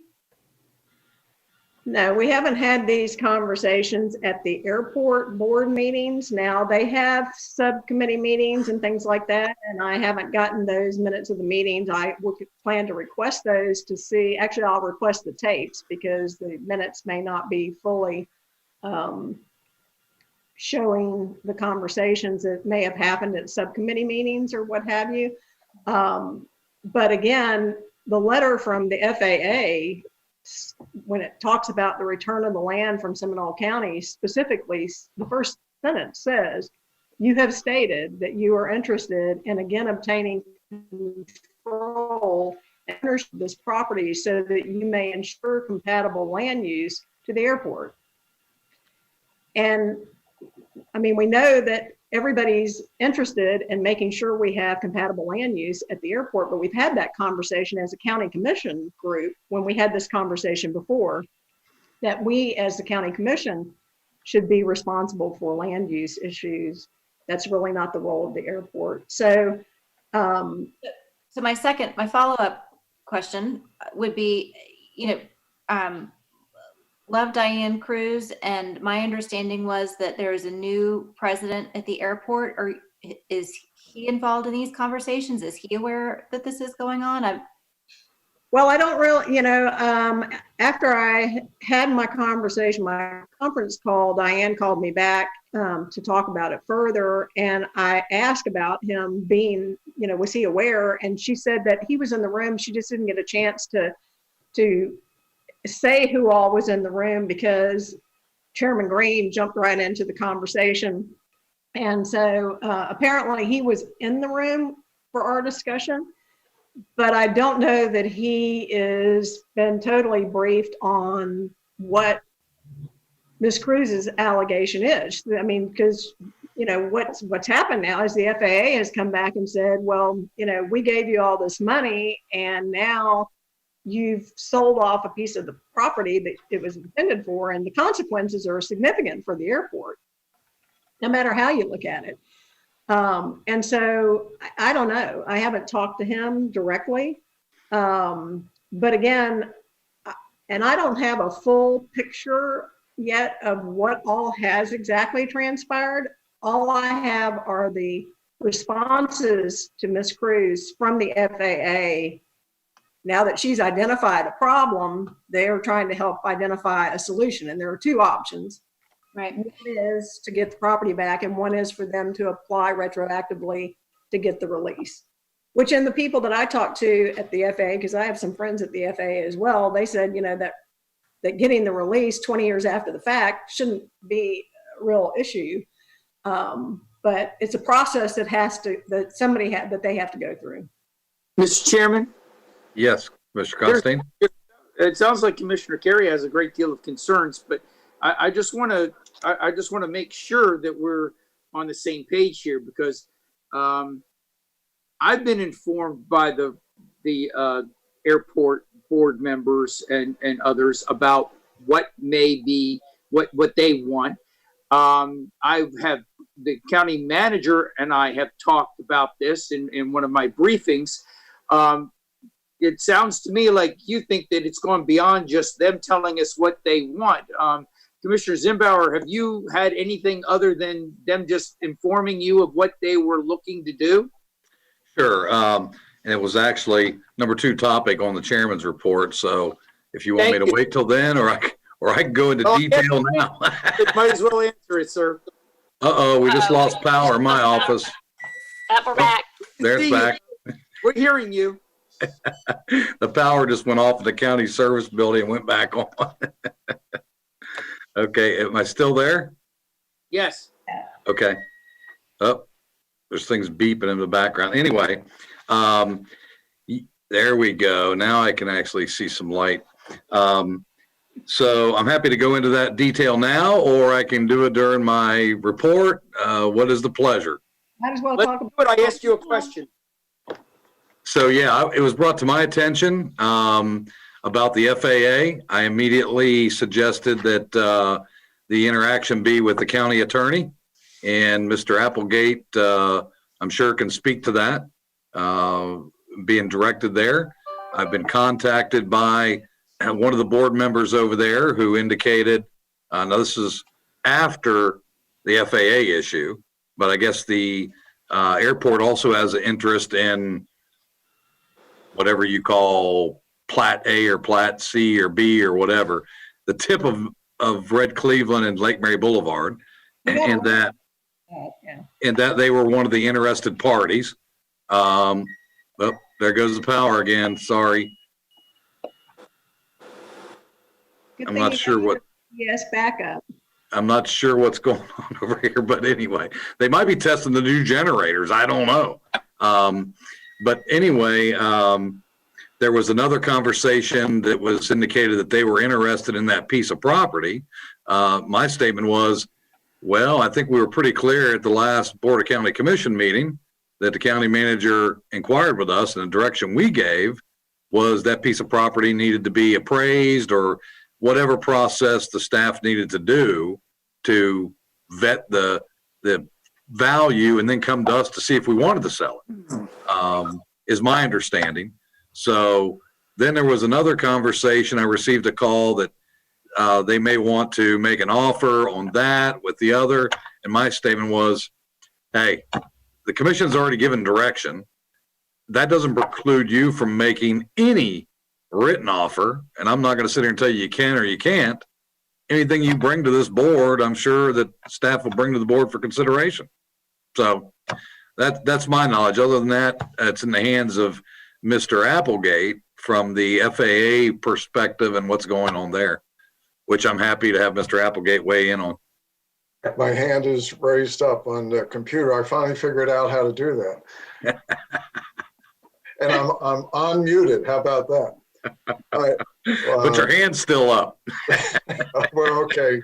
I'll figure that out later. Actually, to sum this up, a couple of months ago, Paul Chiplock and I were in a conversation, phone conversation with Ken Wright and a member of his firm. And they were talking about, they wanted a global resolution to the issue about the right-of-way issue and property swaps and the pond. And long story short, I made it very clear to their counsel that as the attorney, I'm happy to accept something in writing because we need to be transparent. But I made it also clear that, as they knew this, that the board had already directed staff to start preparing a proposal to go out to bid on the other properties. And I told them that first they said, well, we would like to do a global settlement. And then all of a sudden the FAA issue came up. And then it was urgent for them to say, we have to resolve the parcel A issue immediately because of the FAA. And I told them, the only thing I can do is you can submit whatever you want to me in writing because of the transparency, and I will bring it to county staff and to the board. And so that's where we are. Have you received anything, Mr. Applegate? Not yet. In fact, they wanted me to put a meeting together, start working on a memorandum of understanding. And my response was, not going to happen. You need to put something in writing so I can bring it to staff and to the board. Well, Mr. Chairman, if we could ask Mr. Chipok to just circulate the 2 letters that he already had, that we have from the FAA, because the July 16th letter from the FAA to Ms. Cruz clearly talks to her about her July 9th response, where she says that, you know, the letter is regarding your July 9th, 2020 letter informing the FAA that the Sanford Airport Authority intends to reacquire the subject property from the county as their corrective action plan. And he says, I understand in order for this to be accomplished, this action would take more time, be necessary, and they grant her extension until September 16th of 2020, which is less than 20 days away, which still isn't going to be able to be accomplished, especially since we have already kind of taken a position on this particular parcel that is in discussion. So I just wanted to bring it to your attention because obviously this is time sensitive for the airport. The fact that they haven't submitted anything in writing to Mr. Applegate, I'm not sure about why that hasn't happened, but I don't like having conversations to try to take my temperature on what somebody would do for something when we're just talking in theory, yet there's real talk going on between them and the FAA, and it hasn't involved this board yet. That's my concern. I don't know what the county attorney's intention is as far as what comes to the board, but I'm sure whatever he decides with their counsel will ultimately come to us. Well, I'm not going to decide anything with their counsel. That decision will be yours as to what you all want to do. From my federal days, I can tell you this. Under the circumstances that I know right now, it'd be hard to believe that the FAA, under the circumstances, wouldn't give them a 6-month extension, based on what I know from my experience. Especially for an issue that's over 20 years old. Right, that's my point. One of the factors, right? And the FAA wasn't even aware of. Right. Okay. So this is the first I'm being made aware that apparently some of y'all have had discussions from folks at the airport, and so there's been a lot going on. So I would love to have someone who's up to speed on this. bring me in the loop would be helpful. I think that would be Mr. Applegate, probably. Okay, that would be great. Bryant and Or Paul. Well, I think the county manager has been involved in some of these conversations. So the fact that the county manager is involved in the conversations and some of the county commissioners don't know is well, let me clarify that. We had the one conversation that the chairman and I had back at the beginning of July, wherein we said work with the county attorney's office, because I couldn't follow half of what they were saying about what the situation was. And then I got a call last week saying they were going to submit a proposal to Bryant, and we haven't gotten anything yet. So that's the extent of it. I know Commissioner Constantine mentioned that I briefed him, but I think he's talking about another issue. I think he's talking about the purchase of the property on the corner and not this particular issue. So there really hasn't been, other than Bryant, can you work with them to understand what's happening here? But we haven't received to my knowledge, we haven't received any sort of proposal from them. I haven't. And the letters that Commissioner Carey is referring to, the FAA letters from July, I I don't know if Bryant has seen them, but I didn't know they existed. So what I would love to. I haven't seen them. What I haven't seen them at all. Is if the county attorney could work with Commissioner Carey on whatever public records it is that she's requested, and if we could just make an official public records request from our organization. I know that Commissioner Carey, as a part of their board, certainly has easy, well, you would think, easy access to information, but I think it's important enough that we put together a formal request for information if the board is amenable to that. Mr. Chairman? Yes. If we can get all briefed by the county attorney, either him or his staff, I think that'd be appropriate. I myself would like to be more up to date on this. So if we can get updated by both the county attorney or his staff or his designee, I'd greatly appreciate it. It sounds like to me we might want to have Commissioner Carey brief us, because it sounds like she knows a lot more than any of us. Because I haven't seen letters. I haven't seen anything. You have.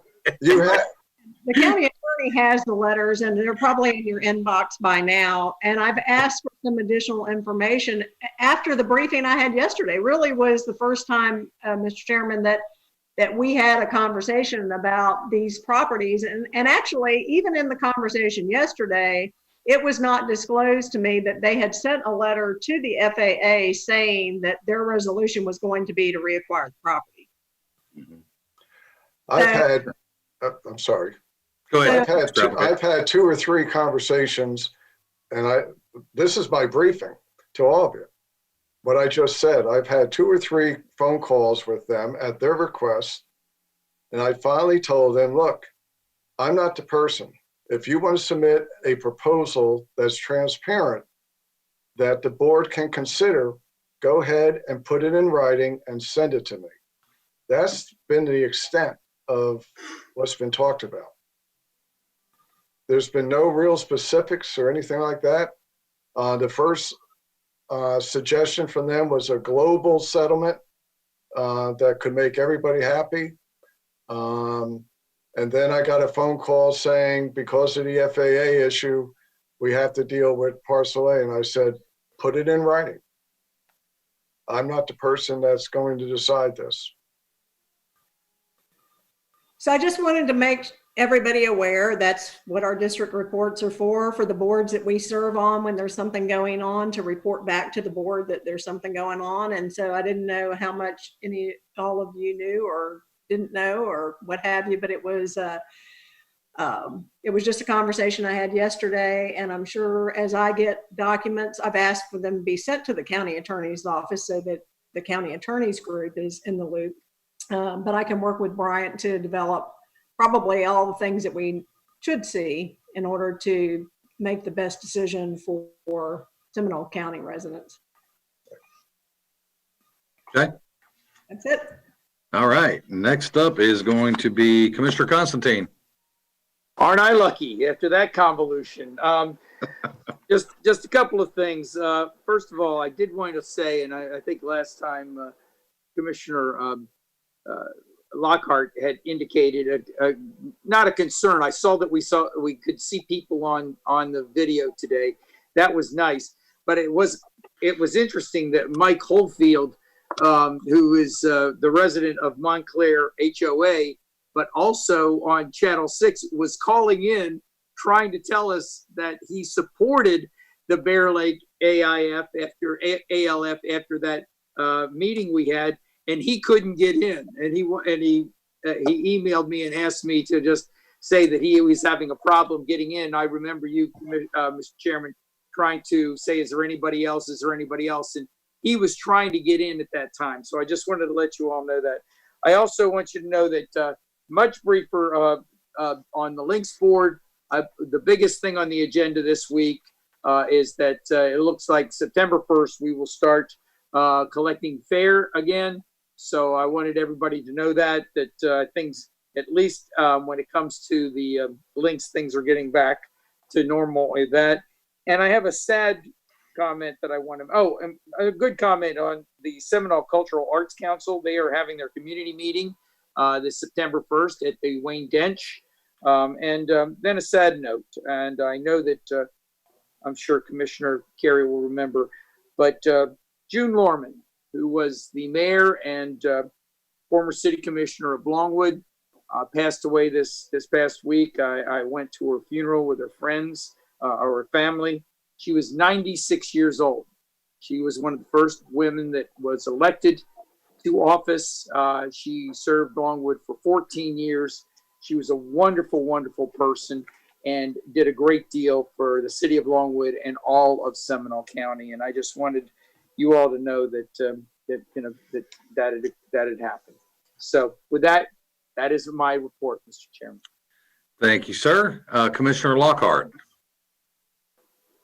Two quick things. Wanted to see if we could have the county manager or member of her staff work with folks at the city of Longwood to talk about putting parking timing restrictions on some parking spots that are in the right of way on 427 and Church.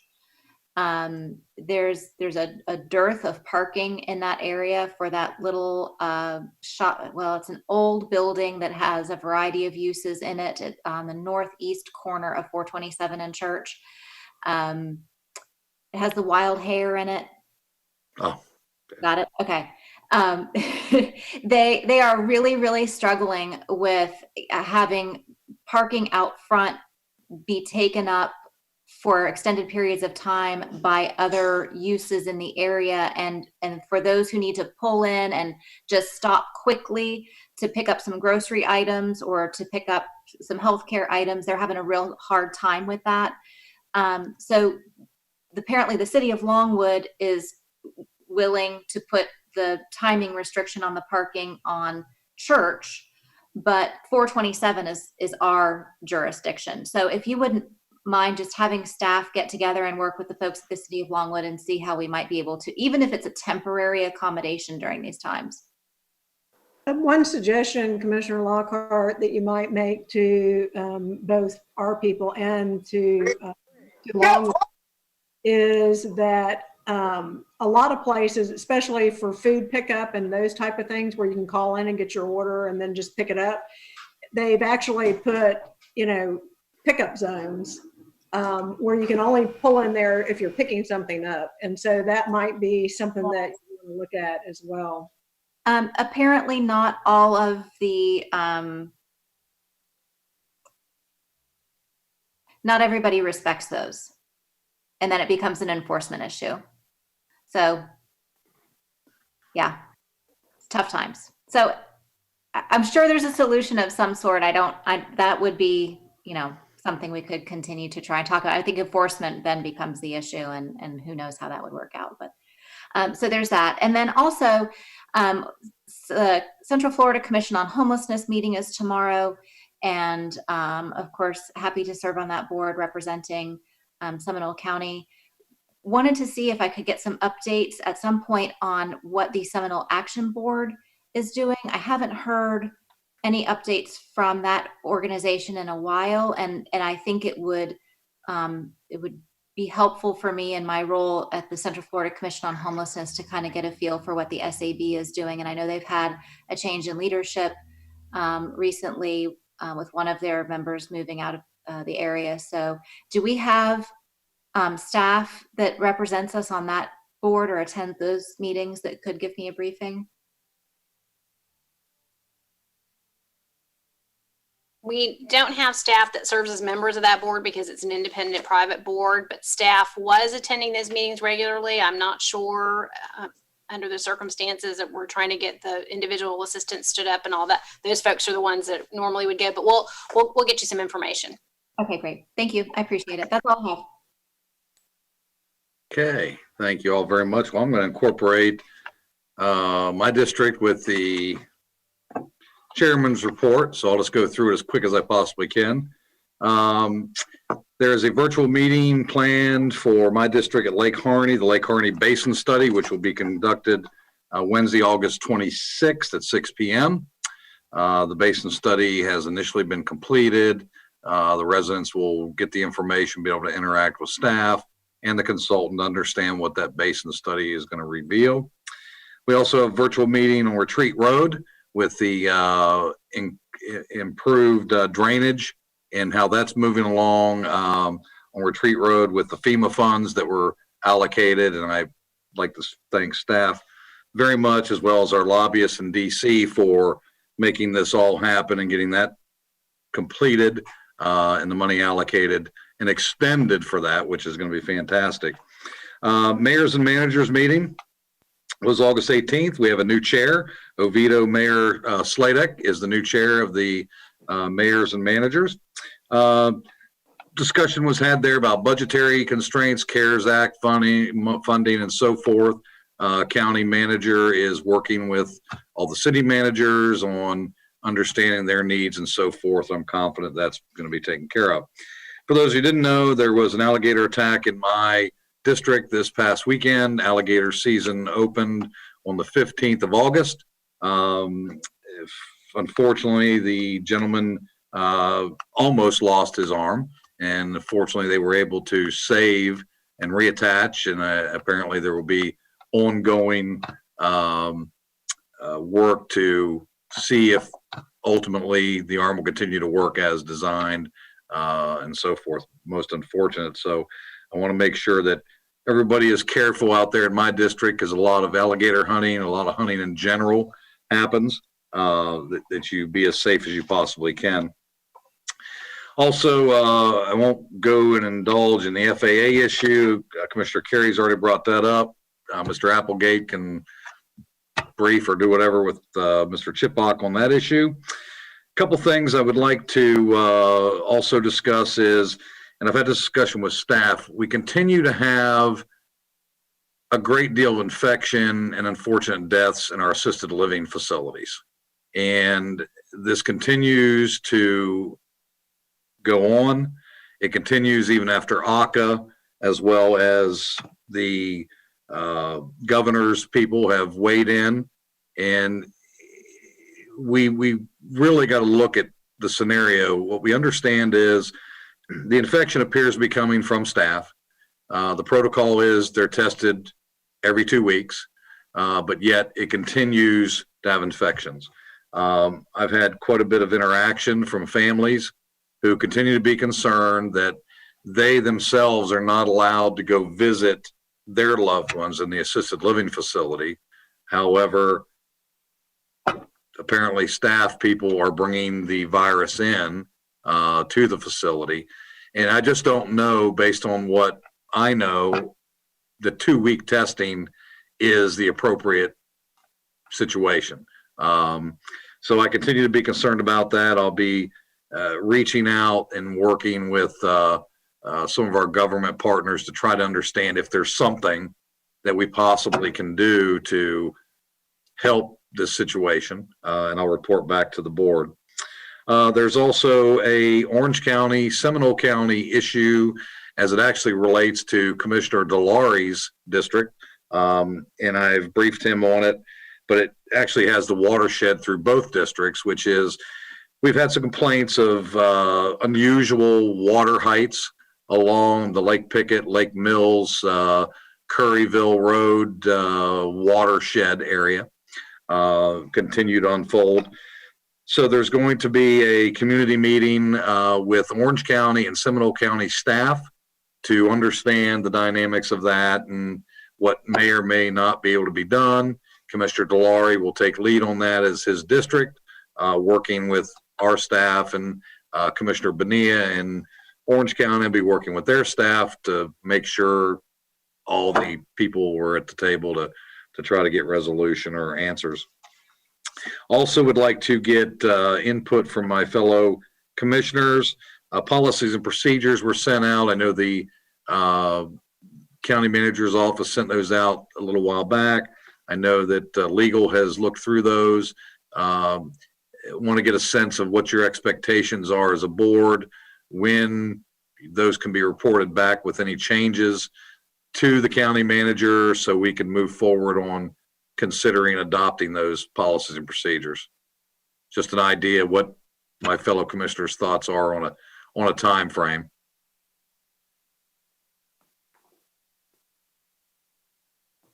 You want to do month of September? I just want to get a consensus of what y'all think. I mean, I'd like to do it before we get too deep into the year. If September is amicable to everyone and everybody's had an opportunity to review those, weigh in, give their input to the county manager and attorney, and they shared it back to the rest of the commission with changes. You want, Mr. Chairman, would you want to do that maybe at the October workshop for adoption at the October board meeting? Yeah, I think that would be great if that. Collected and circulated in advance of the workshops. In other words, you could get everybody's input and. Right.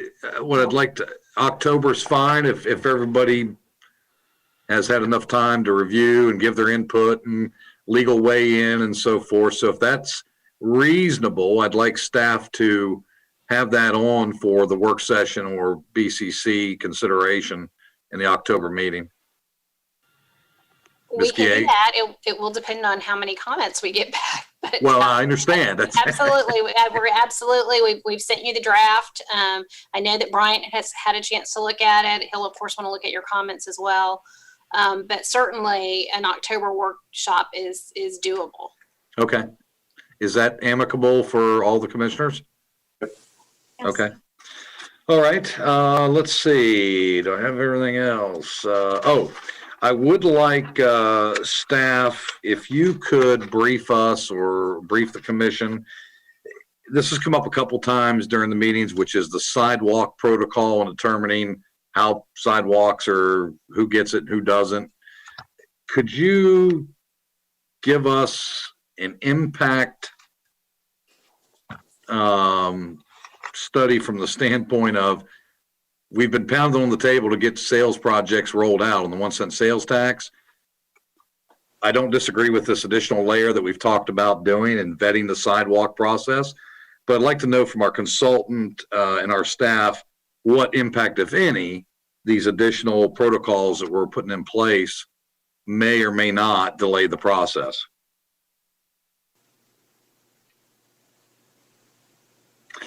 And I would, with that said, I think that's all I've got. I would also like to, Commissioner Carey?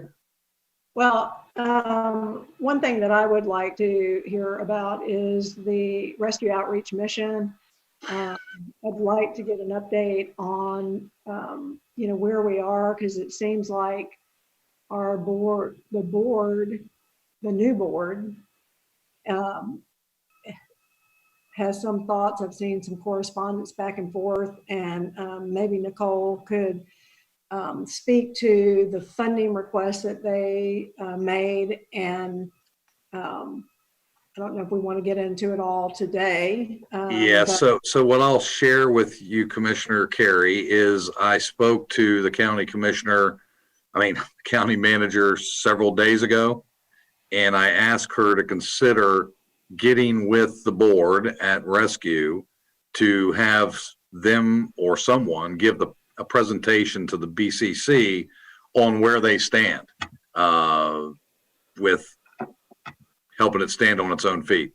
The financials, where they're headed, what their thought process is, because there's a lot of questions, and I think the BCC deserves, since we funded this, to understand where we stand and where the board looks like it's taken it. And from the emails that I saw, I think the board has laid it out and said, they have audits going on. They're trying to get their arms around the financials. They asked for some assistance. I know the county manager responded, and they're kind of feeling, this is the feedback that I'm getting, they're kind of feeling like the goal is to shut the facility down. And if that is the case, then they just want to plan for that. But that's never been the goal of the board, our board.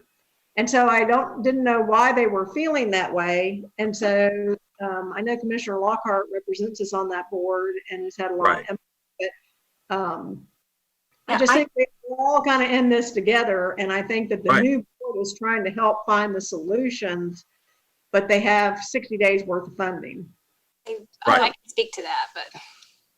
Yeah, I'll let Nicole speak to speak to that. There's been a lot of communication back and forth among the board. There's been some unexpected dynamics lately that have cropped up. And I think there is fundamentally some miscommunication or some misunderstanding, you know, when things get lost in emails. I think some folks are interpreting things differently than they're intended. And I have actually sent an email just not too long ago saying, I think that a phone call at this point would be appropriate because there's definitely some significant misinterpretation.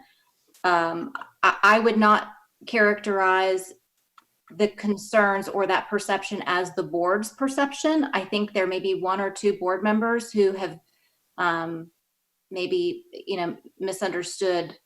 Right now, the board has, the ROM board has entertained the idea of selling back a piece of property to the county. That would certainly net quite a bit of money for them. And it's frankly property that ROM doesn't have the ability to maintain with a tenant in it. And that would be a blessing, quite honestly, for ROM to divest itself of that asset. ROM has submitted their application for the CARES funding. There are some other grants that they are pursuing through SHIP and CDBG, I believe. I think there are some language, some governmentese type speak that's been used in some emails that has been perceived as being heavy-handed, and I think it's just a matter of a misunderstanding and semantics. But I'll let Nicole address whatever it is she'd like to address. Well, conversations are much better than emails, in my opinion. Well, agreed. And you know, I'm happy to go into this afternoon, but my hopes were that the county manager was going to brief everybody and gather all the information, maybe have a report.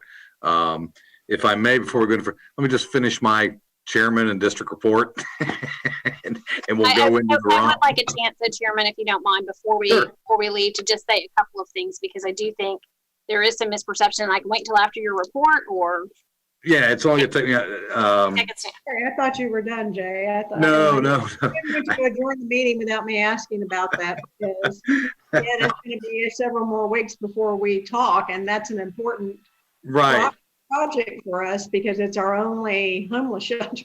No, I understood.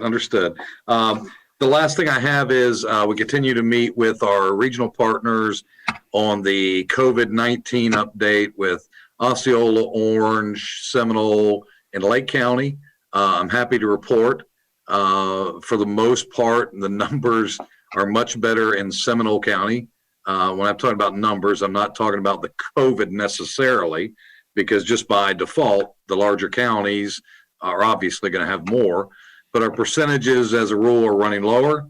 Our unemployment rate is the lowest in the region, which I think speaks volumes to the county, its community, as well as the government that helps run the community. With that said, I want to congratulate the two candidates that sit on this board of their victors in the primary, and I guess you will look forward to your next task. So that's all I've got. Thank you. Ms. Guillet?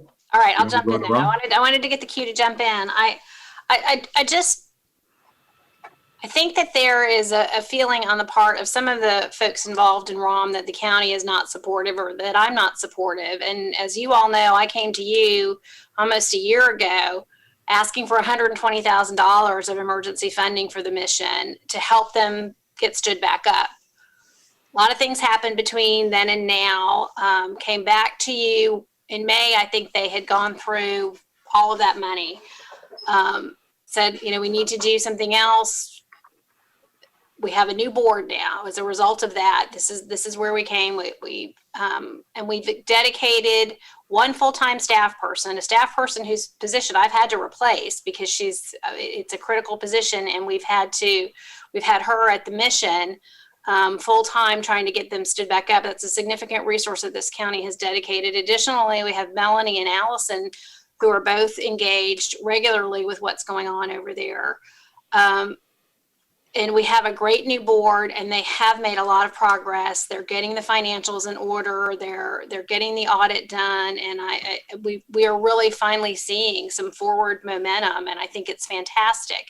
But we got a lot of things done in the interim. There were a lot of issues with the properties itself, and with the help of the sheriff's office, we were able to get a lot of just sort of triage stuff out of the way. But now the board is really, this new board is really making some headway in moving towards what you originally asked for, which was a sustainability plan, how they could stand on their own. So I was approached last week with I didn't even realize it initially that it was a funding request. It was a report by the chairman of the board over there saying that they had about 2 months operating cash left.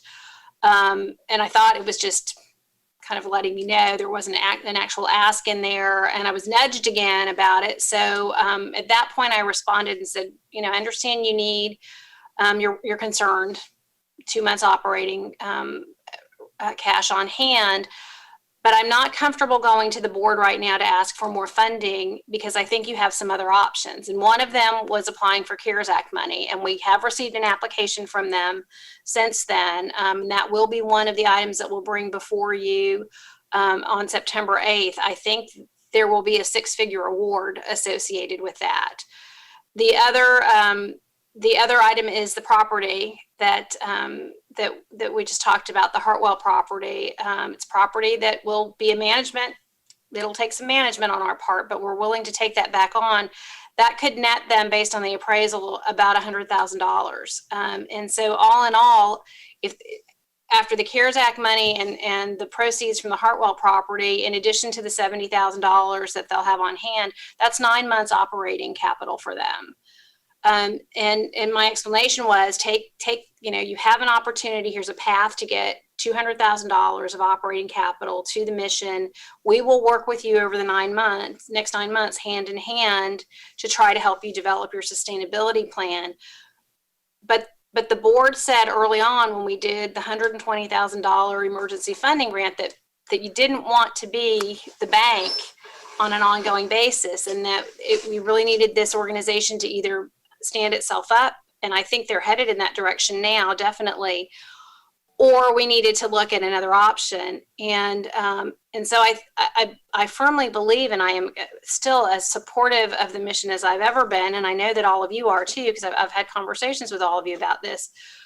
But based on the resources, and we've directed more resources at this nonprofit than more general fund resources to this nonprofit than we have, I think, any other in the county in recent years. If they have a path to funding that doesn't require you to dip into general fund, it's my expectation that you would expect them to take that path. And so that's what my correspondence in the last couple of days has been focused on, is we have a way to get you to where you can have 9 months of operating capital without having to take Seminole County taxpayer dollars and put them in the mix. And in the meantime, that should give you enough time to put together the sustainability plan that the board has wanted. Additionally, I clarified that we don't have any intention of pulling our staff people out of there as long as there is a need. But I am willing, and I will make it a point to attend the next board meeting if they'll have me, to talk a little bit more about this.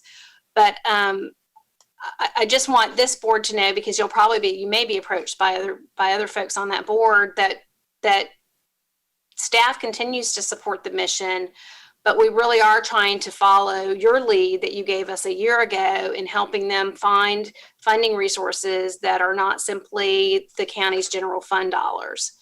So we'll continue to work with them. I had another board member reach out to me today. I'll make some direct contact, verbal contact rather than email contact, to make sure that that's understood. But I think that they're going to be fine. And I think that they will have plenty of resources within the next 60 days to make sure they'll be able to continue to operate, not worry about funding while they're focused on putting together a longer range plan. So that's where we are. So if you are hearing something to the contrary, please let me know. I'll be happy to talk with you about it. I'll be happy to talk with anybody you want me to talk with about it.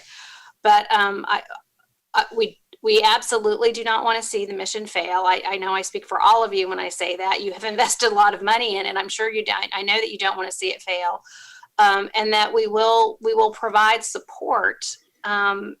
It just may not be every time we need to pay a bill, write a check support. So that's the approach that we're taking from a staff standpoint. If we're not headed in the right direction, let me know now, and we'll change course. But it was my impression in the many conversations we've had about the mission, that was the path that you wanted us to head down. So with that, I'll take any feedback or answer any questions. So for me, I'd like to see a business plan for the ROM. It troubles me that we're getting reached out to when we only have 2 months worth of operating capital remaining, knowing where we started and where we're at. I know we have an acting executive director, which is an employee of the county, I guess. I'd very much like to see a visit from that individual to tell us specifically what actions are being done on behalf of the rescue mission and what that person's plan is, if that's going to be the executive director, to get it to the point where a permanent executive director can take over. I know we have 5 board members still open on that board that need to be appointed. I'm glad you brought that up. I think that there's a couple of things, because I think it's important that you understand that what is really prohibiting the ROM board from being able to make a legitimate business plan at this point is that we don't have yet a clean audit, and the 990s for the last several years had not been completed. So in order for us to be eligible for grant funding and ongoing support that we can count on, those things had to be completed, and they are supposed to be completed within the next week or two. So once that happens, we have several grants that we have drafted ready to apply for right away, but we can't submit them without the 990s and the clean audit. So I think that will come together very quickly. I think the board has been hesitant to submit a plan to this board in the state of saying, well, we still don't have audited financials and we still don't have our 990. I think they wanted to button some things up so they could come with here's where we are, here's what's been completed, here's how we're moving forward. And so I think that's a few more weeks to get that done. Didn't we, when I left the board over there was like a $7,000 or $8,000 outstanding payment due to the CPA who had been doing the books. And I thought from some of the funding, we paid that individual back then, did we not? Pretty sure that he was paid off with that money. That wasn't for all of the years that needed to be completed. Yeah. Really? Yeah. Well, because when I was there, it was. He had stopped doing work because he wasn't getting paid. Correct. When I interacted with him, he said, look, I'm happy to do it, but I didn't get paid for last year's. Okay, I got that, but that means the books were already done, but he didn't get paid. That left 1 full year that he had not done because he hadn't been paid. Yeah, so we're getting that cleared up though now, so that's good. The other thing that the board wants to do is do a board retreat and have some opportunity to learn as a new board. Many of us have never served on a homeless shelter board, to bring in some training, some people who are experts in the field, and talk to us about how do we work together as a homeless shelter board. And we're waiting to bring these new board members on to complete that entire board to be compliant with the bylaws of the mission in order to do that. And there has been some friction on the board about bringing new members on. And so I shared with them my concern that at this point, the current ROM board is not necessarily in compliance with this board's direction, which was to fill the remaining spots on the board. So, clarification from you all on how important that is to you might be helpful in my conversations with some of these folks. But well, I guess very independent thinkers. Yeah, sure. So I get it. I mean, so I guess the easiest way to put it, for lack of better terminology, I'm not interested in putting more occupants in a boat that's at the water line right now, because that really doesn't help matters moving forward. It does if those board members have access to foundations and money. Well, no, I understand that. And so we need to be strategic and get the board members on the board who we need on there to help. That's a part of the sustainability of the board. No, I totally get that. But I'm not certain, and I don't know this. This is why I asked the county manager to have the executive director come give us a presentation. Is, how many employees are currently on at ROM? I don't know what that is. What is the payroll over there? What is being done with skin in the game of the occupants? Are they helping? Are they mowing the grass? Are they trimming the trees? Are they cleaning the place? Or are we paying people to do that? I don't know. Those are simple things, maybe it seems like, but if we have a payroll that has to be met, then we should be looking at, okay, how necessary are those individuals and what tasks are they performing? And talking to towers, huh? To the residents. No, I'm going to tell you, when the last executive director was there, Ms. Thomas, I toured it and I talked to the residents, and this person was responsible for mowing the grass. She had made arrangements to get a lawnmower. This person was responsible for fixing the plumbing or small things. This other person was responsible for doing A, B, and C, but they all had the responsibility to maintain their own living quarters. Right. The cleaning, the maintenance, the upkeep, and sharing the hallway cleaning and all those kinds of things. I'm sure the executive director and Bernard Johns from the sheriff's office would love the opportunity to share with you all of the things that they have put in place. They have redesigned the work schedule so that we're no longer paying overtime. There have been many changes and improvements that have been made over there. And if this board wants to be in those weeds, we are more than happy to bring it all before you. I was assuming that as your representative on that board, that was kind of within my purview to look into those kinds of things. But if this board wants to be in those weeds, I'm happy to bring you with me. No, I mean, I'm happy to go there, and I'll clear the weeds for you, dear, if you want me to. But my point is, it was very clear. We've now funded this twice. It was very clear at the onset what our intent was. And I understand we don't want to lose it, nor do we want to take it over. But there does come a time we have to figure out, is it capable of moving forward?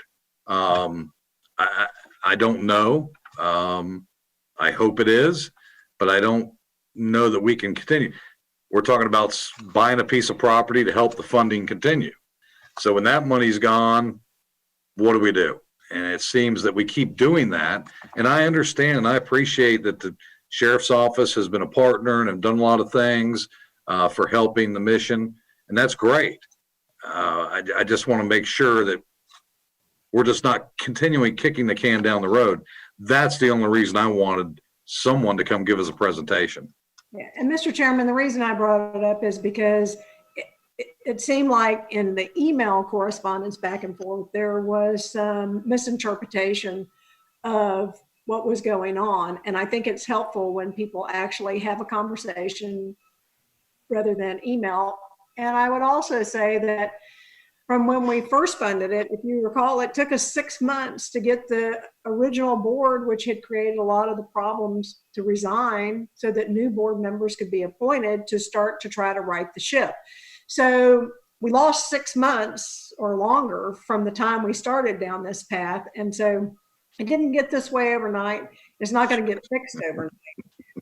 But maybe if the executive director and the chairman of the board could come and talk, or maybe if Nicole could go to the next meeting to, let them know that we are still in support of the mission, but we are also in support of them creating that sustainability plan in order to know that they have a good plan. I don't want to be in the weeds on this. I'm perfectly confident in Commissioner Lockhart's ability to represent us on that board. It's a challenging board. Homelessness is a challenge, to say the least, as we all know. It's not a one size fits all, but it does provide an important service for many of our citizens in this county. And so I just wanted to bring it up because I do want us to focus and talk about the things that need immediate attention. And, we need the board, the ROM board, and the board of county commissioners and our staffs to all be kind of on the same page. I mean, I know we don't want to put general fund dollars into this, and there's other ways around that, but it could be communicated better. And I think phone conversations and maybe an in-person attendance by the county manager at their meeting would be helpful. Okay, great. Okay, anything else to discuss on that topic? None? Okay, we will go for future agenda items from the public. Anybody, Clint, from the public that wishes to address the commission on any topics? Yes, sir. Okay, let's bring the first one in, please.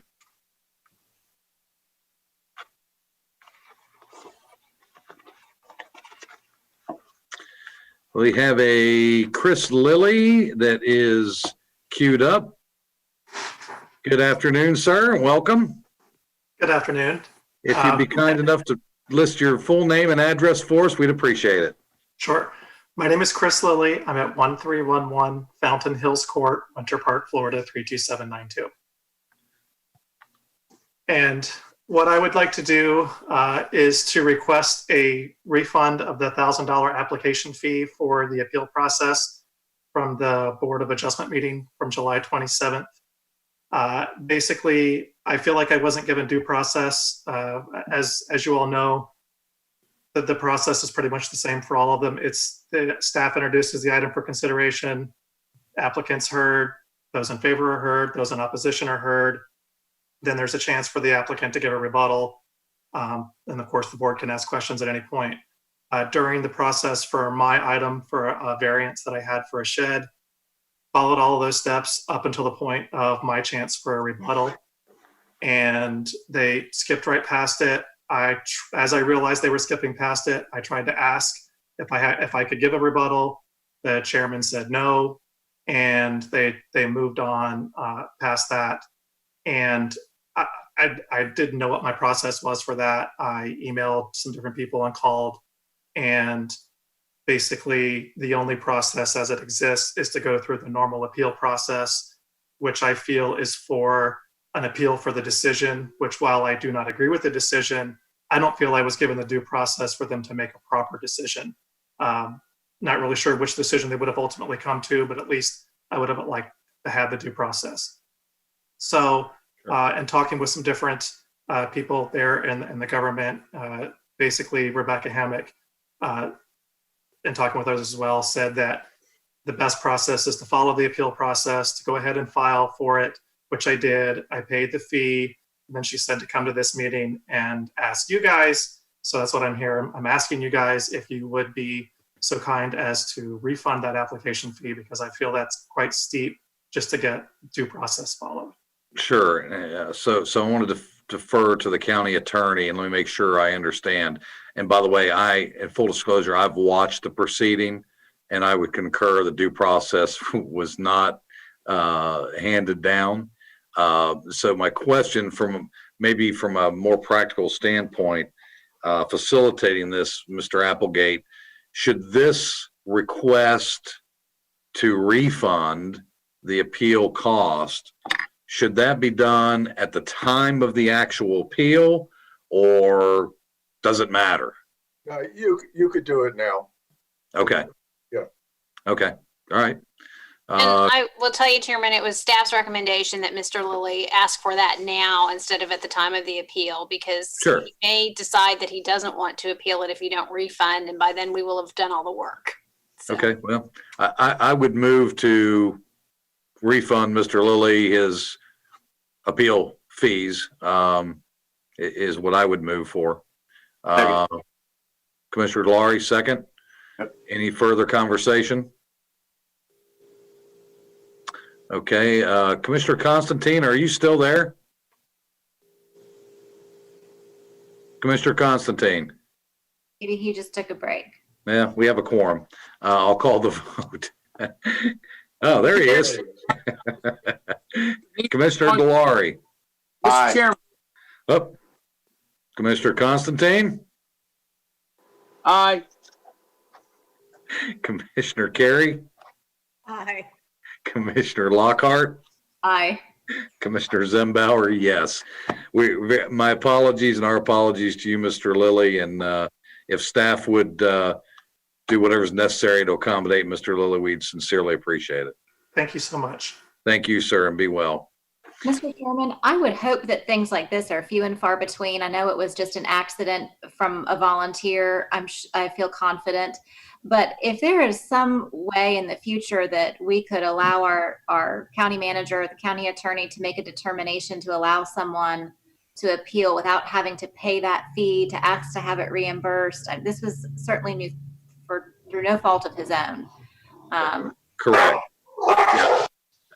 I would, sounds like the dogs are getting rambunctious. I would ask on that note that the county attorney's office work with the county manager's office to facilitate whatever language that we can to circumvent the process of making a citizen go through this whole process, waiting on us all day long to get to this juncture, not knowing or should know that we just can't be quiet long enough to get through anything quick enough.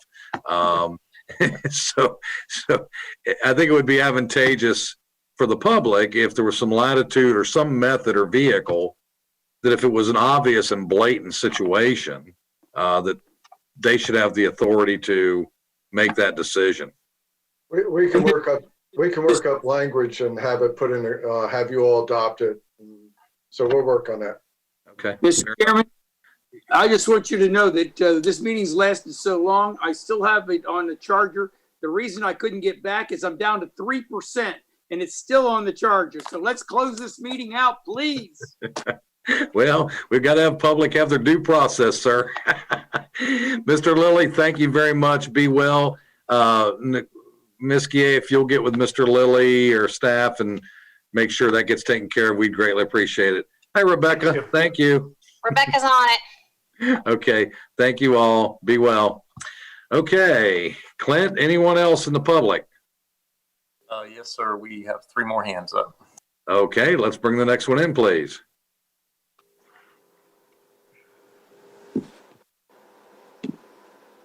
Looks like we have Mr. Joseph Humphreys, it looks like.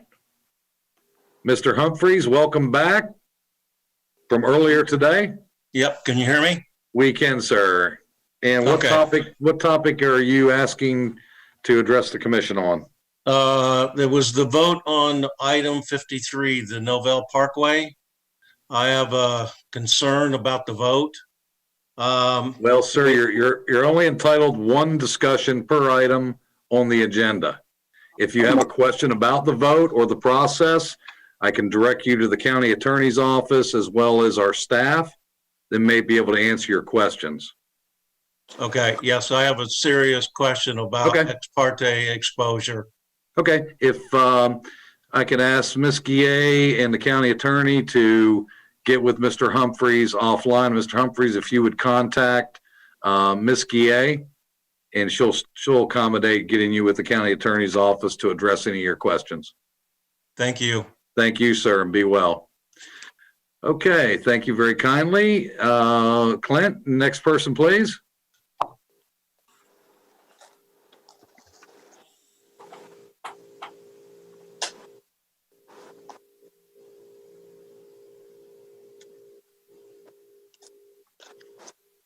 Clint, do we have anyone else? Yes, sir. It takes a little longer sometimes. Okay, understood. All right, we have Rosemarie. Welcome this afternoon. How are you today? And what do you want to address the board about today, ma'am?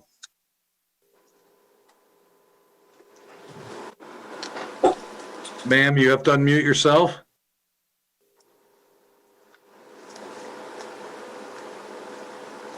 Ma'am, you'll have to unmute yourself. Your name and address for the record, please. Ma'am? Clint, let's bring in the next one. If you would just put Rosemarie in hold, just hopefully she can get back on.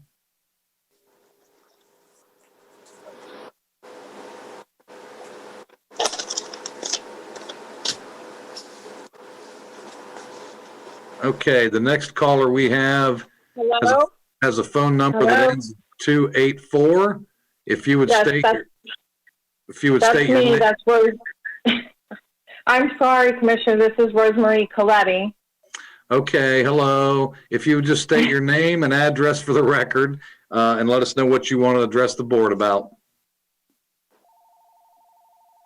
Go ahead, ma'am. Rosemarie? Hello? Can you hear me? I'm so sorry. Yes, ma'am. Give us your name and address for the record, and what topic do you wish to address to the board today? Yeah. Well, my name is Rosemarie Coletti, 1316 Fountain Hills Court, Winter Park, 32792. And unfortunately, you have already voted to waive Mr. Lilly's $1,000 fee, but I was speaking on behalf of the folks that were on that call who put in many hours to put together our agenda for the Board of Adjustment. And we submitted a very complete package. Rosemarie, hold up a minute. Are you a member of the Board of Adjustment? No. We presented our package to the Board of Adjustments for that hearing. Okay. All right. So you're entitled. Yes. So Mr. Lilly didn't get the rebuttal, but by waiving his fee, he gets basically a free pass now to appeal when we feel very confident with a 5-0 vote that if he rebutted with not much because his package was not really well done. Ma'am, let me hold you up. He would have Rosemarie? not won. Rosemarie? Yes, sir. This is not a topic that we are able to debate. This board has made a decision to waive the fee. He's entitled to his appeal, and the appeal process must be followed. I'm happy for you to discuss with staff if there are other options that are available to you as one of those in the neighborhood to voice your opinion about the appeal and how the appeal process works. But I don't believe this is the right venue for that. Well, they'll have an opportunity. Well, I would like to speak because we did send a follow-up to the office, to Rebecca and to Mr. Delari, and we were told that we would get to rebut this at this hearing, which is why we have stayed on the phone for all day. Okay. And I don't think, because now he's getting this appeal for free, not paying anything, when we even paid attorney fees to put our case together, and now it's like that's going out the window, and we have to go down this path because of a procedural error that was really very minimal to what the outcome would have been.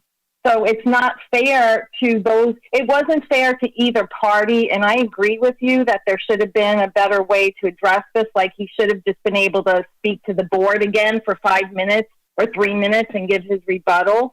But that didn't happen. And it's not fair to the rest of us who painstakingly went through this to protect our property. and now he's going to have this additional appeal for free. And I understand earlier, you all, are still letting a person that has no money pay costs for administrative costs. And certainly, I would think you would at least have him paying administrative costs so he has some skin in the game. Right now, he's getting to appeal for nothing because of a slight procedural mistake that most likely wouldn't have changed the outcome. Okay. Mr. Chair. Anything else? No, I mean, we just feel very strongly about that we were also wronged by him not getting the rebuttal, and we were told to go through this same process. And you will be able to weigh in on the appeal process. We shouldn't even have to be down that road. Well, I understand, but when there is a process in place for somebody to appeal, you're able to weigh in and give your input as well. I'm sorry you feel that this person should have to pay the $1,000 to make that appeal. The board has decided that's not the case, but that does not preempt you, Ms. Coletti, from being at the appeal process and being heard either. We understand that, but what we are saying is that it was very minimal. It was very minimal to 5-0 vote. It was a 5-0 vote. It wasn't 3-2, and they were very clear in why they voted against it. And now we have to be drugged down this road. Sure. It's not fair. Yeah, I understand, Ms. Coletti, and I apologize for that. I wish I could have every moment back for every life event that I had to redo or revisit. I don't disagree. It's unfortunate, but it is the process and the system we live with. Again, I appreciate your input, but would urge you to follow the appeal process and have your rights heard, to weigh in on that process when the time comes. Well, it is unfortunate. Yes, thank you. And if the process would have been easier, to not have to go through this, I wouldn't have spent the last 10 hours on the phone either. But I did find it very interesting, and thank you all for your service. And I learned a lot today. So if anything, I learned a lot. Thank you. Be well. Thank you. Take care. Bye-bye. Okay, Clint, next individual. There are no other hands. Okay, with that said, we will close the BCC meeting of August 25th, 2020. We're hereby adjourned.